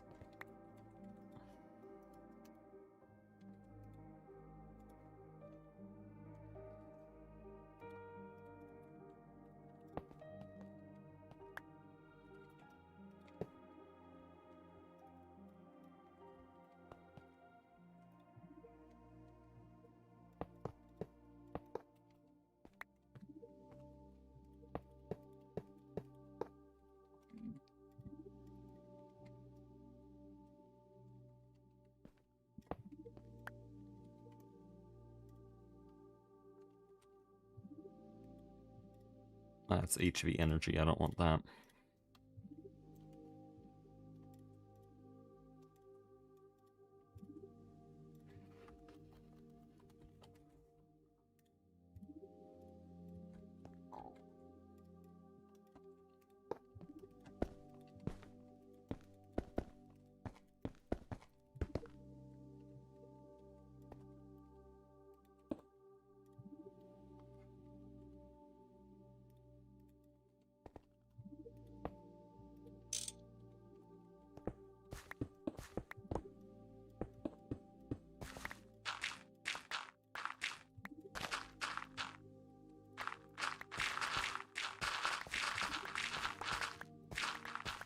I don't know what all this space down here is for, but I don't really mind.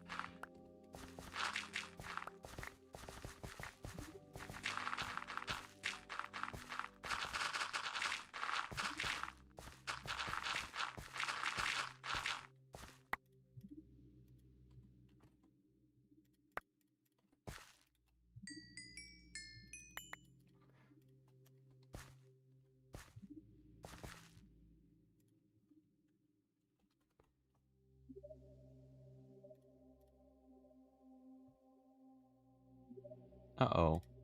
Oh, man. I just learned that my stream was completely frozen. So I haven't caught any chat messages for the last while. Fun. Oh, good grief.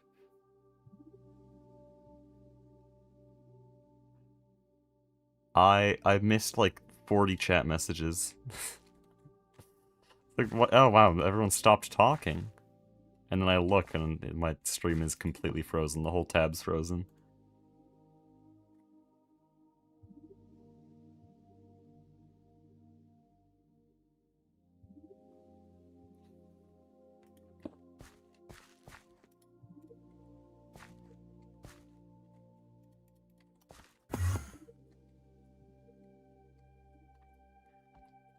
Okay, so this needs to take coal tar.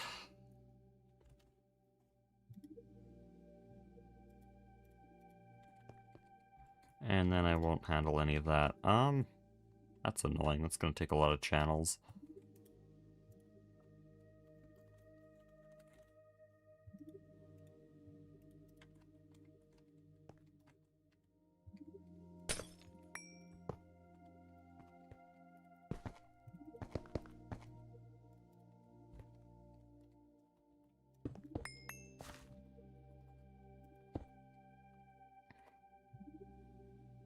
Can you show us the Stargate recipe? I mean, it's not one block. There's a Stargate base, chevron, and a ring. They need to go in an arrangement that's like, I don't know, I'm just gonna use the blocks I have. Here's the controller, here's the ring, and here's the chevron. Like, it's a little tiny multi-block, which is very funny.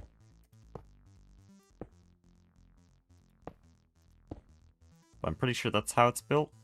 And then the Stargate base needs a bunch of Stargate chevron, which needs Stargate ring, which needs the chevron item, which needs quite a few things, like these field generators, which need emitters, which need motors, which need and mag matter and magnetohydrodynamically constrained star matter, which needs all this stuff, and this stuff itself needs to be compressed. And it's just made as a byproduct from the Eye of Harmony, which itself is a multi-block made like this. That's just one line. You can see how many things I left behind along the way there, so...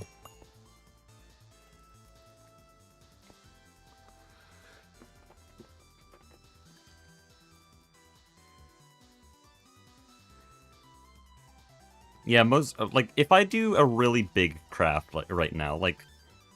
Let's say I wanted a bunch of 1024Ks. Like, this is some of the biggest recipes we'll end up with right now. 128 1024Ks. This is 197 kilobytes for the recipe. It needs all this.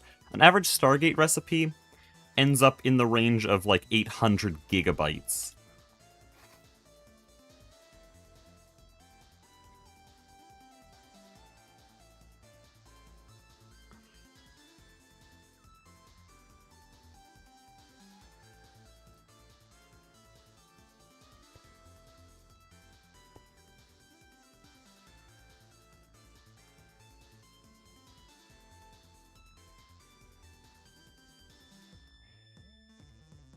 Yeah, we have that. Coal tar oil.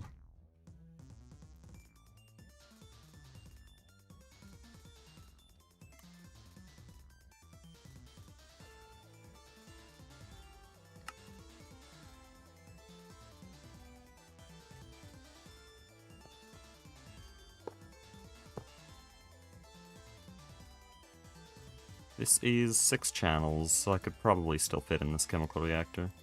If not, I can throw some dense cables in.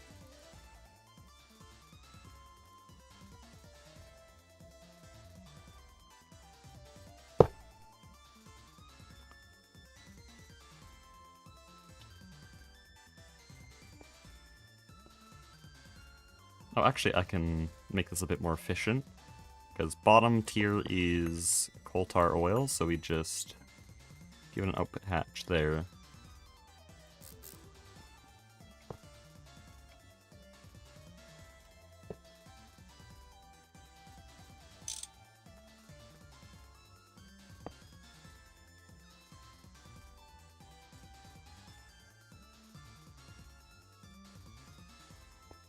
Coal tar oil, and then I think all fluids we will take from mainnet. Like, we'll storage bus from mainnet and then kind of just slap it onto this system.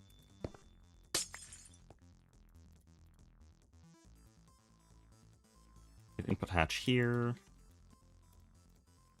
Export bus, I think, is what I want to do. Because we're just going to have a storage bus onto mainnet.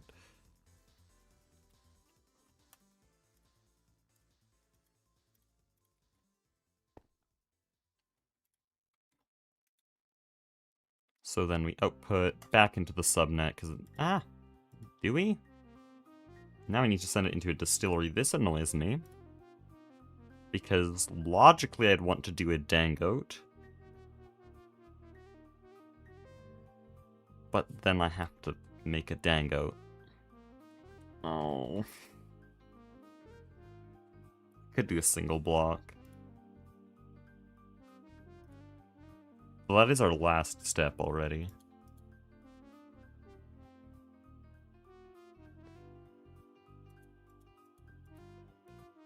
It'd be way better if I got a multi-block for it, though.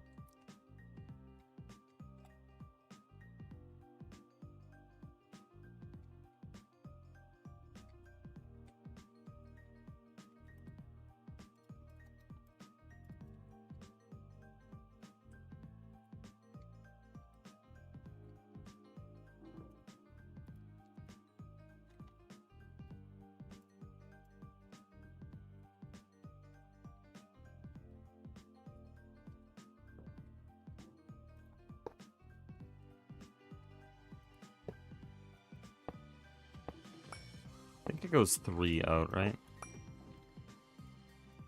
Yeah.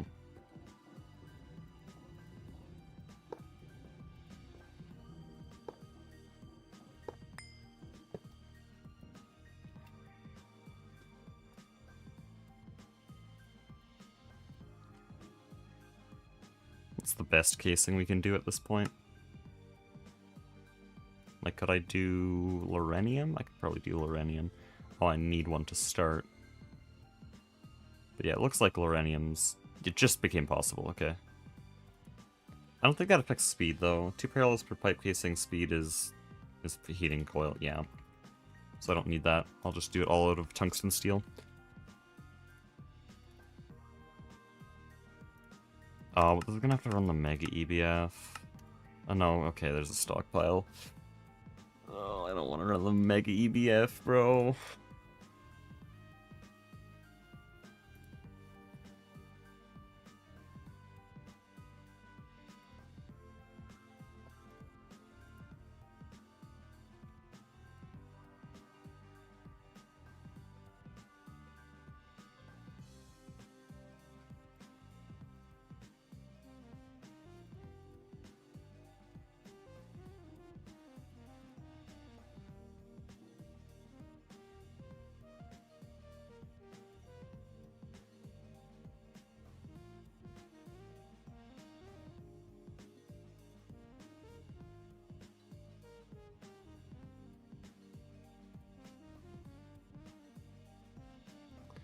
I need casing.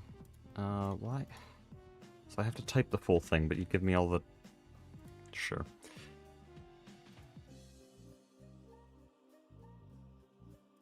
So it'd be 6.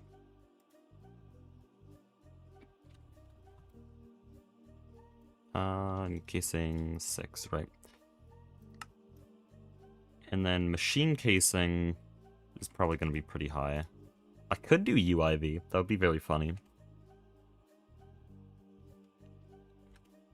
Because, like, iridium supplies are dwindling slowly. Though, ZPM is pretty damn cheap. We'll probably do this.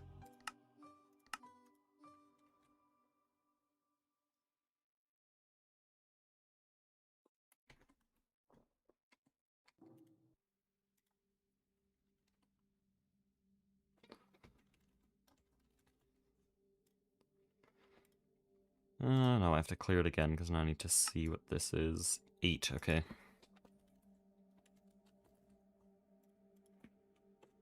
This is why I always manually built multi-blocks. It probably would have been faster to manually build, because now I need coil tier. I need to go check what coil tier I'm using here. Which is not good to alloy. I could use something better. Because technically we can do electrum flux coils now. I'm not gonna do that, though. I'm gonna do Nakoda Alloy.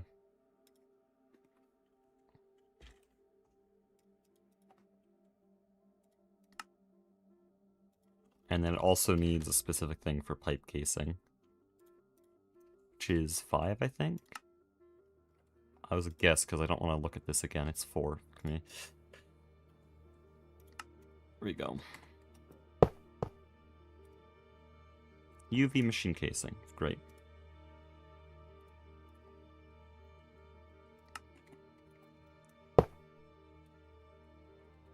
Nakoda Alloy coil blocks are missing. We have normal Nakoda, though. I'll just go with that.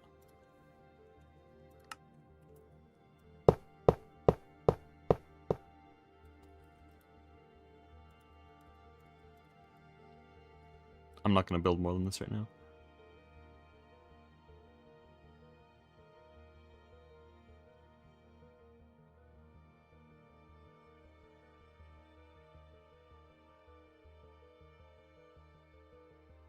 Answer? I don't know what I'm supposed to be answering.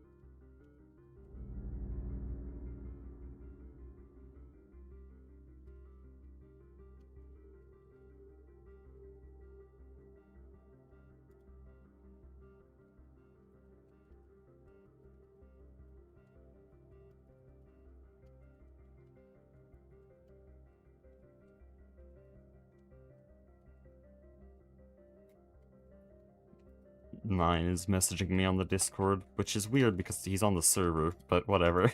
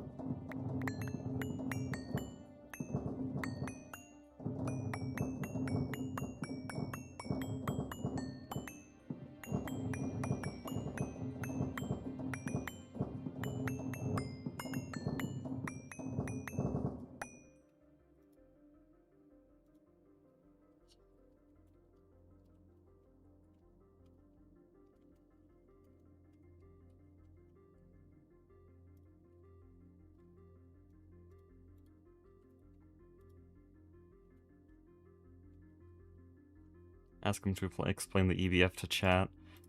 I don't want to because we got into an argument over it last time. He didn't provide an answer to me. I don't know why he would provide an answer to you guys.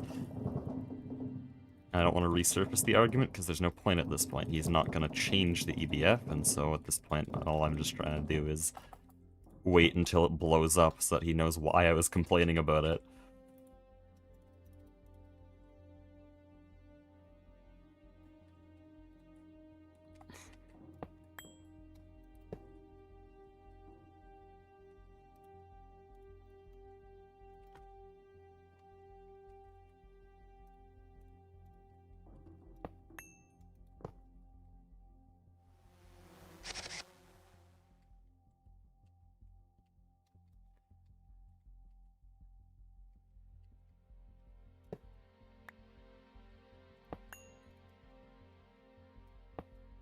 Do an LEV hatch.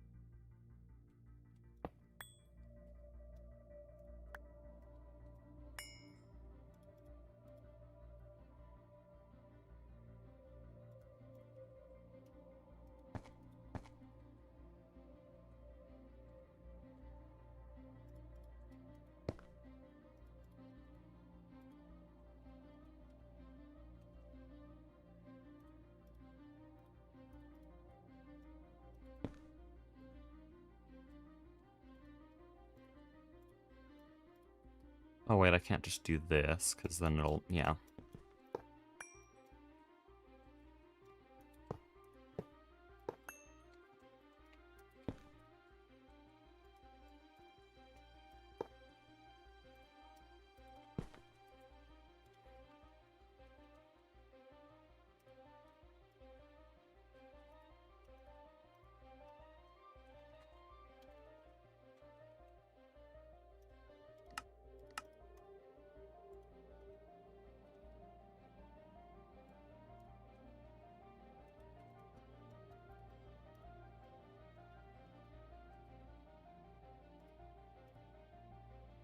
That's a lot of LUV components. Damn.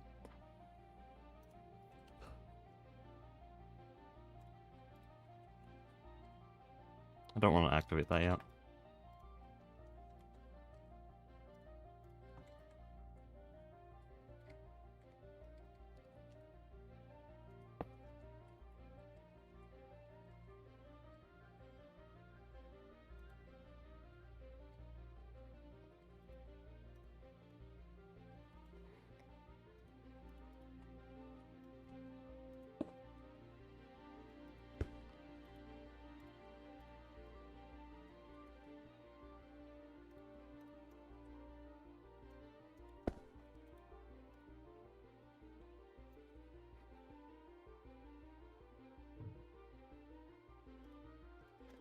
Honestly, shouldn't there be a, like, template to copy these little subnets? Because they're so annoying to set up, but now we can copy and paste them.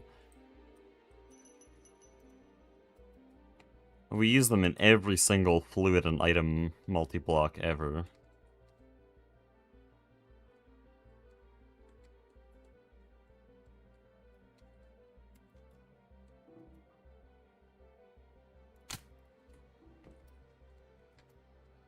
I think that's enough. All that for a single distillery. Really gonna hope that a lot of my patterns carry over for this.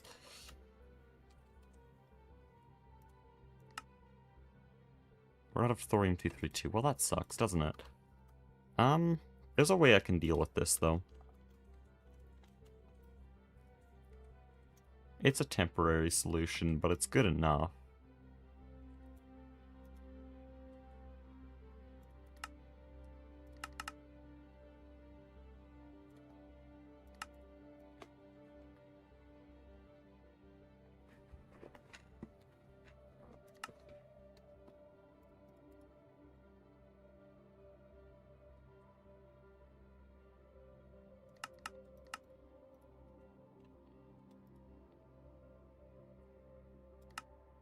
It doesn't matter which one, because I'm going to use Vulcanus for this, because seriously, screw that Mega EBF. What the hell?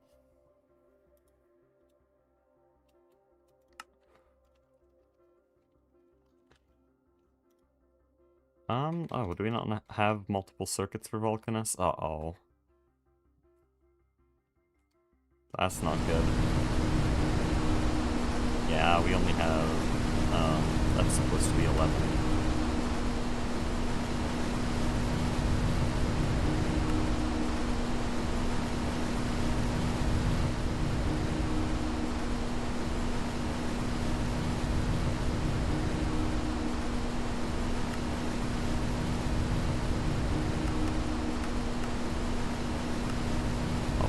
Pattern back because he had it like ultra multiplied. Okay, so for this stuff, I will actually need to put it in the Mega EBF, which is sad. But these types of fluid crafts are okay in there. We'll just put it there. And then for the last step, oh, it's just an 11 circuit. I can do that in Vulcanus. Like everything, noble gas is 11 circuit.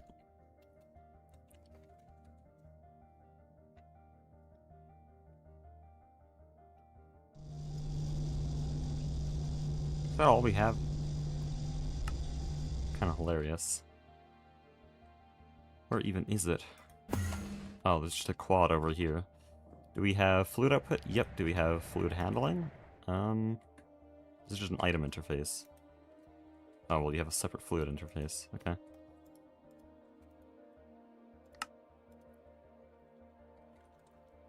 That should make this craftable. Oh, zinc chloride. Oh, right.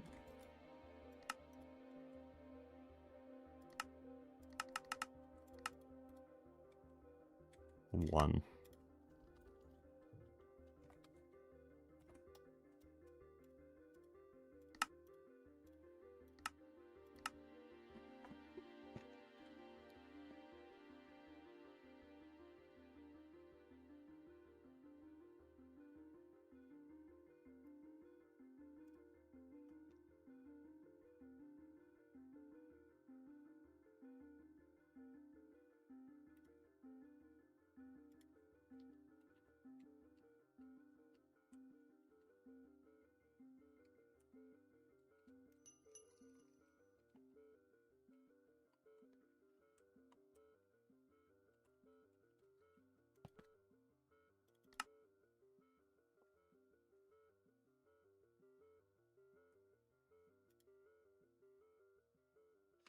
Let me guess. Stuck on Mega EBF? Oh, actually not for once. I think.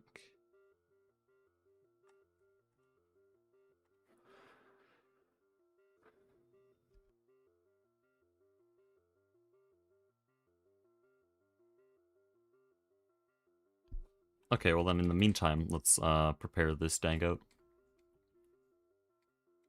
I'll prepare the IO for it.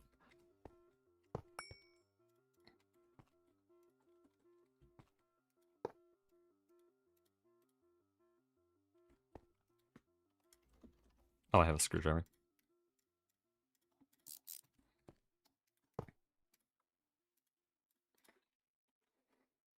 No, it's sulfuric coal tar.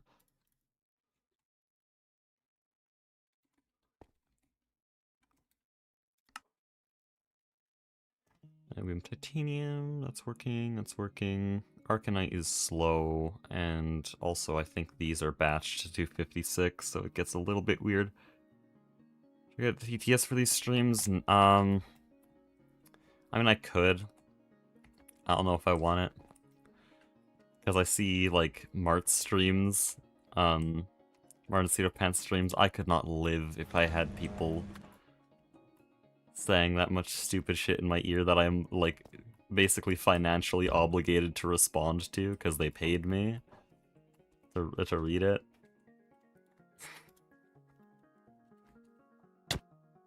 Bah. What do you want? Invisible. We out of power? Good grief.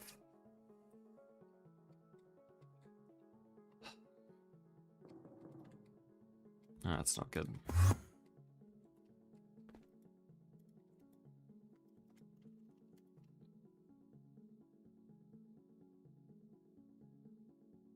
Out of stable salt. Why is it out of stable salt? That should be impossible.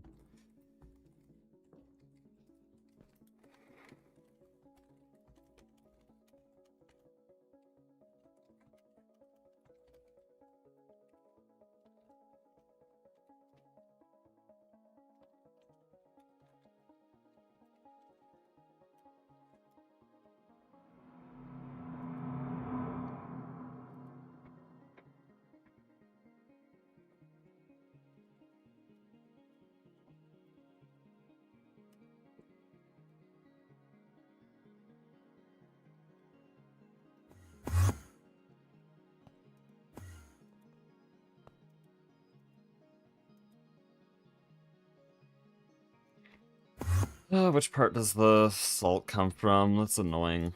Impure salt comes from... It's the sparges, isn't it?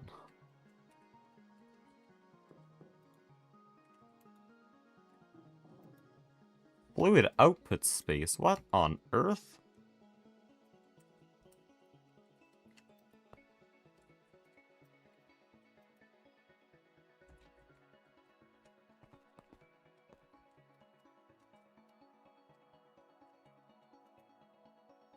That's fluorine sparged. We need twice as much fluorine sparged as we need helium. Helium sparged goes into here. It is full of helium sparged. It will not run it. Is this helium sparged? Because you're full. Okay, that's why. What are you full of? Boss you Hex. I had a tank that would void. Okay.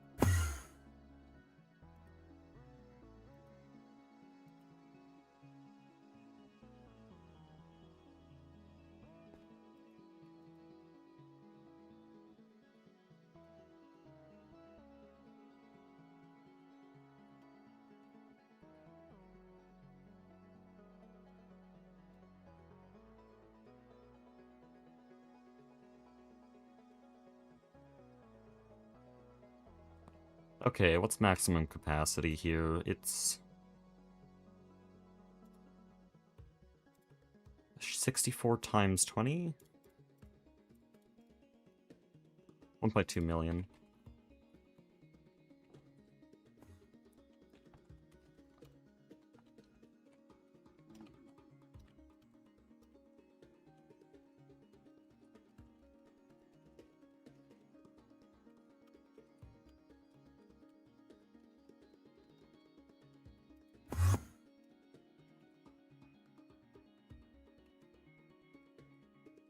Okay, level limit.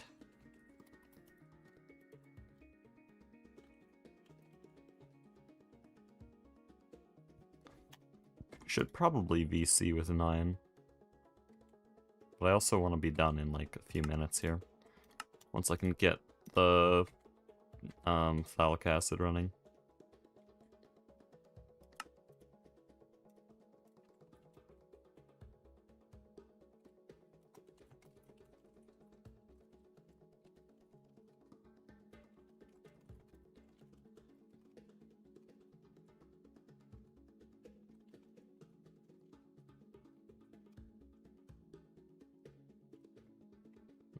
I don't know how to word that.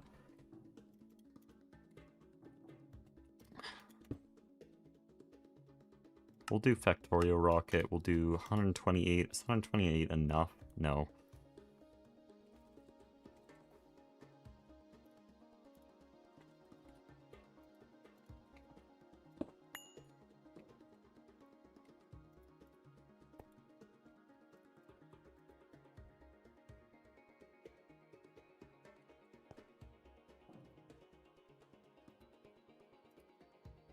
Oh, I want this. It's a separate thing.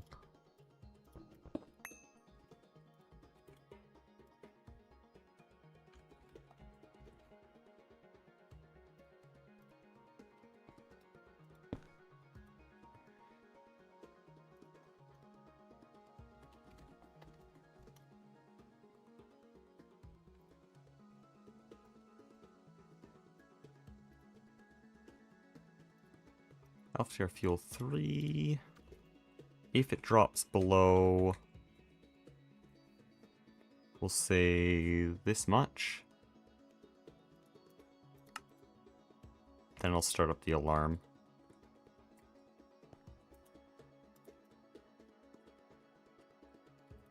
I don't know why a 9's invisible, that's weird.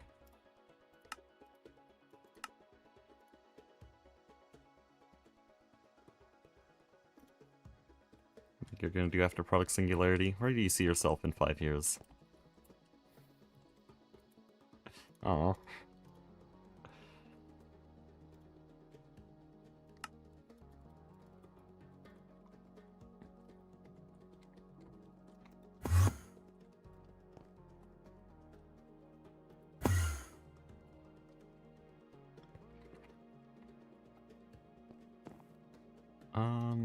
This will be LFTR alarm. Actually, we'll call it reactor alarm because I can change it.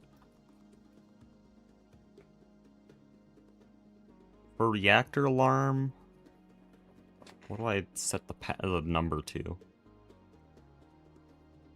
I know it doesn't really matter.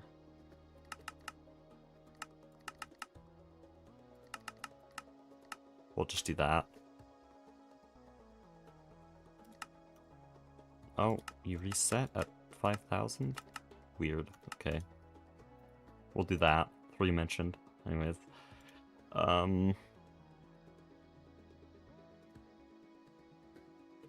Is that it?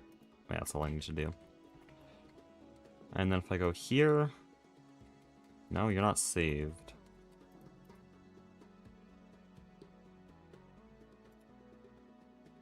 Oh, here.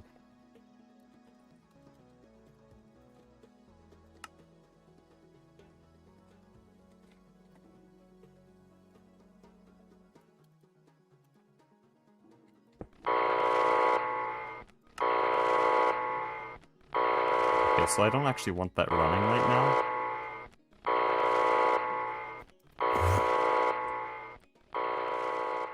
I'll add the rest of these later. That is some serious range, I see.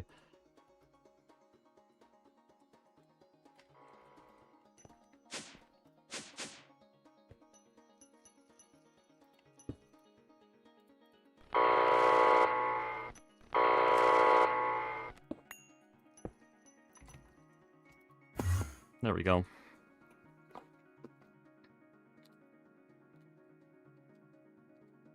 That was my back nuke. Oh yeah, a lot of you guys play GTNH in these.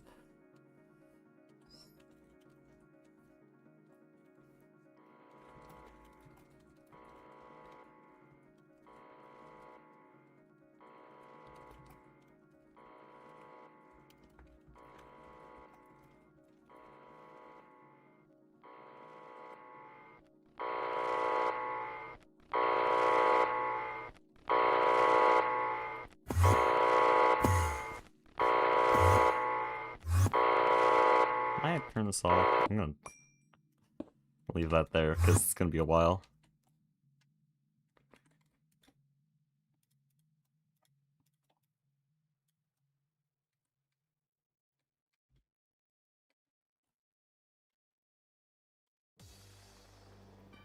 Yeah, Nine's name has 4 underscores on either side of it.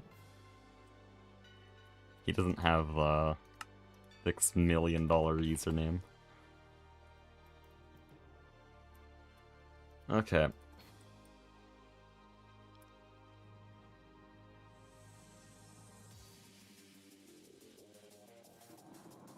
Should be back soon, right?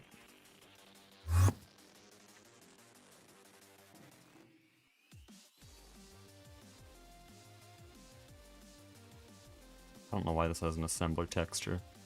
You're so slow!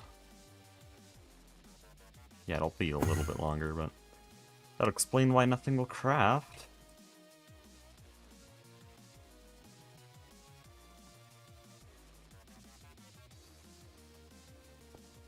I assume he killed the Dangote craft, yeah.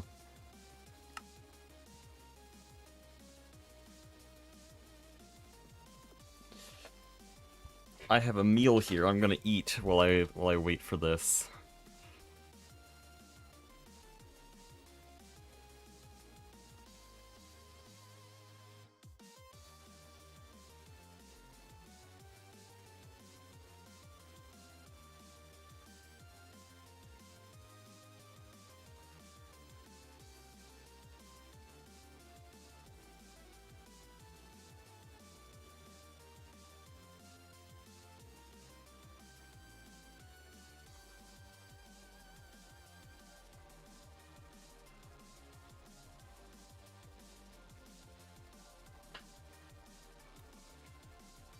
I'm gonna go on BC.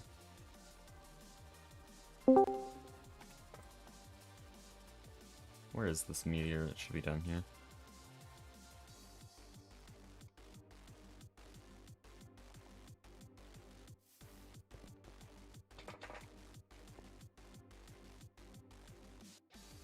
I want to keep eating, though. What's a good camera view?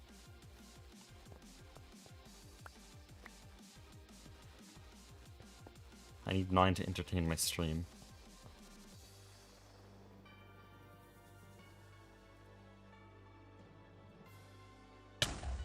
Ow. Oh. Bah?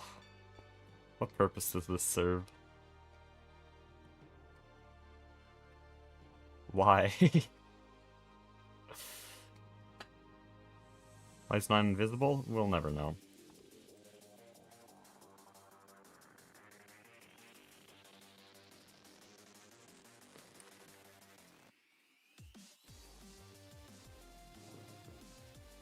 Dude, make power, good grief. Okay, then I'm gonna go back here and I'm gonna eat food again.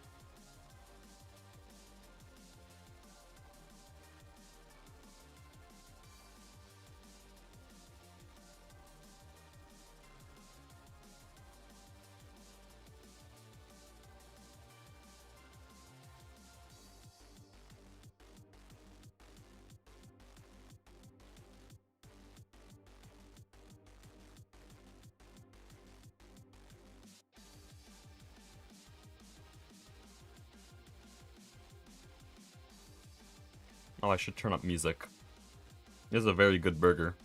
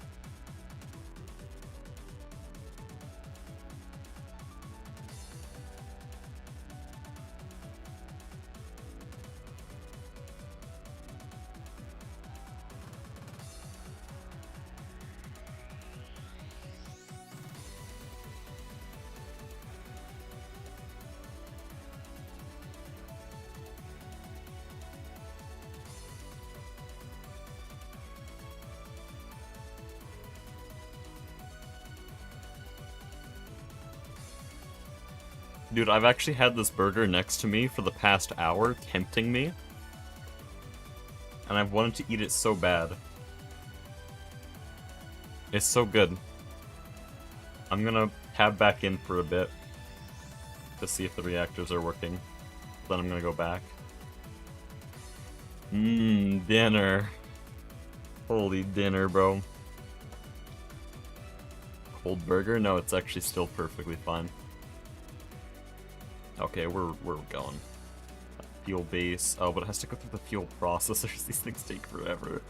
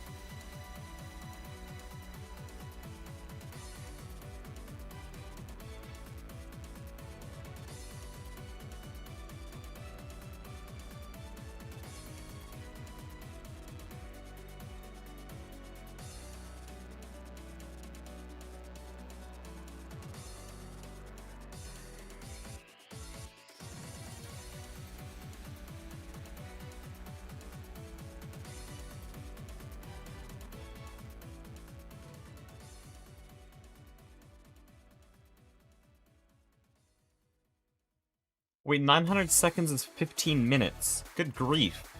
I didn't even realize. It takes half an hour to start up whenever it fails. Why?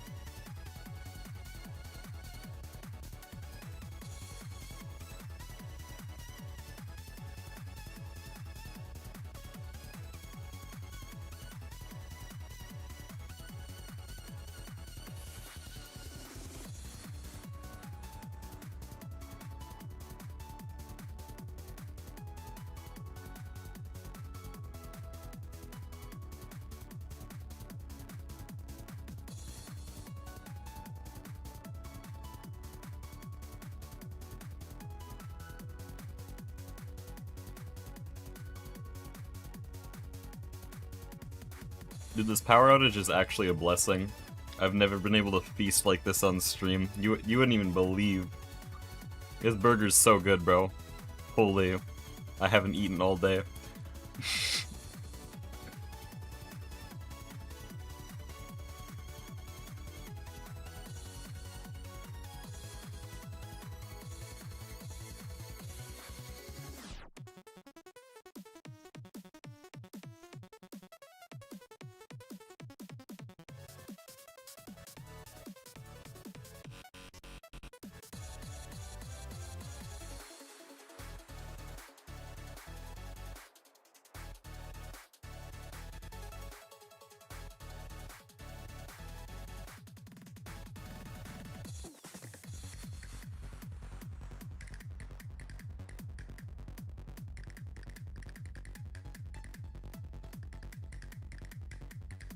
Burger cam? I don't have a camera, but I can make... We have burger cam at home.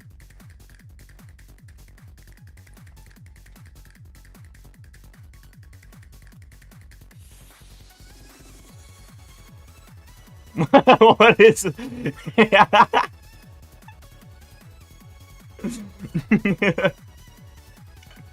Why is this the first result? Oh, it's so heavily watermarked, I gotta use it. Holy peak. I searched stock image of guy eating burger, and this is the top result. Holy. What are those weird-ass sunglasses? I don't... What is this image?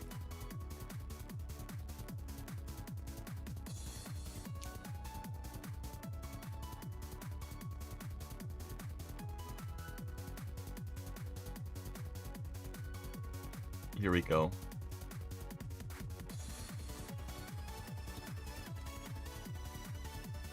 Holy peak. Okay, I'm gonna keep eating my burger because there's another like 7 minutes left on this thing.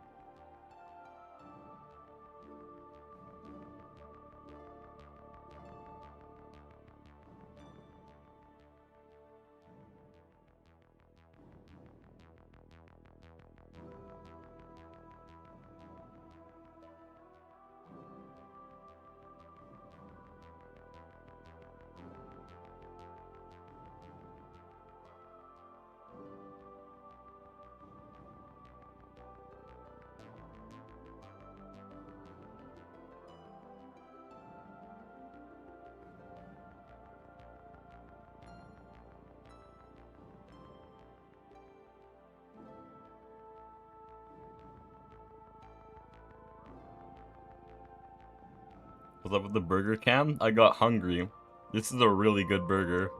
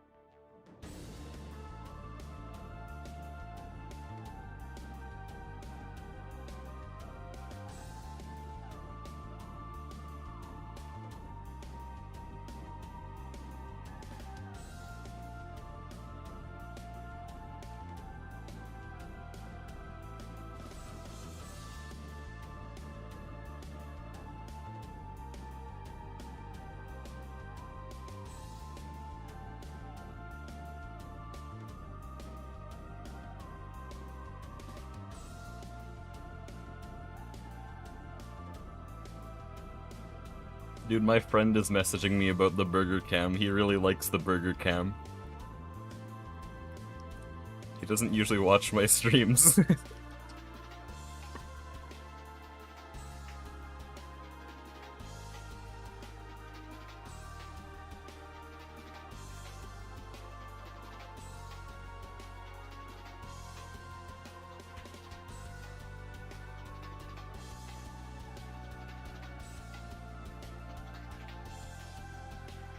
Can you tell your friend to say something in chat? I mean, I'm pretty sure he has my stream in the background. He's like making some quests for a mod right now, so...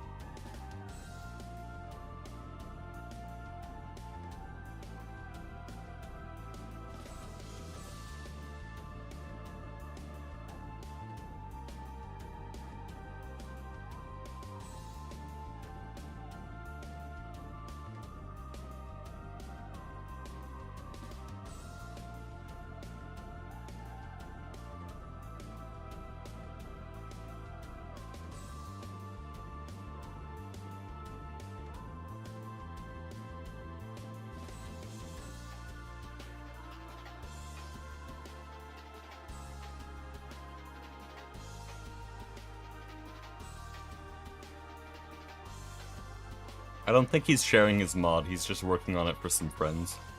Oh, there he is. Holy burger, bro. Not gonna lie, I have to come clean to you guys. This to-go box was filled to the brim with kettle chips. I have not been eating this burger because I've been trying to unearth it from the kettle chips, so we finally reached the burger.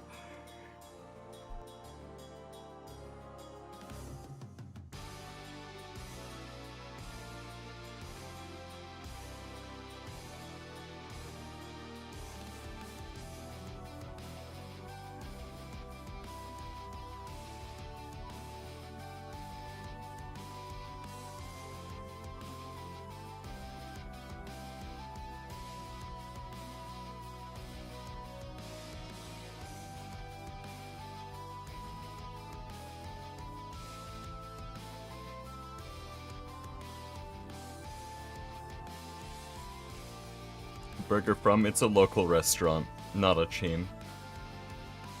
If I told you what restaurant it was, I'd just dox myself instantly, so...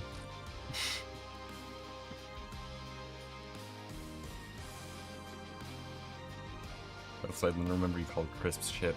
They're chips, okay, I'm sorry. Calling fries chips is psychotic behavior. I don't remember what I ordered on these chips. But they have like a bunch of very unique flavors. Because it's not just salt and pepper. But it's so good. I was lying about eating the burger before, now I'm eating the burger.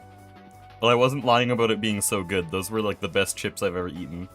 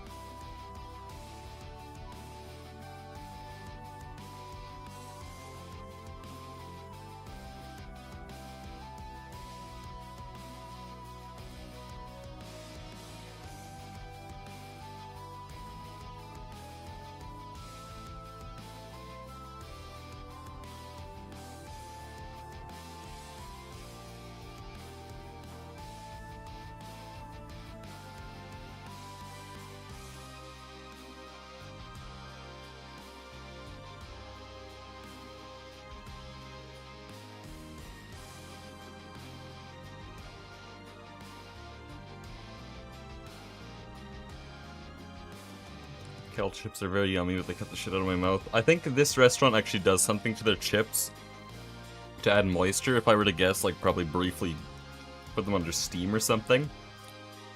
And so it just takes the edge off the crisp a little bit. And so it doesn't cut you, but it's still very crunchy. It's very nice.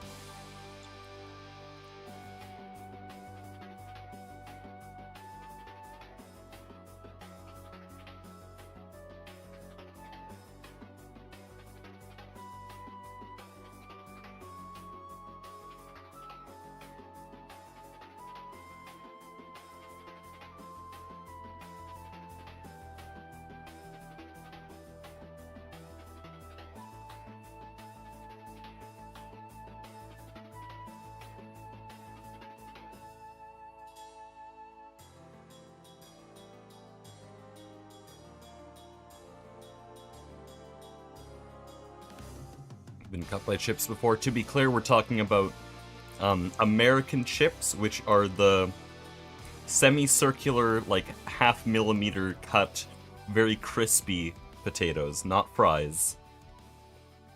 Yeah, if you... Kettle chips specifically can get very, very crunchy, and then they can cut your mouth.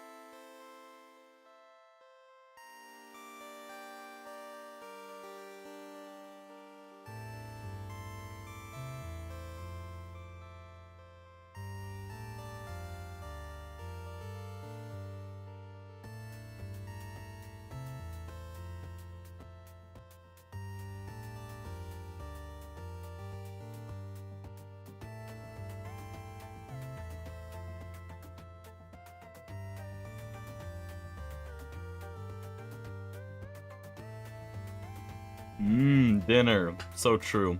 Dude, I finished my burger. I don't know what I'm gonna do now. I'm so sad there's no more burger. There's no dinner. I love dinner. Dude, I probably sound different. I ate that burger so fast.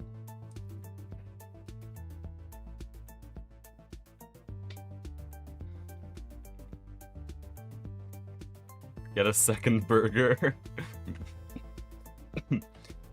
It's a very filling burger. I could not eat anything right now. Oh shit. I ate too fast, now I'm coughing. Give me a sec.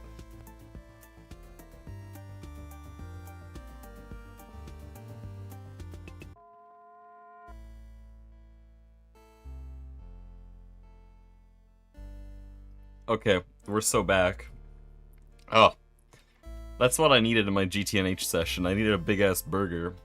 Holy... Okay, is power working? 9 left. Get a load of this guy. Yeah, we're producing again. Not a lot. I think only some of these reactors are running. In fact, I think only one. What the hell? Are we actually only running one right now?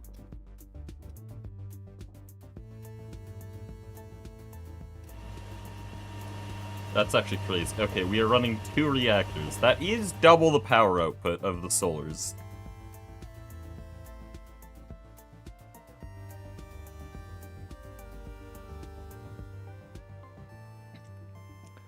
I also have a condition that makes my skin very prone to injuries. It cuts my mouth, unfortunate. You'd love to have my condition, which is where if I ever have any cut or little... even just an irritation in my mouth, it immediately turns into a canker sore because my body doesn't know how to produce mouth tissue properly.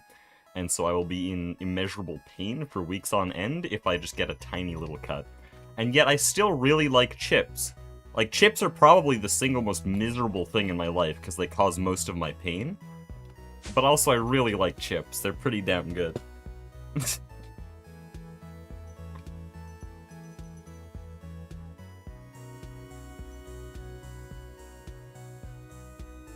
Okay, we're starting to get EU in. Medication you can put over canker sores to make it go away in 2 days. No, but there is numbing gel that can fill it in and numb it at the same time. But it wears out very quickly. And washes out, and you also can't eat with it. There's a lot of different things you can apply to a canker sore, like salt is a good one, hydrogen peroxide sometimes works. Apparently, my friend taught me baking soda is a good one. But all of them don't really work for me, at least. I don't know why. Or someone with a normal canker sore that doesn't have some weird mouth condition that makes them worse. Yeah, they're great. After a few days, it'll be gone if you're regularly doing it. But for me, it just hurts for a couple of minutes, and then it does nothing.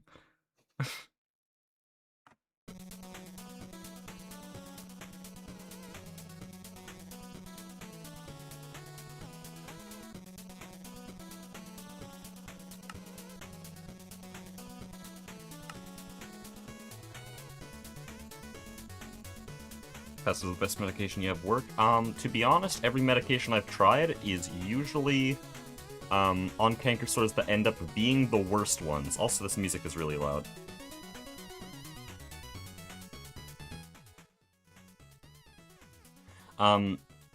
Yeah, usually I only end up using medication on canker sores that end up being the worst ones, and I don't know which way that goes, if that means that I only get compelled to do it when it's really bad, or if the medication is somehow causing that. But either way, it doesn't seem to work, ever. I don't get it. Oh, I should probably remove the burger cam. We're no longer eating burger. Hold on. Guys, say goodbye to burger cam. I'll give you guys a chance to say goodbye to burger cam. There's no more burger.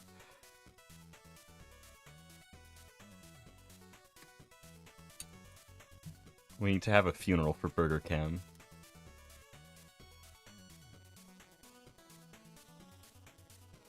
GG's Burger. GG's. Unfortunate.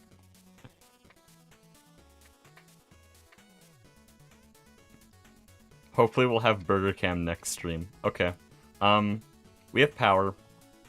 We can hopefully make a Dangote now. The laser engraver does take around 1,000,000 EU though, so that's a little bit scary. Oh, and it did run the Mega EBF, that's also very scary.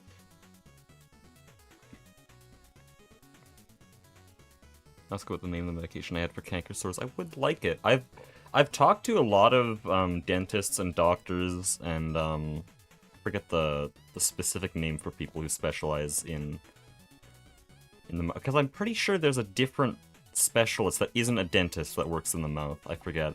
But I've talked to them and they all have different medication, but it doesn't work. There's one, though, just tablets that you ingest that seem to help tissue repair. That's quite nice. That has actually worked. Oral doctor, is there not, like, a one-word name for that? I mean, I guess that works.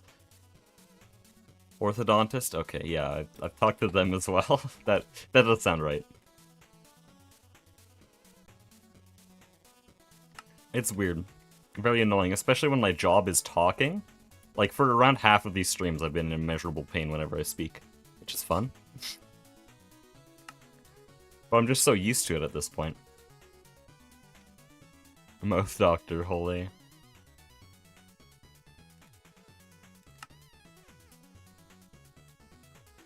You won't work. Why not?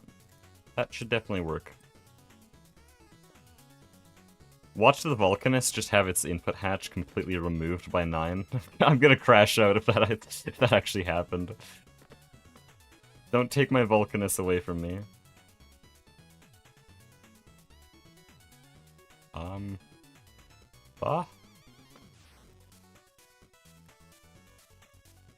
Are we actually out of... There's Blazing Pyrotheum.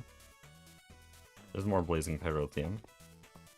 There's Krypton. We have Krypton. Why don't you run? Are they power failed?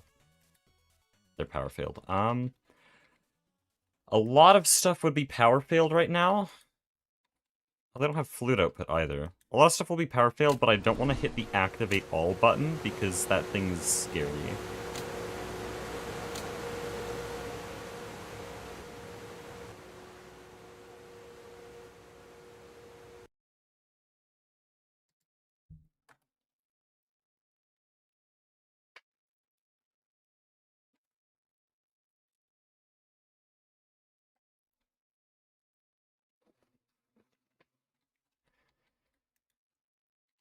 Oh, wait, these do have fluid output. Well, then you'd be fine. But why do some of them have it and some of them don't? Oh, you don't have it? What? Fine, cool. There we go. Arcanite, I guess it works. We can make Dangotes, kind of. Because my old base made a bunch of thorium tetrafluoride that we straight up just can't use. And so I have now added a recipe to turn that into thorium-232. Oh, I should restart the music. Dude, that was such a good burger. Holy dinner. Unfortunately, only Phelps gets what I'm referencing by saying dinner. Because that's not a normal word I use. I say supper.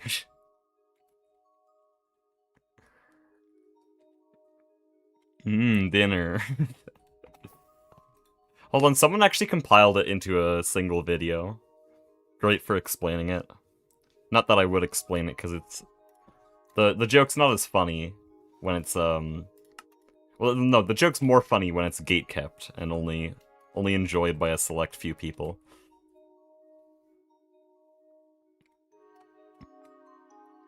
Okay. Surely Dango. Please, dude.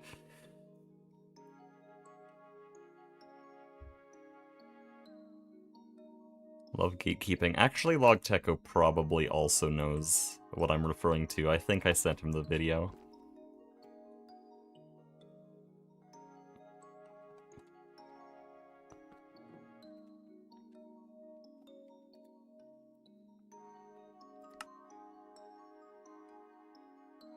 I now have to wait for 10 ABS recipes. Oh boy. I love GTNH. You know what this stream has been? It's been waiting for the Mega EBF, placing some machines, and then waiting for power. And then waiting for power. But holy shit, it was a good burger. It was worth.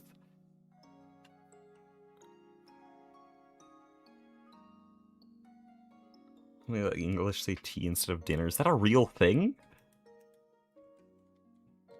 I was already surprised to hear that pudding is apparently just a general term for dessert, even though here pudding is a very specific dish. But tea for dinner is crazy. That is real. That's... Shit, I'm still coughing.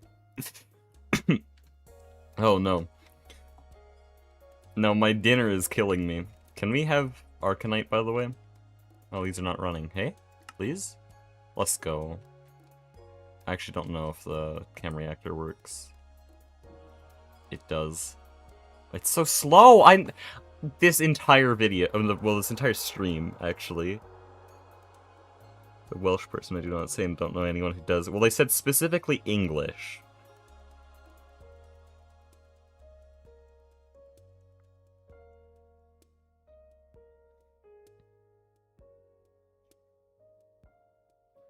Beans on toast is good. I will not take the slander. That holy copium. I mean, honestly, I'd make the same copium if I lived in the UK, because you got really nothing else. You just have to enjoy what food you're dealt. You gotta live with the hand you've been given. So honestly, understandable copium.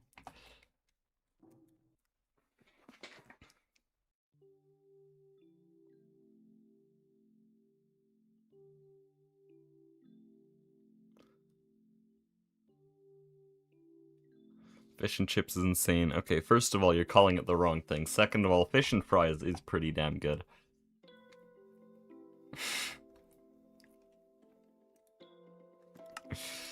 Yeah.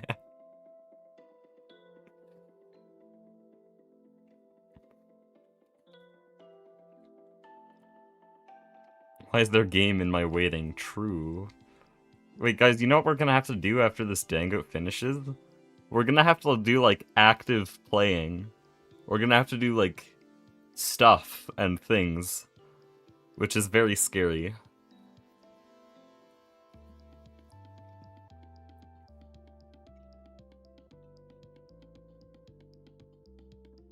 Actual gameplay in my GTNH?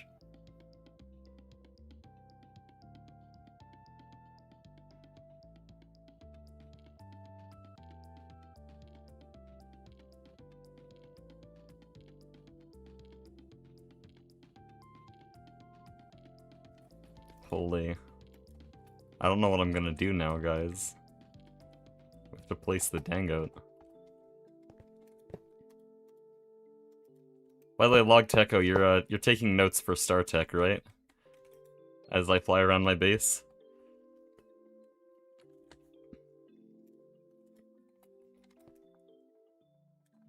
Bah.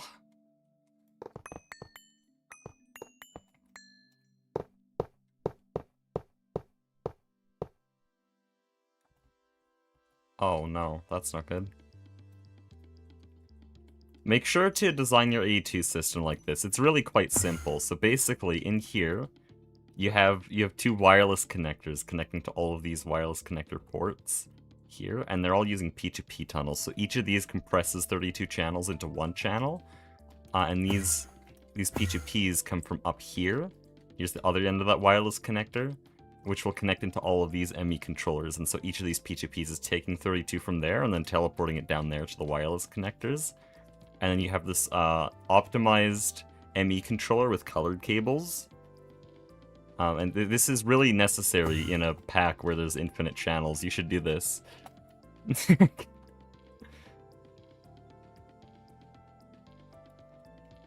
Also, multi-block distillery is evil. What is this? What's max height? Is it like... Oh, there, it's 11. Well, it'll be 11 plus 1, so 12 blocks. I think I designed this to be 12 blocks now. That's really evil. It's 1 block short. Here's what we're gonna do. We're gonna lower the... Wait, better. Better idea. Holy, wait.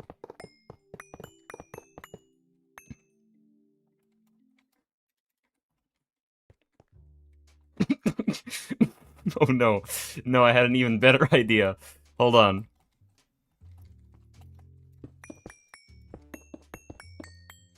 No, but can it get better? It can get better. It can get better than that. I'm just making it cursed on purpose at this point.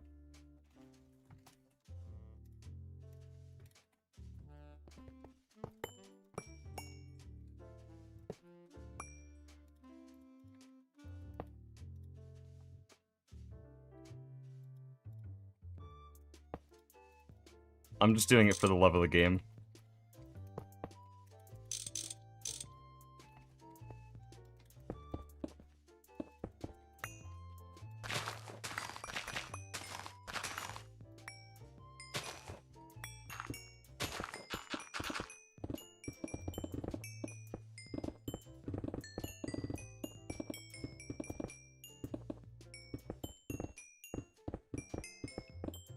This is good shit right here.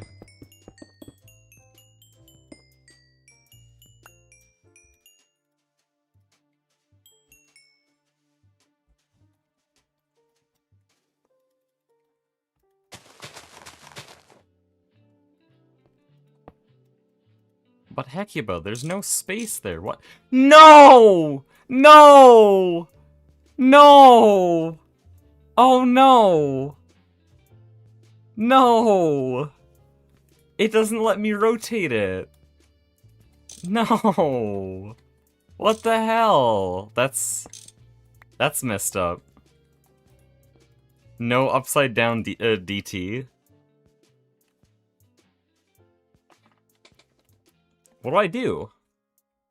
Shit, okay. Sideways it is. Hold on, we can make this work though. We can still make the... Oh, no. No, it doesn't rotate at all. We can't do sideways.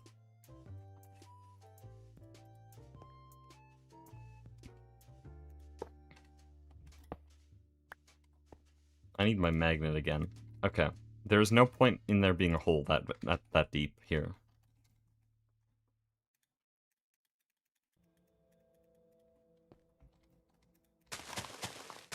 We're just gonna remove that.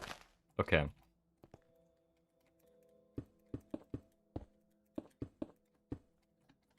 So here's the idea. We move this, and we need it to output down here.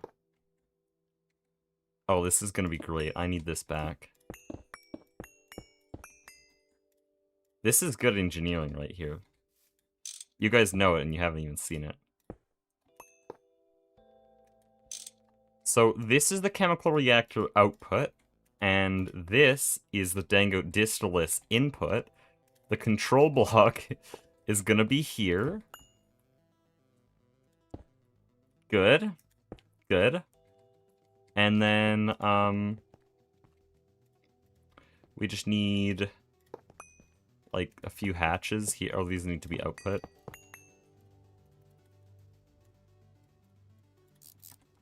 A few hatches here. And then we can just hologram the rest of it. Can you keep placing? Thank you. Please let me go higher. I'm gonna die if you don't. Uh-oh. No. No! Why is it still not enough? Isn't that enough space?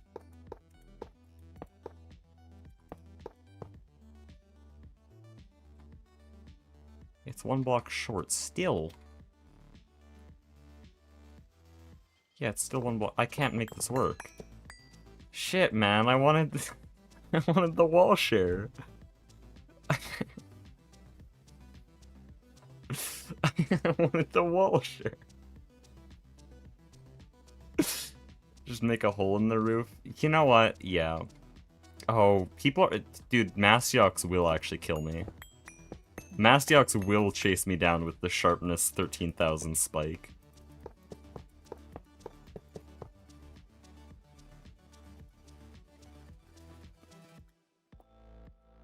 I think we can make it better, though. I think we can make it right.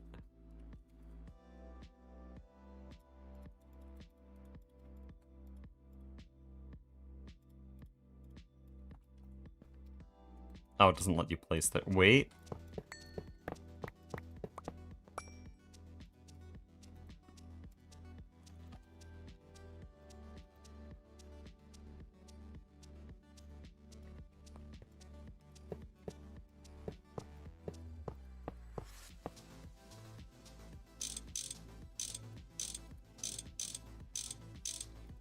There we go. There we go.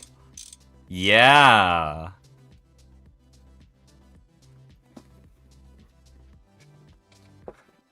Holy peak.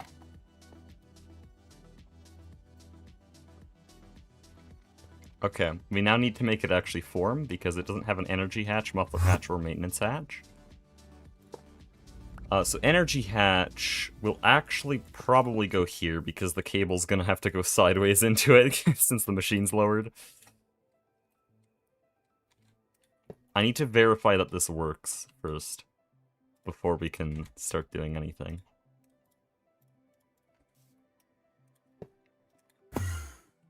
Also, we need a muffler hatch on the top of it. But the problem with having a muffler hatch is that there's simply no space for it. Well, it would show through, and it's all bad, right? But muffler hatches just need an air block on their front face, so you just do this because there's an air block in here. This is an air block, so that's good. Then we get another vect cover here, and it's like nothing happened. I really love this dangote right here. I'm so glad the multi-block dangote needs to be a full-height distillery. Smoke through the facade would be pretty cool. Yeah, until you build waterline up there. Anyways.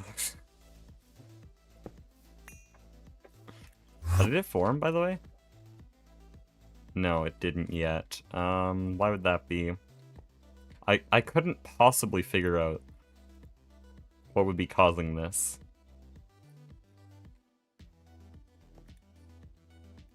I'll have to filter all of these, by the way.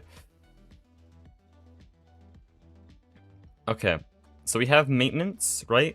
Maintenance on the bottom here. It is rotated wrong. We have energy. We have a muffler hatch. We definitely do have that.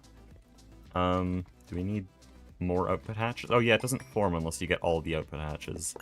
Which is annoying because we're only going to use one. This multi-block has so far used, like, I think 20 output hatches. We only need one, but... There we go. There we go. It formed. I have committed a crime.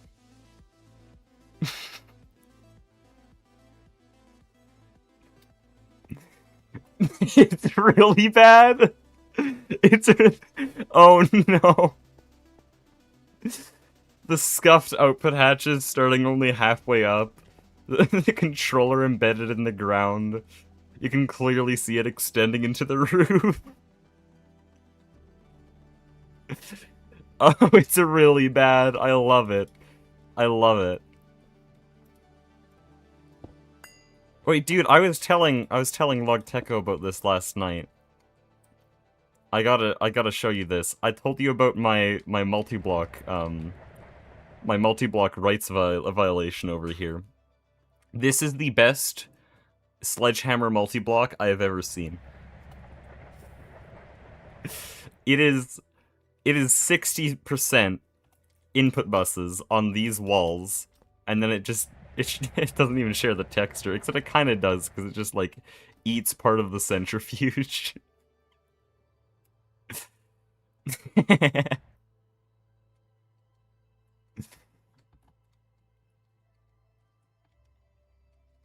This is on another level, though. The chemical reactor output being used on an output layer of the distillery to go into the input layer of the distiller.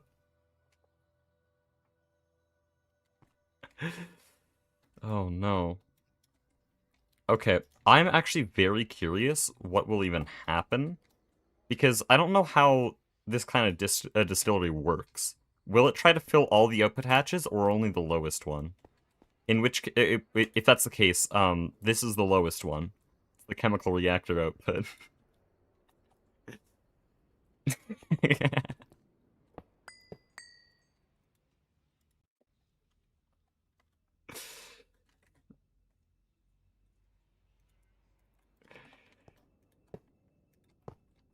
By the way, everyone just blame Soy. It's Soy's fault that I was ever informed of this tech, that you could mix input hatches to form multi-blocks out of other multi-blocks.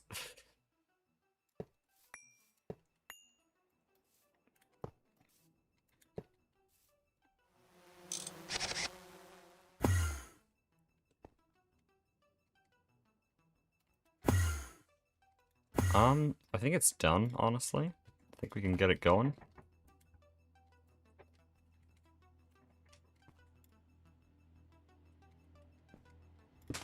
I do need A2 over here.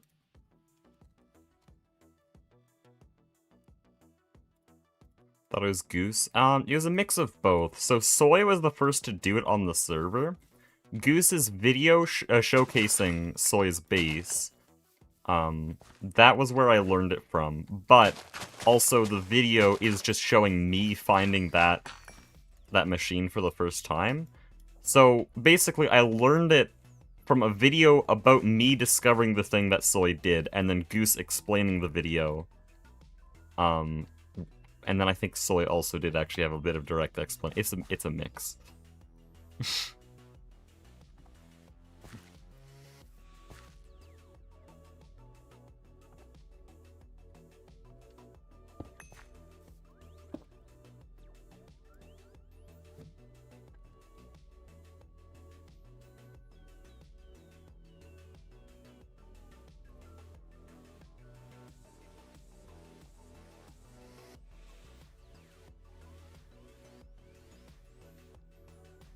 A mod of a mod of a mod. Hold on, let me actually count, because I don't think you got it quite right. GTNH is a mod pack containing a fork of a mod of Minecraft. I think that's the chain.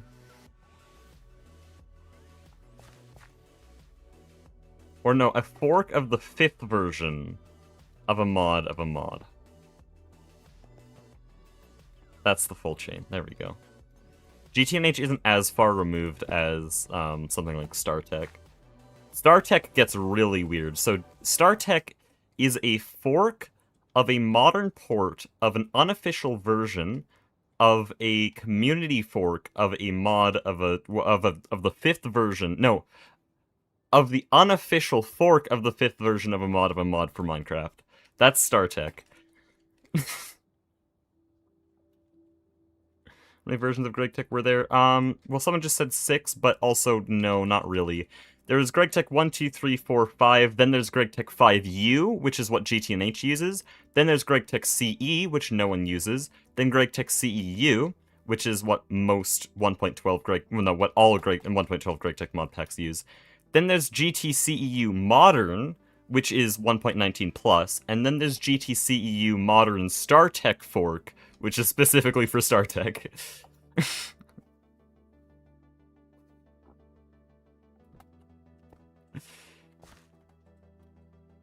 But yeah, there's also GT6. GT6 is official. It is by the original GregTech dev, but it's basically a different mod. And that's why that person said 6. So there's 6 official versions of GregTech, but no one even really plays the official ones anymore. Wolford Hatch texture's tweaking on top. Is it? I thought I rotated it. Okay, I need to actually get this working, so we want a wireless connector.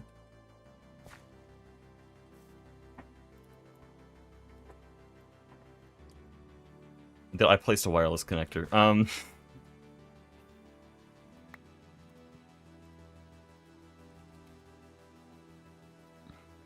Or GT dev. Well, I do actually want to play GT6 sometime, because I've heard some interesting things about it. It's actually fairly popular in Russia, I've heard. I don't know why, specifically in Russia, but yeah, it's fairly popular there.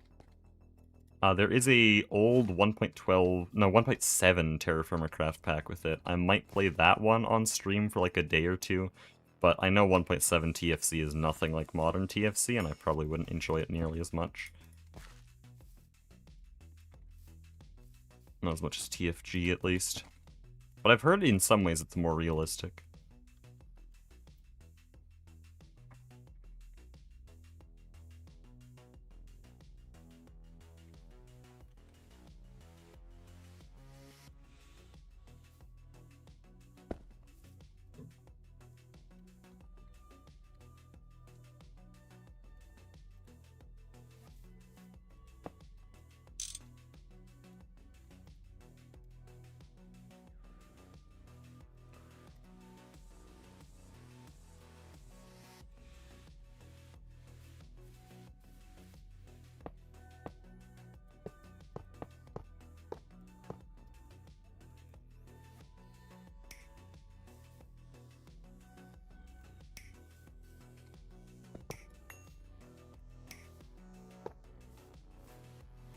Pooping.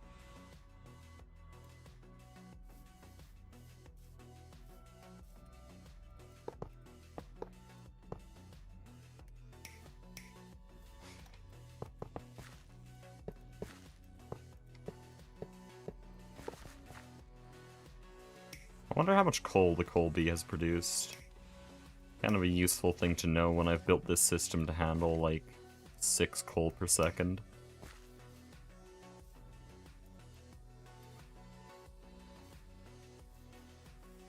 Which is hopefully enough, by the way.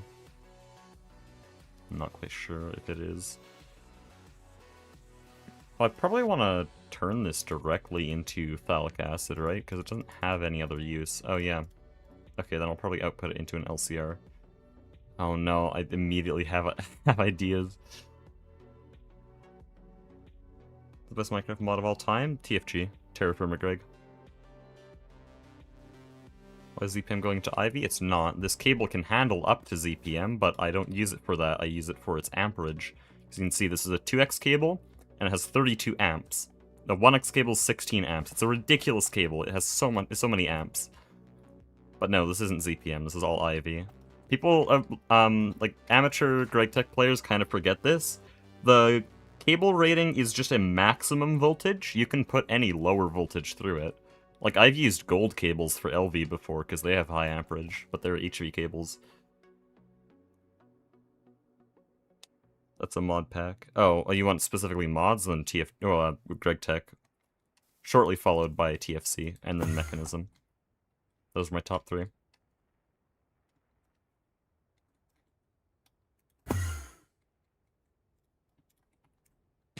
I know, shocking! GregTech player likes Mechanism. I used to be one of those annoying purists who, like, absolutely hated on Mechanism just because it's, like, vaguely similar to the idea of GregTech in how it does machines. But, first of all, it's not, really. It's not trying to be the same thing, and it's honestly often way more fun. Often, not all the time. That's why I put GT at number 1. Stop glazing Greg Tech. I mean, I'm not glazing GTNH, I'm saying Greg Tech specifically. I think GTNH is a poor implementation of Greg Tech. But as a mod, in essence, it is a very good mod.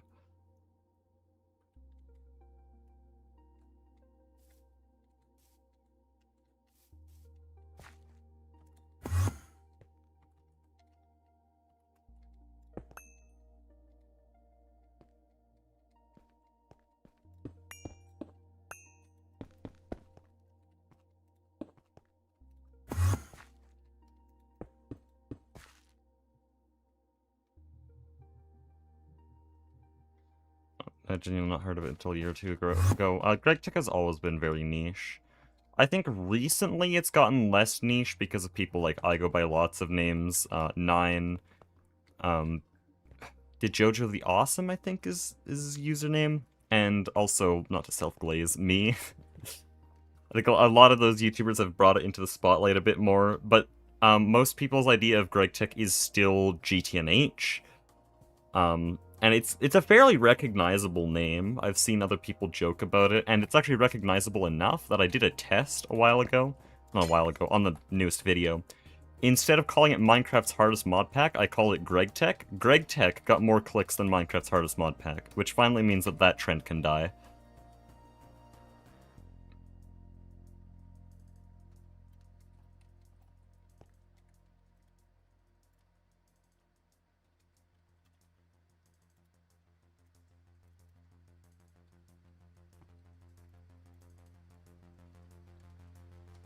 So it's recognizable enough to earn a more truthful title, rather than just the weird clickbait one that's existed for so long. What do I want to do? I want to put dual interface here. Storage bus here. Extract only. Specifically hydrochloric. No, sulfuric. I think I only want sulfuric acid in this whole system.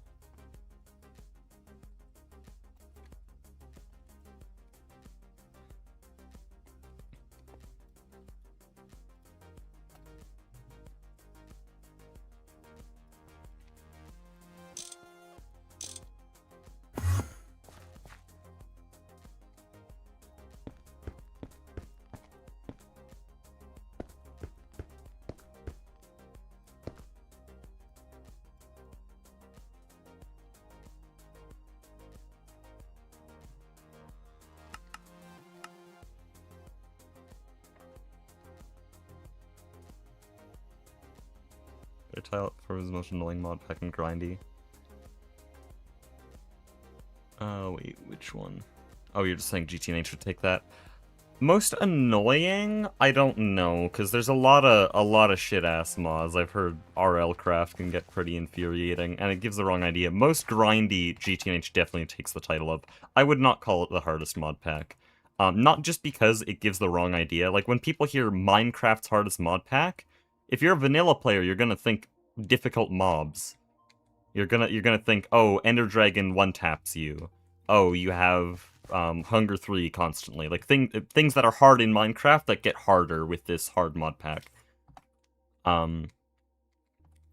So not just for that reason though. I don't think GTNH is the hardest tech mod pack even.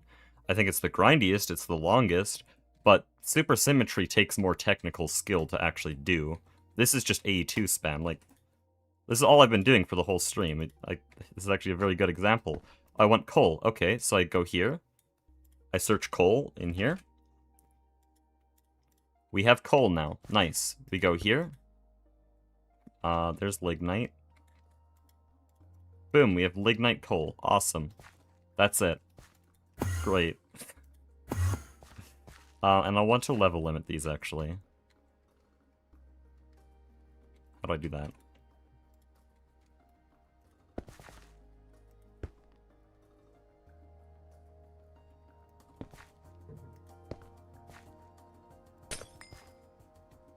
Oh wait, I want these to be different tables.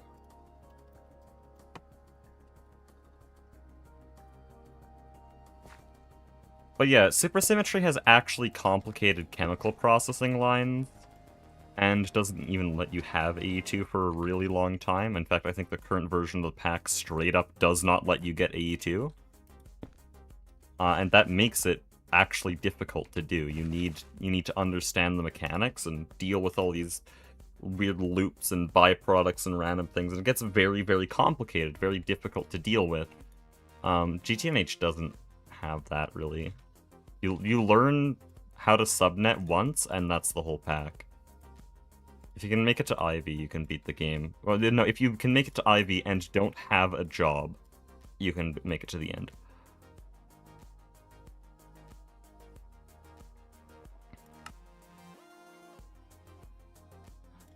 What do I want here? If we have more than like, we don't want that much.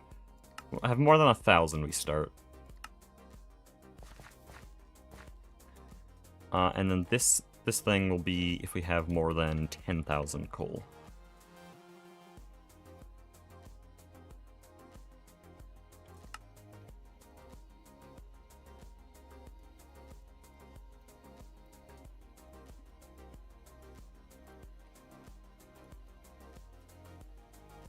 And that's full of coal now.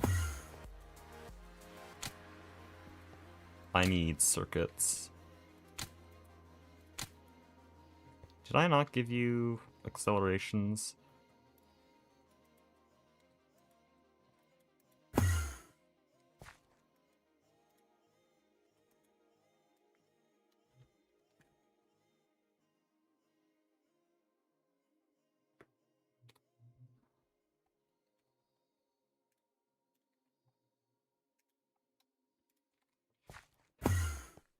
Okay, what does Lignite want? Lignite wants circuit 8.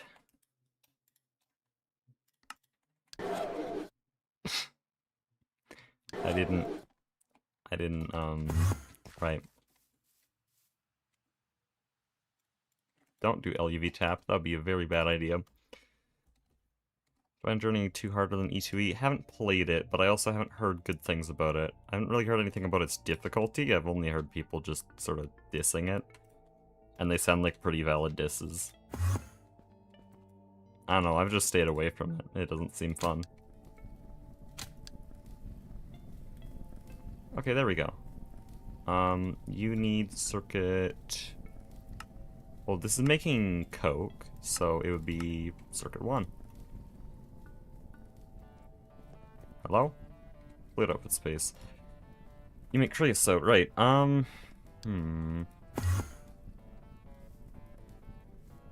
I can just send that to mainnet. Oh, I can just send this all to mainnet, wait. I forgot that we can literally just send everything to mainnet.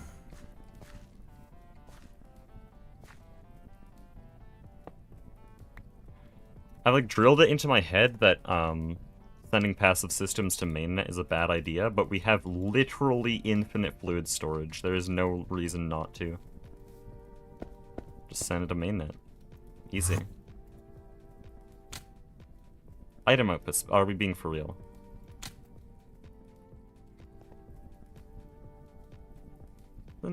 Oh, I replaced the bus with an ME hatch. Holy smart.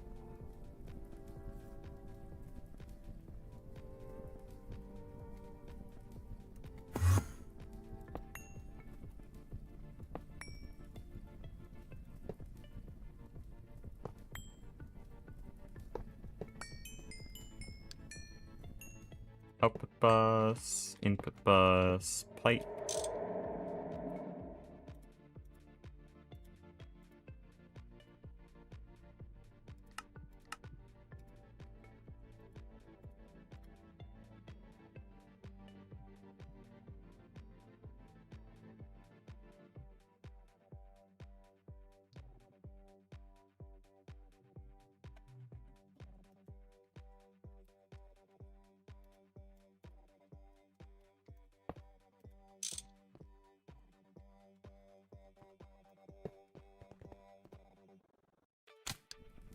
There, that's coke and creosote oil. 37 per second, holy. Yeah, that'll be enough. Omega parallels. Like, I actually might need a super bus or something.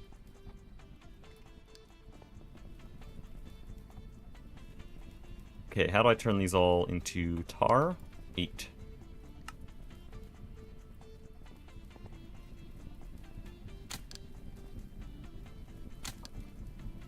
There we go. So now we should be storage busing coal tar onto here. Very nice. Now we have all of these. These are kind of annoying. So we are just going to go bi-directional. And that should work. Ooh, I should blacklist.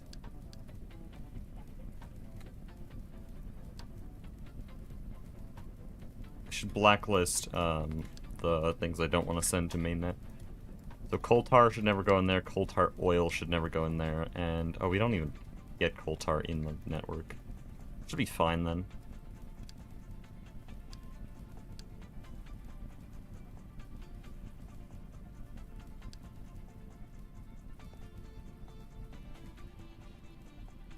Okay, let's start this guy up. And that will all go to mainnet.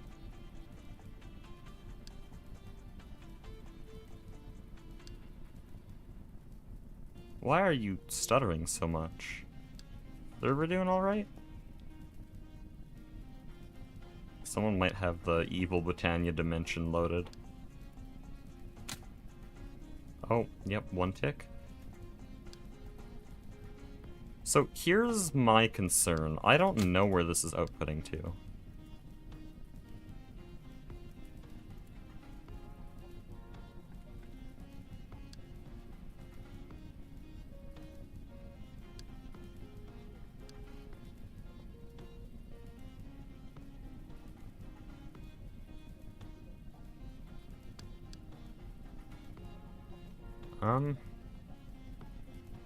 Oh, I need to change mode.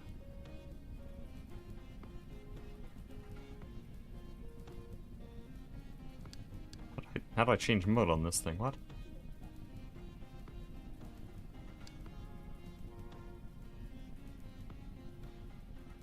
Oh, screwdriver. Why are you different?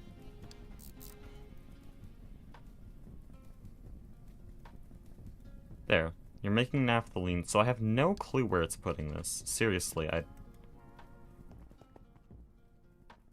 I'm kind of scared. So it puts that in this output hatch. Will it stop now?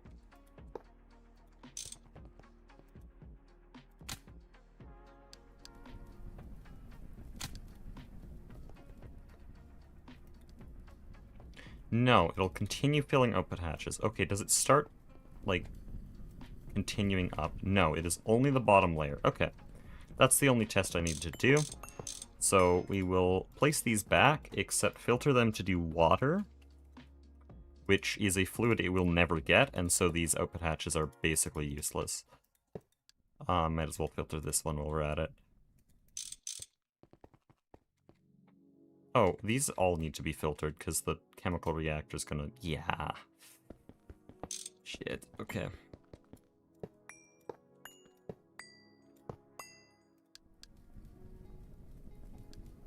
What's the use of naphthalene? It's to make phthalic acid for bee processing. Because we need to be able to process bee resources to make Biesel. Also, I'm calling it Biesel 2.0, but it's not really diesel. The processing line really strongly resembles oil processing, which is why I'm still legally allowed to call it that. But, it's not oil, it's not diesel, it's none of those things.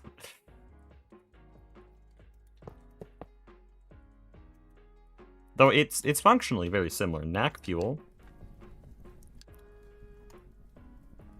NAC fuel here is a mixture of light and heavy fuel, and if we look at regular diesel, which is actually referred to as just fuel, it's light fuel and heavy fuel. They're actually shockingly similar, just one of them uses a mixer, the other one uses a fusion reactor. Kevlar and UV are going to skip it entirely with Kevlar B. I'll leave that as an exercise to the viewer.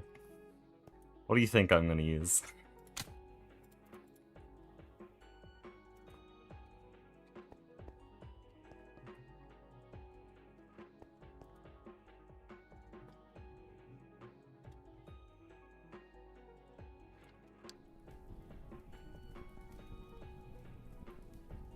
The skip gameplay B, yep.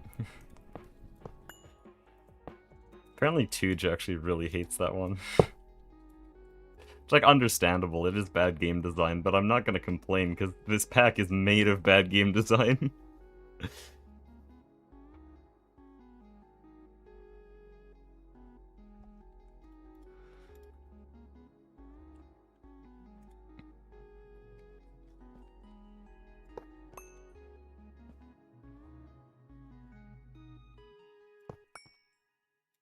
What's happening? Oh, yeah.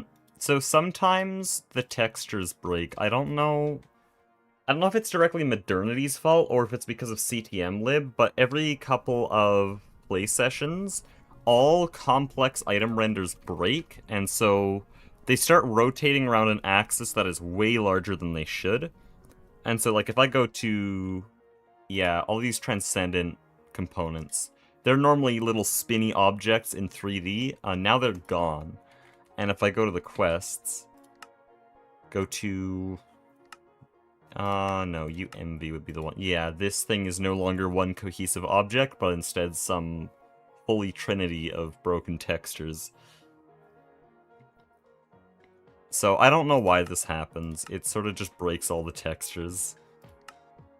And it just needs a pack restart to fix.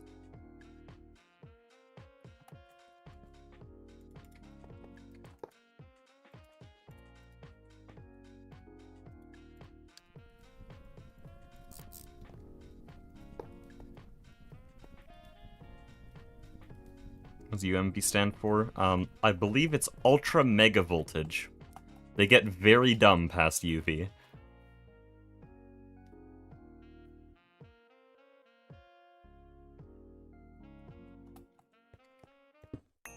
And then UXV, I don't remember. I remember it being something very dumb, but I don't remember what it actually was.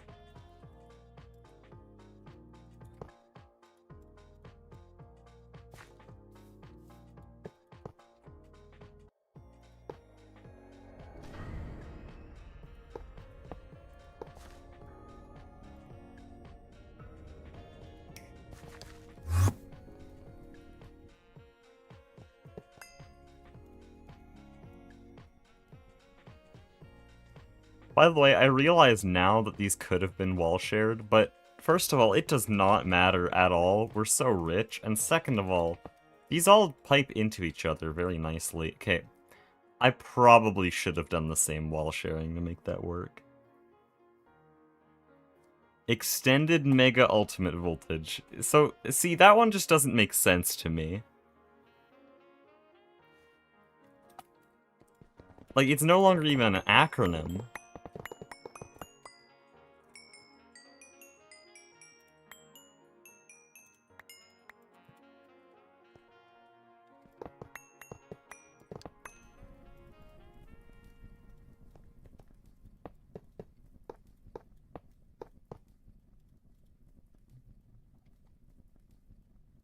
You can't deny... Okay, it's not even built yet. You gotta make the joke when it's done.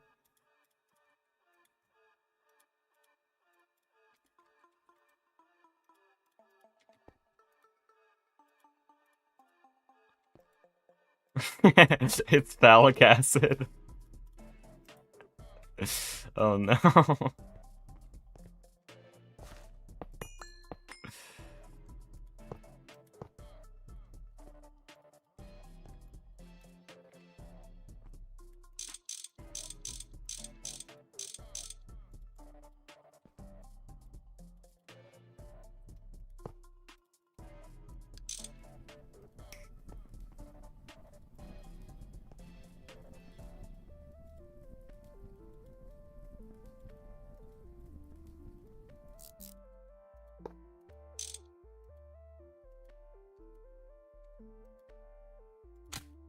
Why do you still work? You shouldn't let me do this.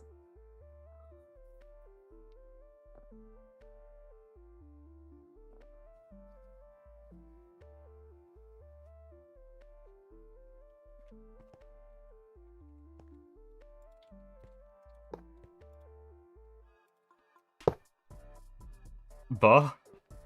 Oh, it didn't actually change it. Oh no. Oh no. Oh no. Oh no.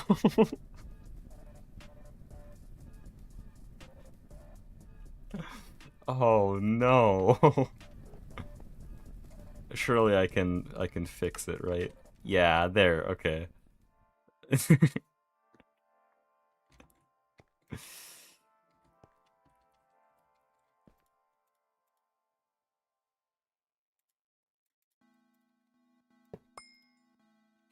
I'm just gonna send this in the Product Singularity Discord and just say my magnum opus and refuse to elaborate further.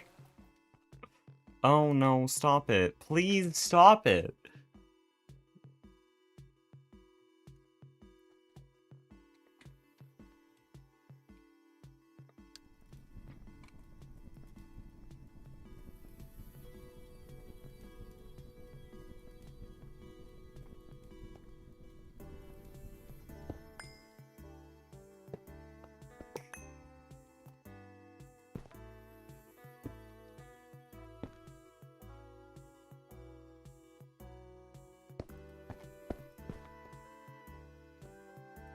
This is beautiful.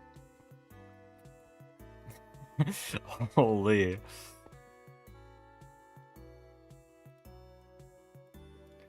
Yeah, guys, we're gonna be this Product Singularity. We're gonna be focusing on aesthetics over functionality.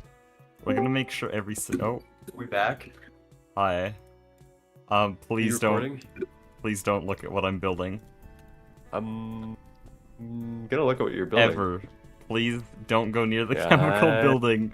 For the love of all that is good in this world, you don't want to see it. There's not a lot good in this world. Oh no. Is our power back? Yeah. I had such a good burger while I was waiting for that. Good grief, it was holy dinner, bro. Where from? Did you make? Did your dad make it? Did you make it from Local somewhere? restaurant ordered it. A local restaurant? Okay. Dude. I make a pretty good smash burger. Oh, my dad makes very good smash burgers. Unfortunately, this was not one of them. But dude, it was such a good chicken burger. Holy shit. I'm sorry, did you say chicken burger? Yeah. That's called a chicken sandwich. It's chicken burger. No, that's called a fried chicken sandwich. It's chicken burger. That's what it says on the menu, okay? That's fucked up. As an American, I cannot take this affront to my culture. Okay, if you saw it, you'd say it's a burger. It's literally a burger. It's a fried chicken sandwich. If you looked at it, it straight up looks like a burger, okay? Why if would you I look say at a that? McChicken, that's a chicken sandwich, because it Okay. tastes like it isn't cooked, and sandwiches aren't cooked. I'm not sure I follow this logic here, but you know, can't win them all. Oh, please don't come here. I'm restarting my centrifuges right now. Good. And then you've got like 2 seconds before I'm on my way. Okay, well I'm actually almost done. I am outputting all fluids into mainnet, by the way, because we have infinite fluid storage. That's kind of true. Yeah. You know, if only I knew where the chemical building was, honestly. Oh, yeah, glad you don't. I am not letting My centrifuge is power filled again. That's strange. I know not all reactors are running right now, but I know the LSC is mostly full. Huh.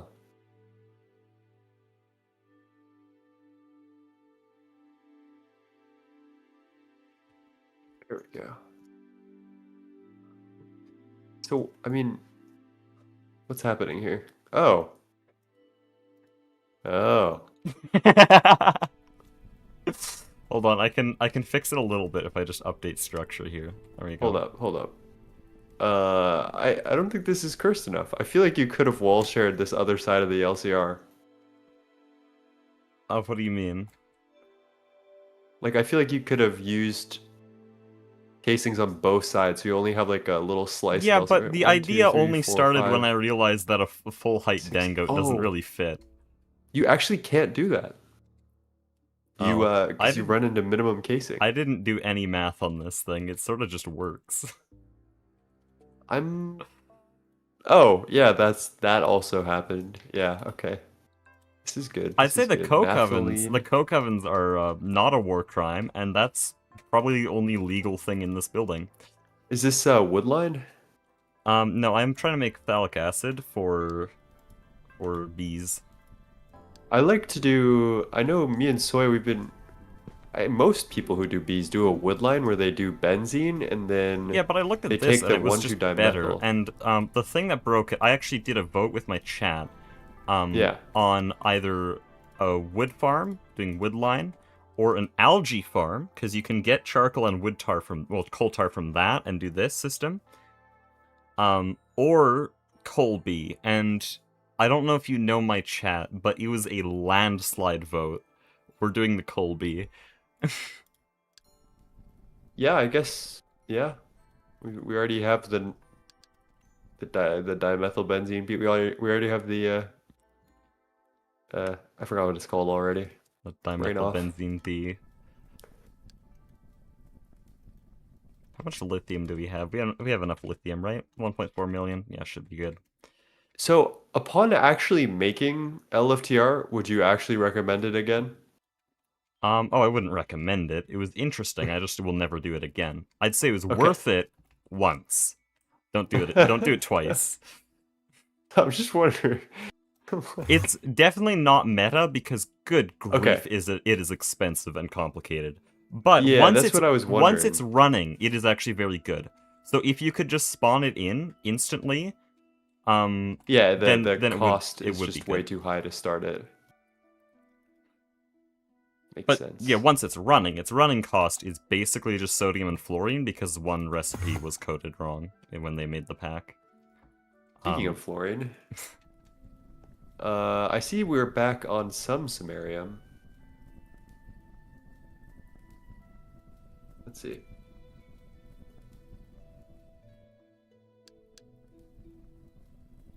Not quite I enough keep at getting all. surprised whenever I show people these kinds of systems. Like I showed Soy the old Forge Hammer and Goose, and they were just giving suggestions on how to make it even worse. Yeah, yeah. Did I I show mean, you? my first suggestion would be to add Ender.io conduits to all of this. Also, your fluid storage buses are offline. What? Yeah, The system device works, offline. or where? Oh, did you disconnect half of it just to let it like fill up Wait, on one Sumerian side? line? No, no, your Oh, LFTR. oh, LFTR. Okay. Those should all be working. I will TP to you. Right? Yeah. That player I think cannot be these found. cables were Oh. disconnected to like get half of it running for power, I'm assuming. Oh, this. So they were working a while ago, but then I learned that we don't even have enough energy hatches on the LSC to contain all of this. So we are actually only Uh, producing 10 million EU.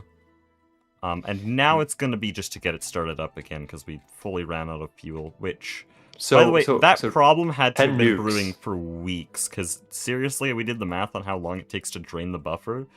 It takes several days to fully drain it. I see. So all of this, just want to clarify, is worth it was it 10 nukes? 10 vac nukes? Yeah, yeah.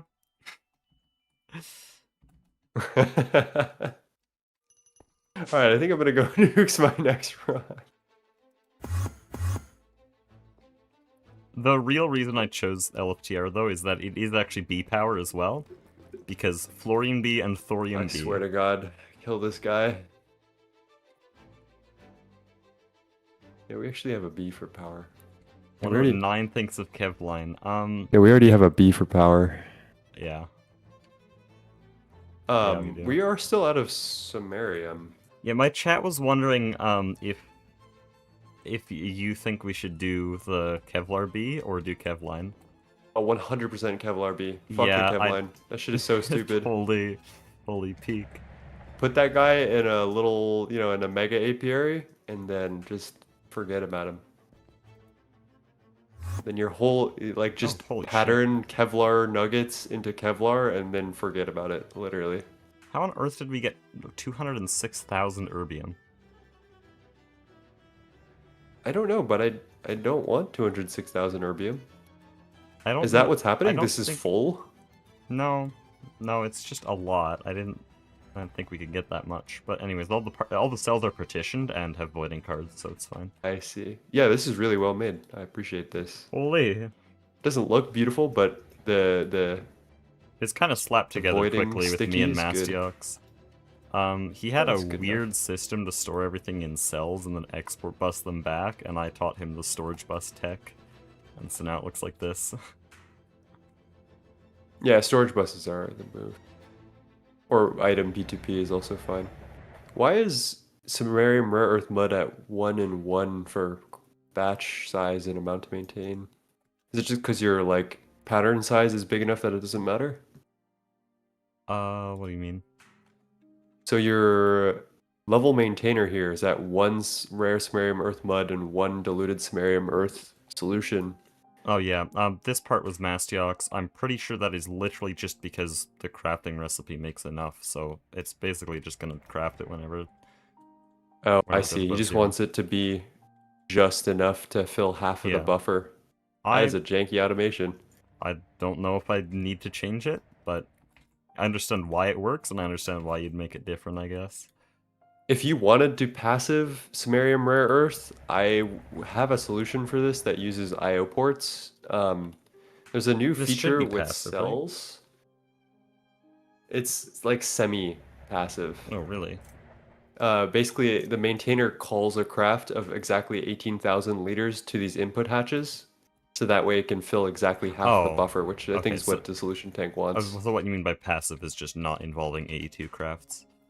Yeah, I Okay. mean, it's fine. Maintainers I are thought kind this of is jank, just how you but do digesters.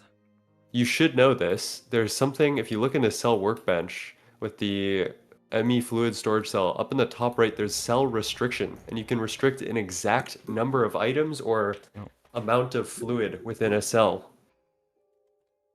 So there's which I another find, AE2 way to completely bypass the challenge that is supposed to be yeah, presented and by the using IO dissolution ports. tank. Yeah. Poor dissolution tank. It's such a good idea on paper. It's something. The dissolution tank exists. All right, my centrifuges keep power failing. I don't know what that's How? about. Maybe the Yeah, I don't power know tap either. is maxed out? Which power tap do you take from? Actually, where are the centrifuges? Which ones are we Uh, talking about? Power tap 1, 256 amps. I don't know why it would be drawing now. I don't know That's my which main question. centrifuges you're talking about. An Orproc? Or proc. It's only the centrifuges, which is very odd. I They guess they're the might only they thing might be running. doing the dumbass thing where they have enough power but they power fail anyways. For shits and giggles, I guess. They haven't before. Yeah, every time I've seen that happen, it happens from the very beginning. Power tap 1 should be fine. Weird. I'm gonna turn on one of these and just see what happens. Just look at it. Just stare at it.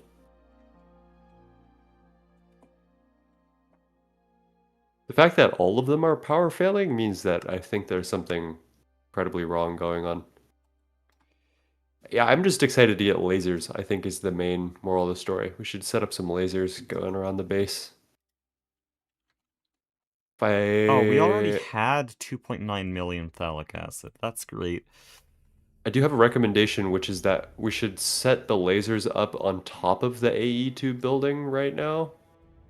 Like, and then just send them north, east, west, south. So that way each quadrant we can just put an active transformer near a building and then branch off next to it and then feed power to stuff. I Above the normally building? actually prepare my base beforehand. I guess we could go underground Yeah, as well. Goose was already preparing underground for lasers. Okay, I perfect. have kind of broken it a little bit because I do a lot of routing underground, but I don't think it's very serious. I talked to him specifically to make sure he's okay. And he said as long as the highways are clear and there's not too much shit going on under each building, then it's fine. Yeah, yeah. That's mostly the thing. I build my base around lasers because that is like It's pretty important. Well, we've had these in mind since the beginning. And Goose spent the first couple of days, even before the merge, just making sure this is all good. Yeah.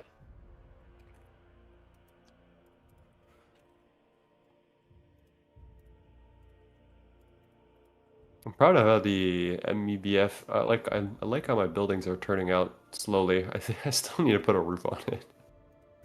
But I like how it's looking.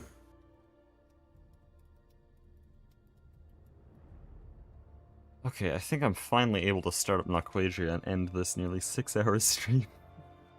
Oh, you're still streaming? Okay, wait, before you go, we do need to figure out Sumerium because we're actually soft locked Oh, on we are anything. fully. What? So we looked at the monazite line down here, or the Sumerium line. What is it missing? Does it just need more input ore? Thought it was working. There is an annoying thing with it, where because the ratios, MasterX chose the ratios on these things to be perfect, like the really efficient ones. Yeah, it's still here. It'll do the 9 and 9x recipe, which is really power efficient, but it only is really good if you're making a lot. And so it has to wait for an extremely high amount of rare earth mud before it can start anything. Then when it I starts, it actually makes think like the main 100 issue ingots. is that we just need to get some ores in here. Is it blocked? We need to drop some meteors. There's a 80 million. Do we have 80 million? Oh, oh, I know another problem. It's not actually getting any of the samarium rare earth mixture. Right now, this is just a rare earth line. Or not, what was it called? Samarium oxide? Samarium ore concentrate drops Yeah. from Yeah, I think we samarium have a lot ore. of that. Yeah, we have 32k, we're just not importing it Oh, here. This is currently just a rare earth line, but I did have that in mind that we could import it later, so let's set that up. yeah, that would be a great idea. I didn't know you were currently streaming. Hello, stream I've been chat. streaming for 6 hours. That's crazy. I was crazy once. They locked me in a Bring room. back Burger Cam. Dude, they always riot about random things whenever people join the call, because they stop acknowledging them, so they just need to get increasingly weird for me to acknowledge them again. That sounds about right. Yeah. Your chat do that? My chat does sometimes get weird. We're pretty well behaved, I think. It But must I have have been mostly like that must have been adult interesting to adults, stream with Flurban then. like 40-year-olds. Yeah, because his chat just wants to see him like die in a hole. Yeah.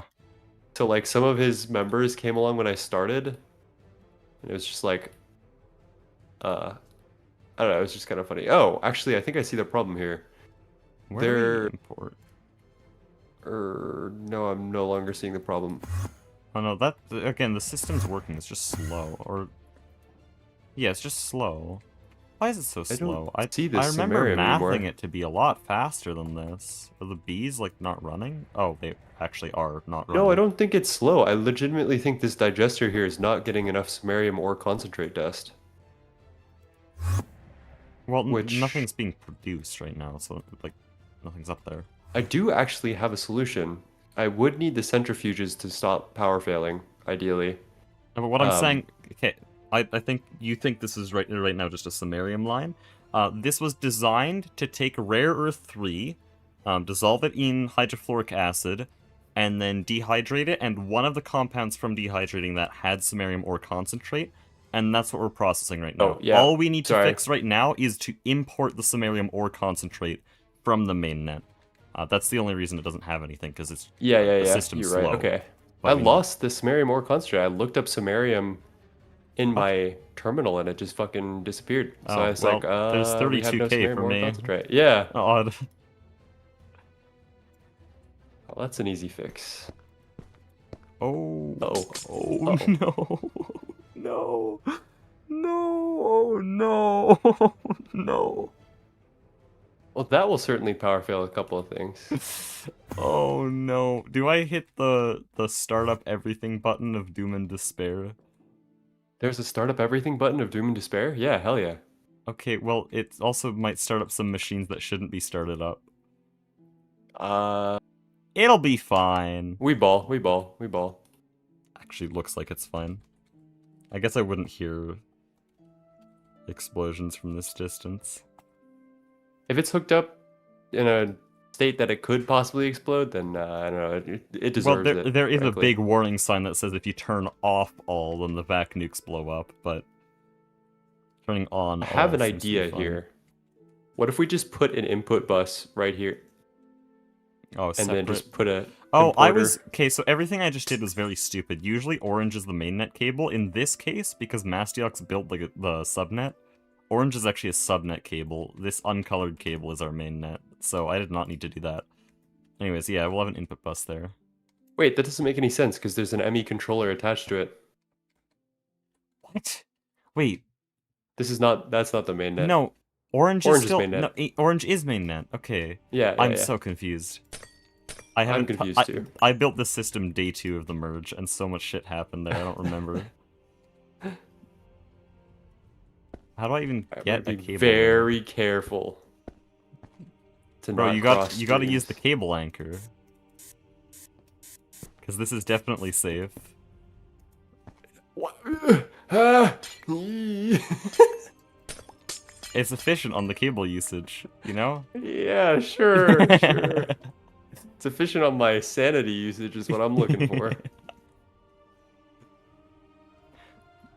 Now, if it glitches and the cable anchor just it gets ignored, then the whole base power fails. Isn't that cool?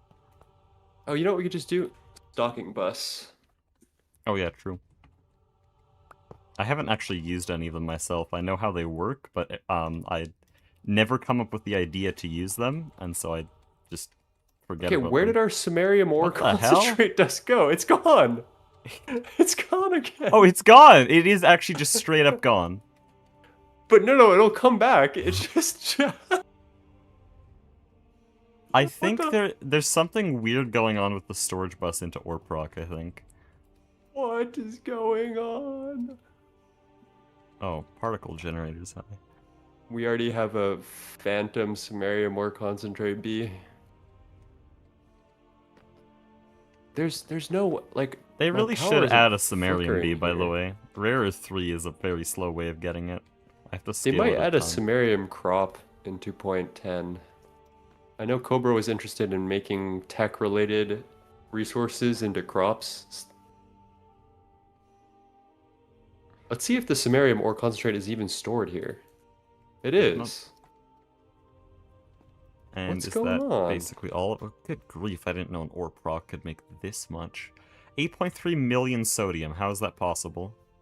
I did rip that from mainnet probably, okay. but I mean it's been producing all sorts of stuff. Also, purified ruby, is that being set aside to be turned into ruby juice?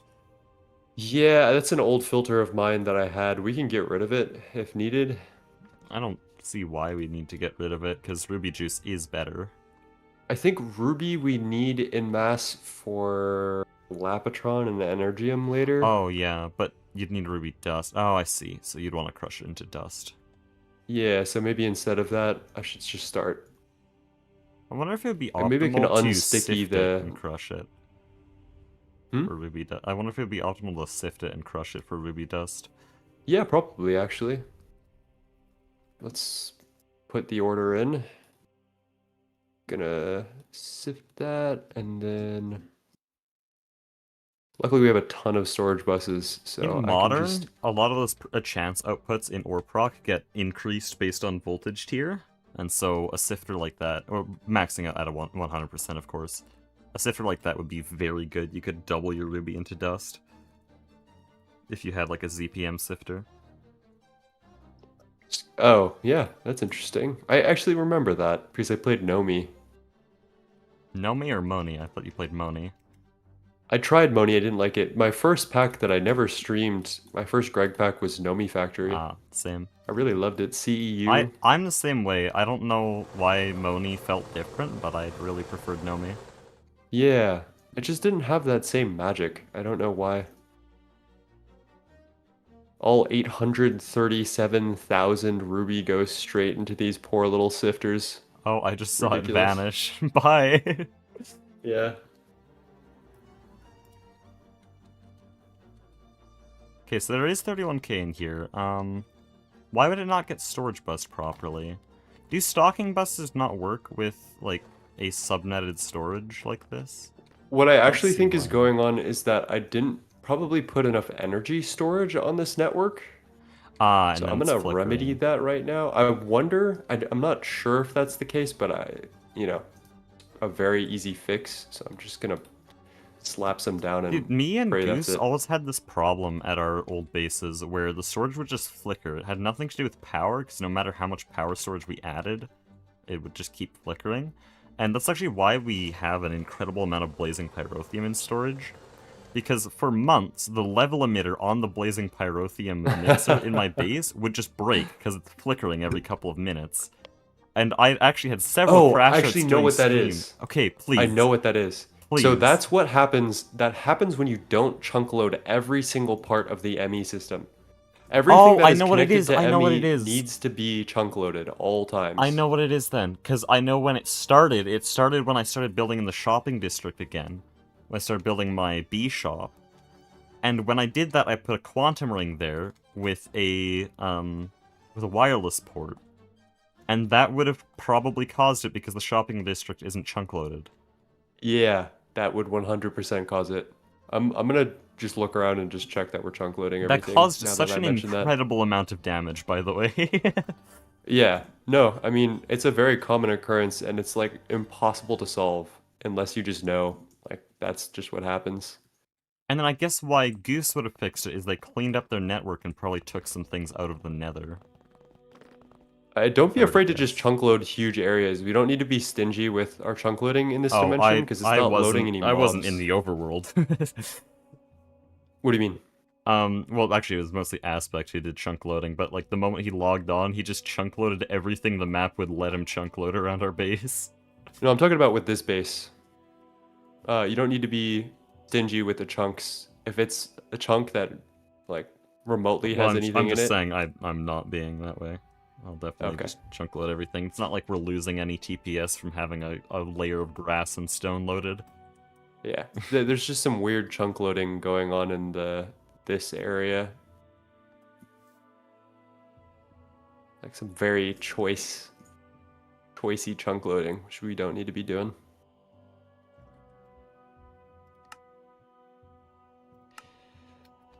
Okay, right, I was gonna set up Naquadria and then end stream. I'll let you finish that out. Let's see if that was the reason my... Oh, I wonder if someone changed the chunks that were loaded, and maybe that's why my centrifuges are power failing, because they weren't in loaded chunks.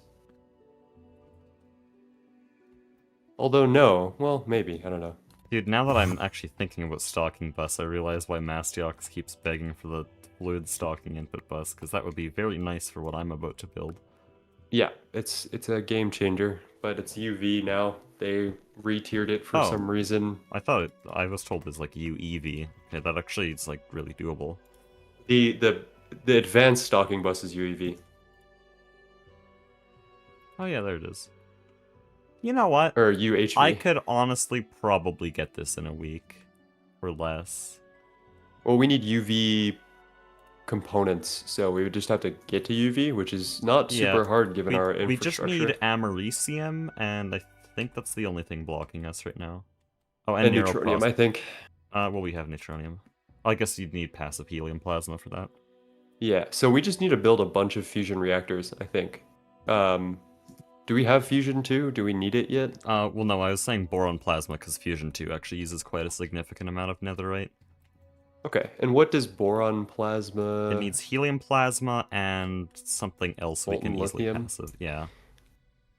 Lithium's easy because we get it as a byproduct from salt B, so we have a good, like, 20 million lithium. I'm not gonna lie, you want to make a compact fusion? Oh no. Compact Not fusion 1, now. anyone? I mean, just look at the recipe. It's nothing much. Nothing much. I'm sure it'll be fine.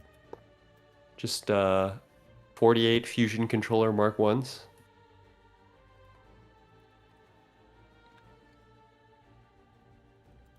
Genuinely though?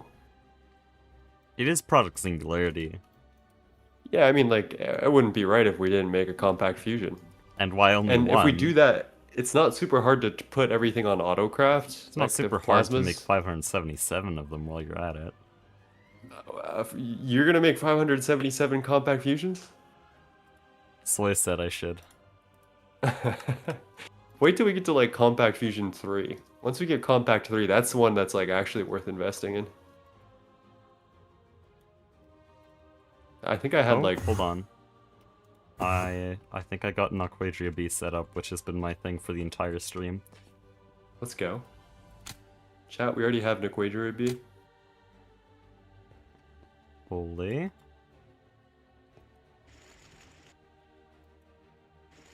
I love perfect overclocks. Okay.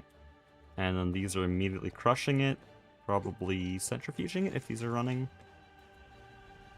Oh man, dude, these centrifuges just keep power failing. I don't know what's going on. Okay, it works. That was very Wait, anticlimactic. I don't get it. I don't understand. Also, I'm using ZPM super chests, which have 256 million item storage. Is this enough? Oh, Yeah. you cut out. It'll be I fine. thought you just died. Where are you? I'm in the B area. Oh, I love DOB. DOB is balanced. Oh, let's go. Yeah, I didn't make a Naquata line my entire run. I just had a bunch of DOBs running. Yeah, I have 8 EV boosted apiaries right now. Honestly, we could skip the Naquata line. Yeah, we can absolutely skip the Nakoto line. You know how much this produces? You do, actually. I do. I also put, I know this is diabolical, I put Naquadria, or Naquadria, or whatever the hell it's called, and whatever the other Naquata thing is, I put that on autograft. Bah. Yeah, I know, it's pretty, it's a little messed up, but it actually does work. If you just get a good enough neutron accelerator, you can just chuck it through, and it's like, alright. I can't do that because it is going to be our fuel source. That's Yeah, true. Yeah, Naquadria gets turned into Nakoda Emulsion, which through a long line turns into Nac Fuel 1. I did like late NAC fuels. Oh, how many people do Nac Fuel? I know Goose did it. Did you also do You it? have to. You basically have to at a certain point. I think NAC 3 is where I started. Wait, isn't there power alternatives though? There's plasma turbines out there, right? Plasma sucks. They Oh. nerfed it and they made you have to spam turbines, which no one wants to do. Oh. And That's then at a annoying. certain point, like UEV NAC 4 is just so diabolically better than anything else that it would be simply stupid to do anything else. Okay, well, I'm gonna be doing... Well, my main thing I want to do is all B production and B passives, which will be hopefully our primary resource source until either Space Elevator or Eye of Harmony, depending on Do you know what we how should good do Space then? Elevator is. We should just book it to UV and get you the mega That's apiary because you kind can of what just I'm doing. yeah. You can just chuck all Because of your bees into that, and then it'll Fusion, output all the Fusion combs. 2 will let us get the Amaryllium B, and then we're just in UV, so that's exactly what I'm doing. Yeah. All right. I mean, I guess I can just pattern boron plasma because it shouldn't be a big deal. Oh yeah, I guess. I guess we do have it patterned. It's a bit weird to have a patterned fusion reactor, but it kind of works, actually, with It the does, Duranium. especially if you use really big batches. Yeah, that's what we did with Duranium. Maybe still could be bigger, though. Quadruple input hatch LUV, 128. Yeah, we can go bigger. Okay, let me just make sure that the whole system works. It's kind of slow. It's bottlenecked by these, right? I actually not sure if that's the case. Oh, am I trashing slag? Yeah. Is there any reason I'd ever process slag comb? Because it does give black and red granite, and there's a lot of it, but also, why? Yeah, you're a Giga Chad, that's why. True, wait.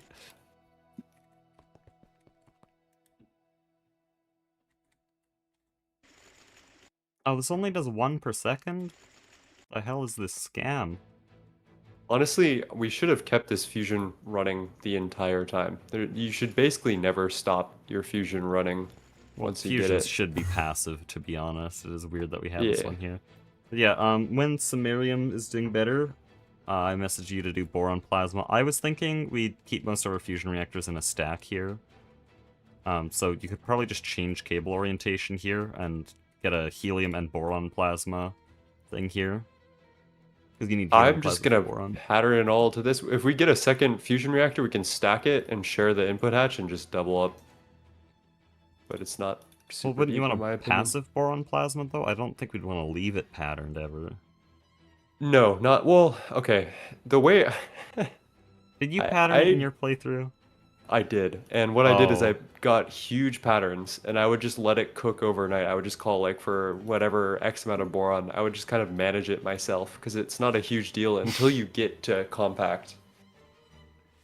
Yeah, I was So, asking Goose if it was normal to keep it all on demand, because I was considering it, and he said you just shouldn't.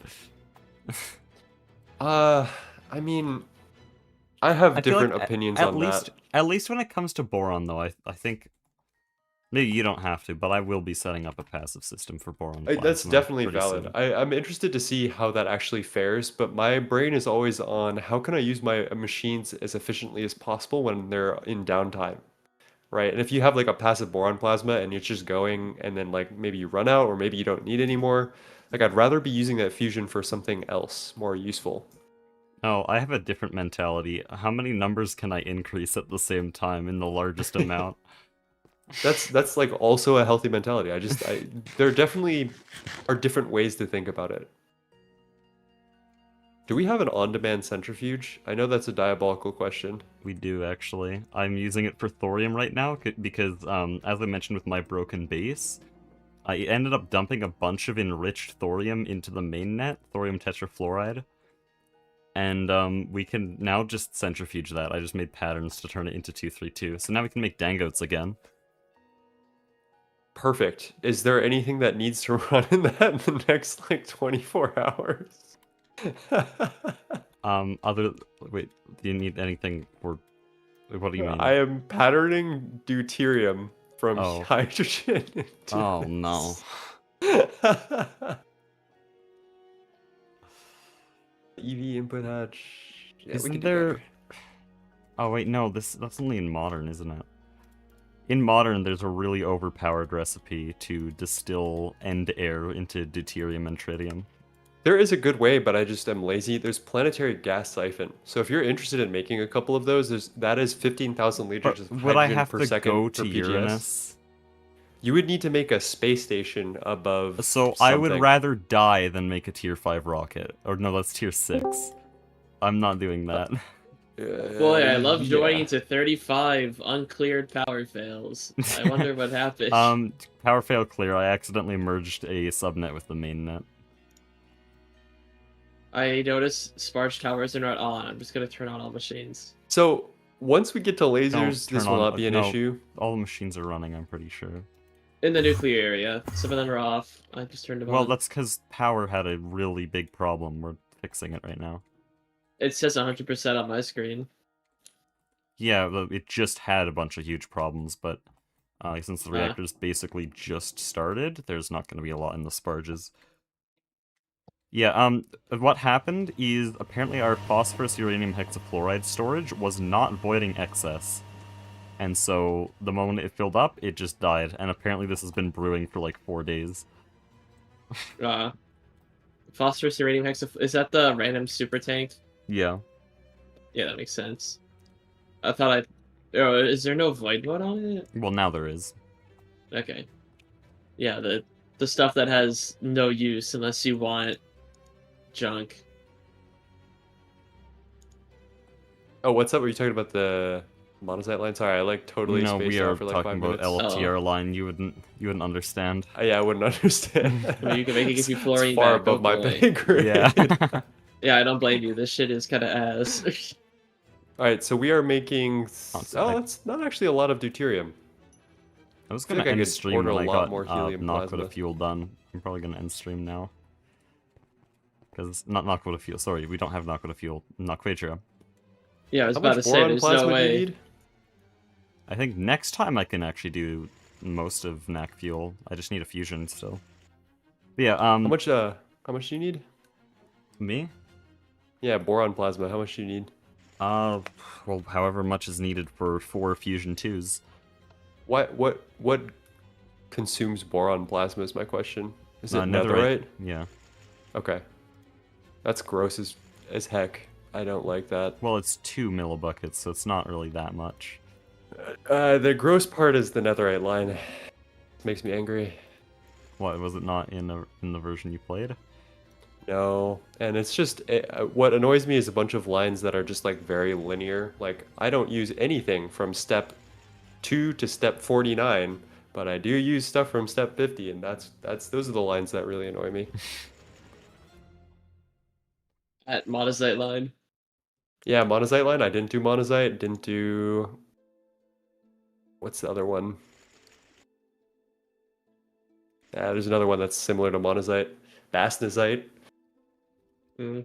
Kevlar is one of the annoying ones. A lot of the mothership stuff is very linear. Okay, for Kevlar, I just hear people use the B and just suck it up. Genuinely, 9, I Yeah. think we only need like 1 recipe worth of boron, because, like, not 144 millibuckets. I mean, if you code a recipe, multiply it however much you want to, that's probably enough. Like, yeah, I'm getting that's... 147,000 That could be buckets. compact fusion amounts of boron right there.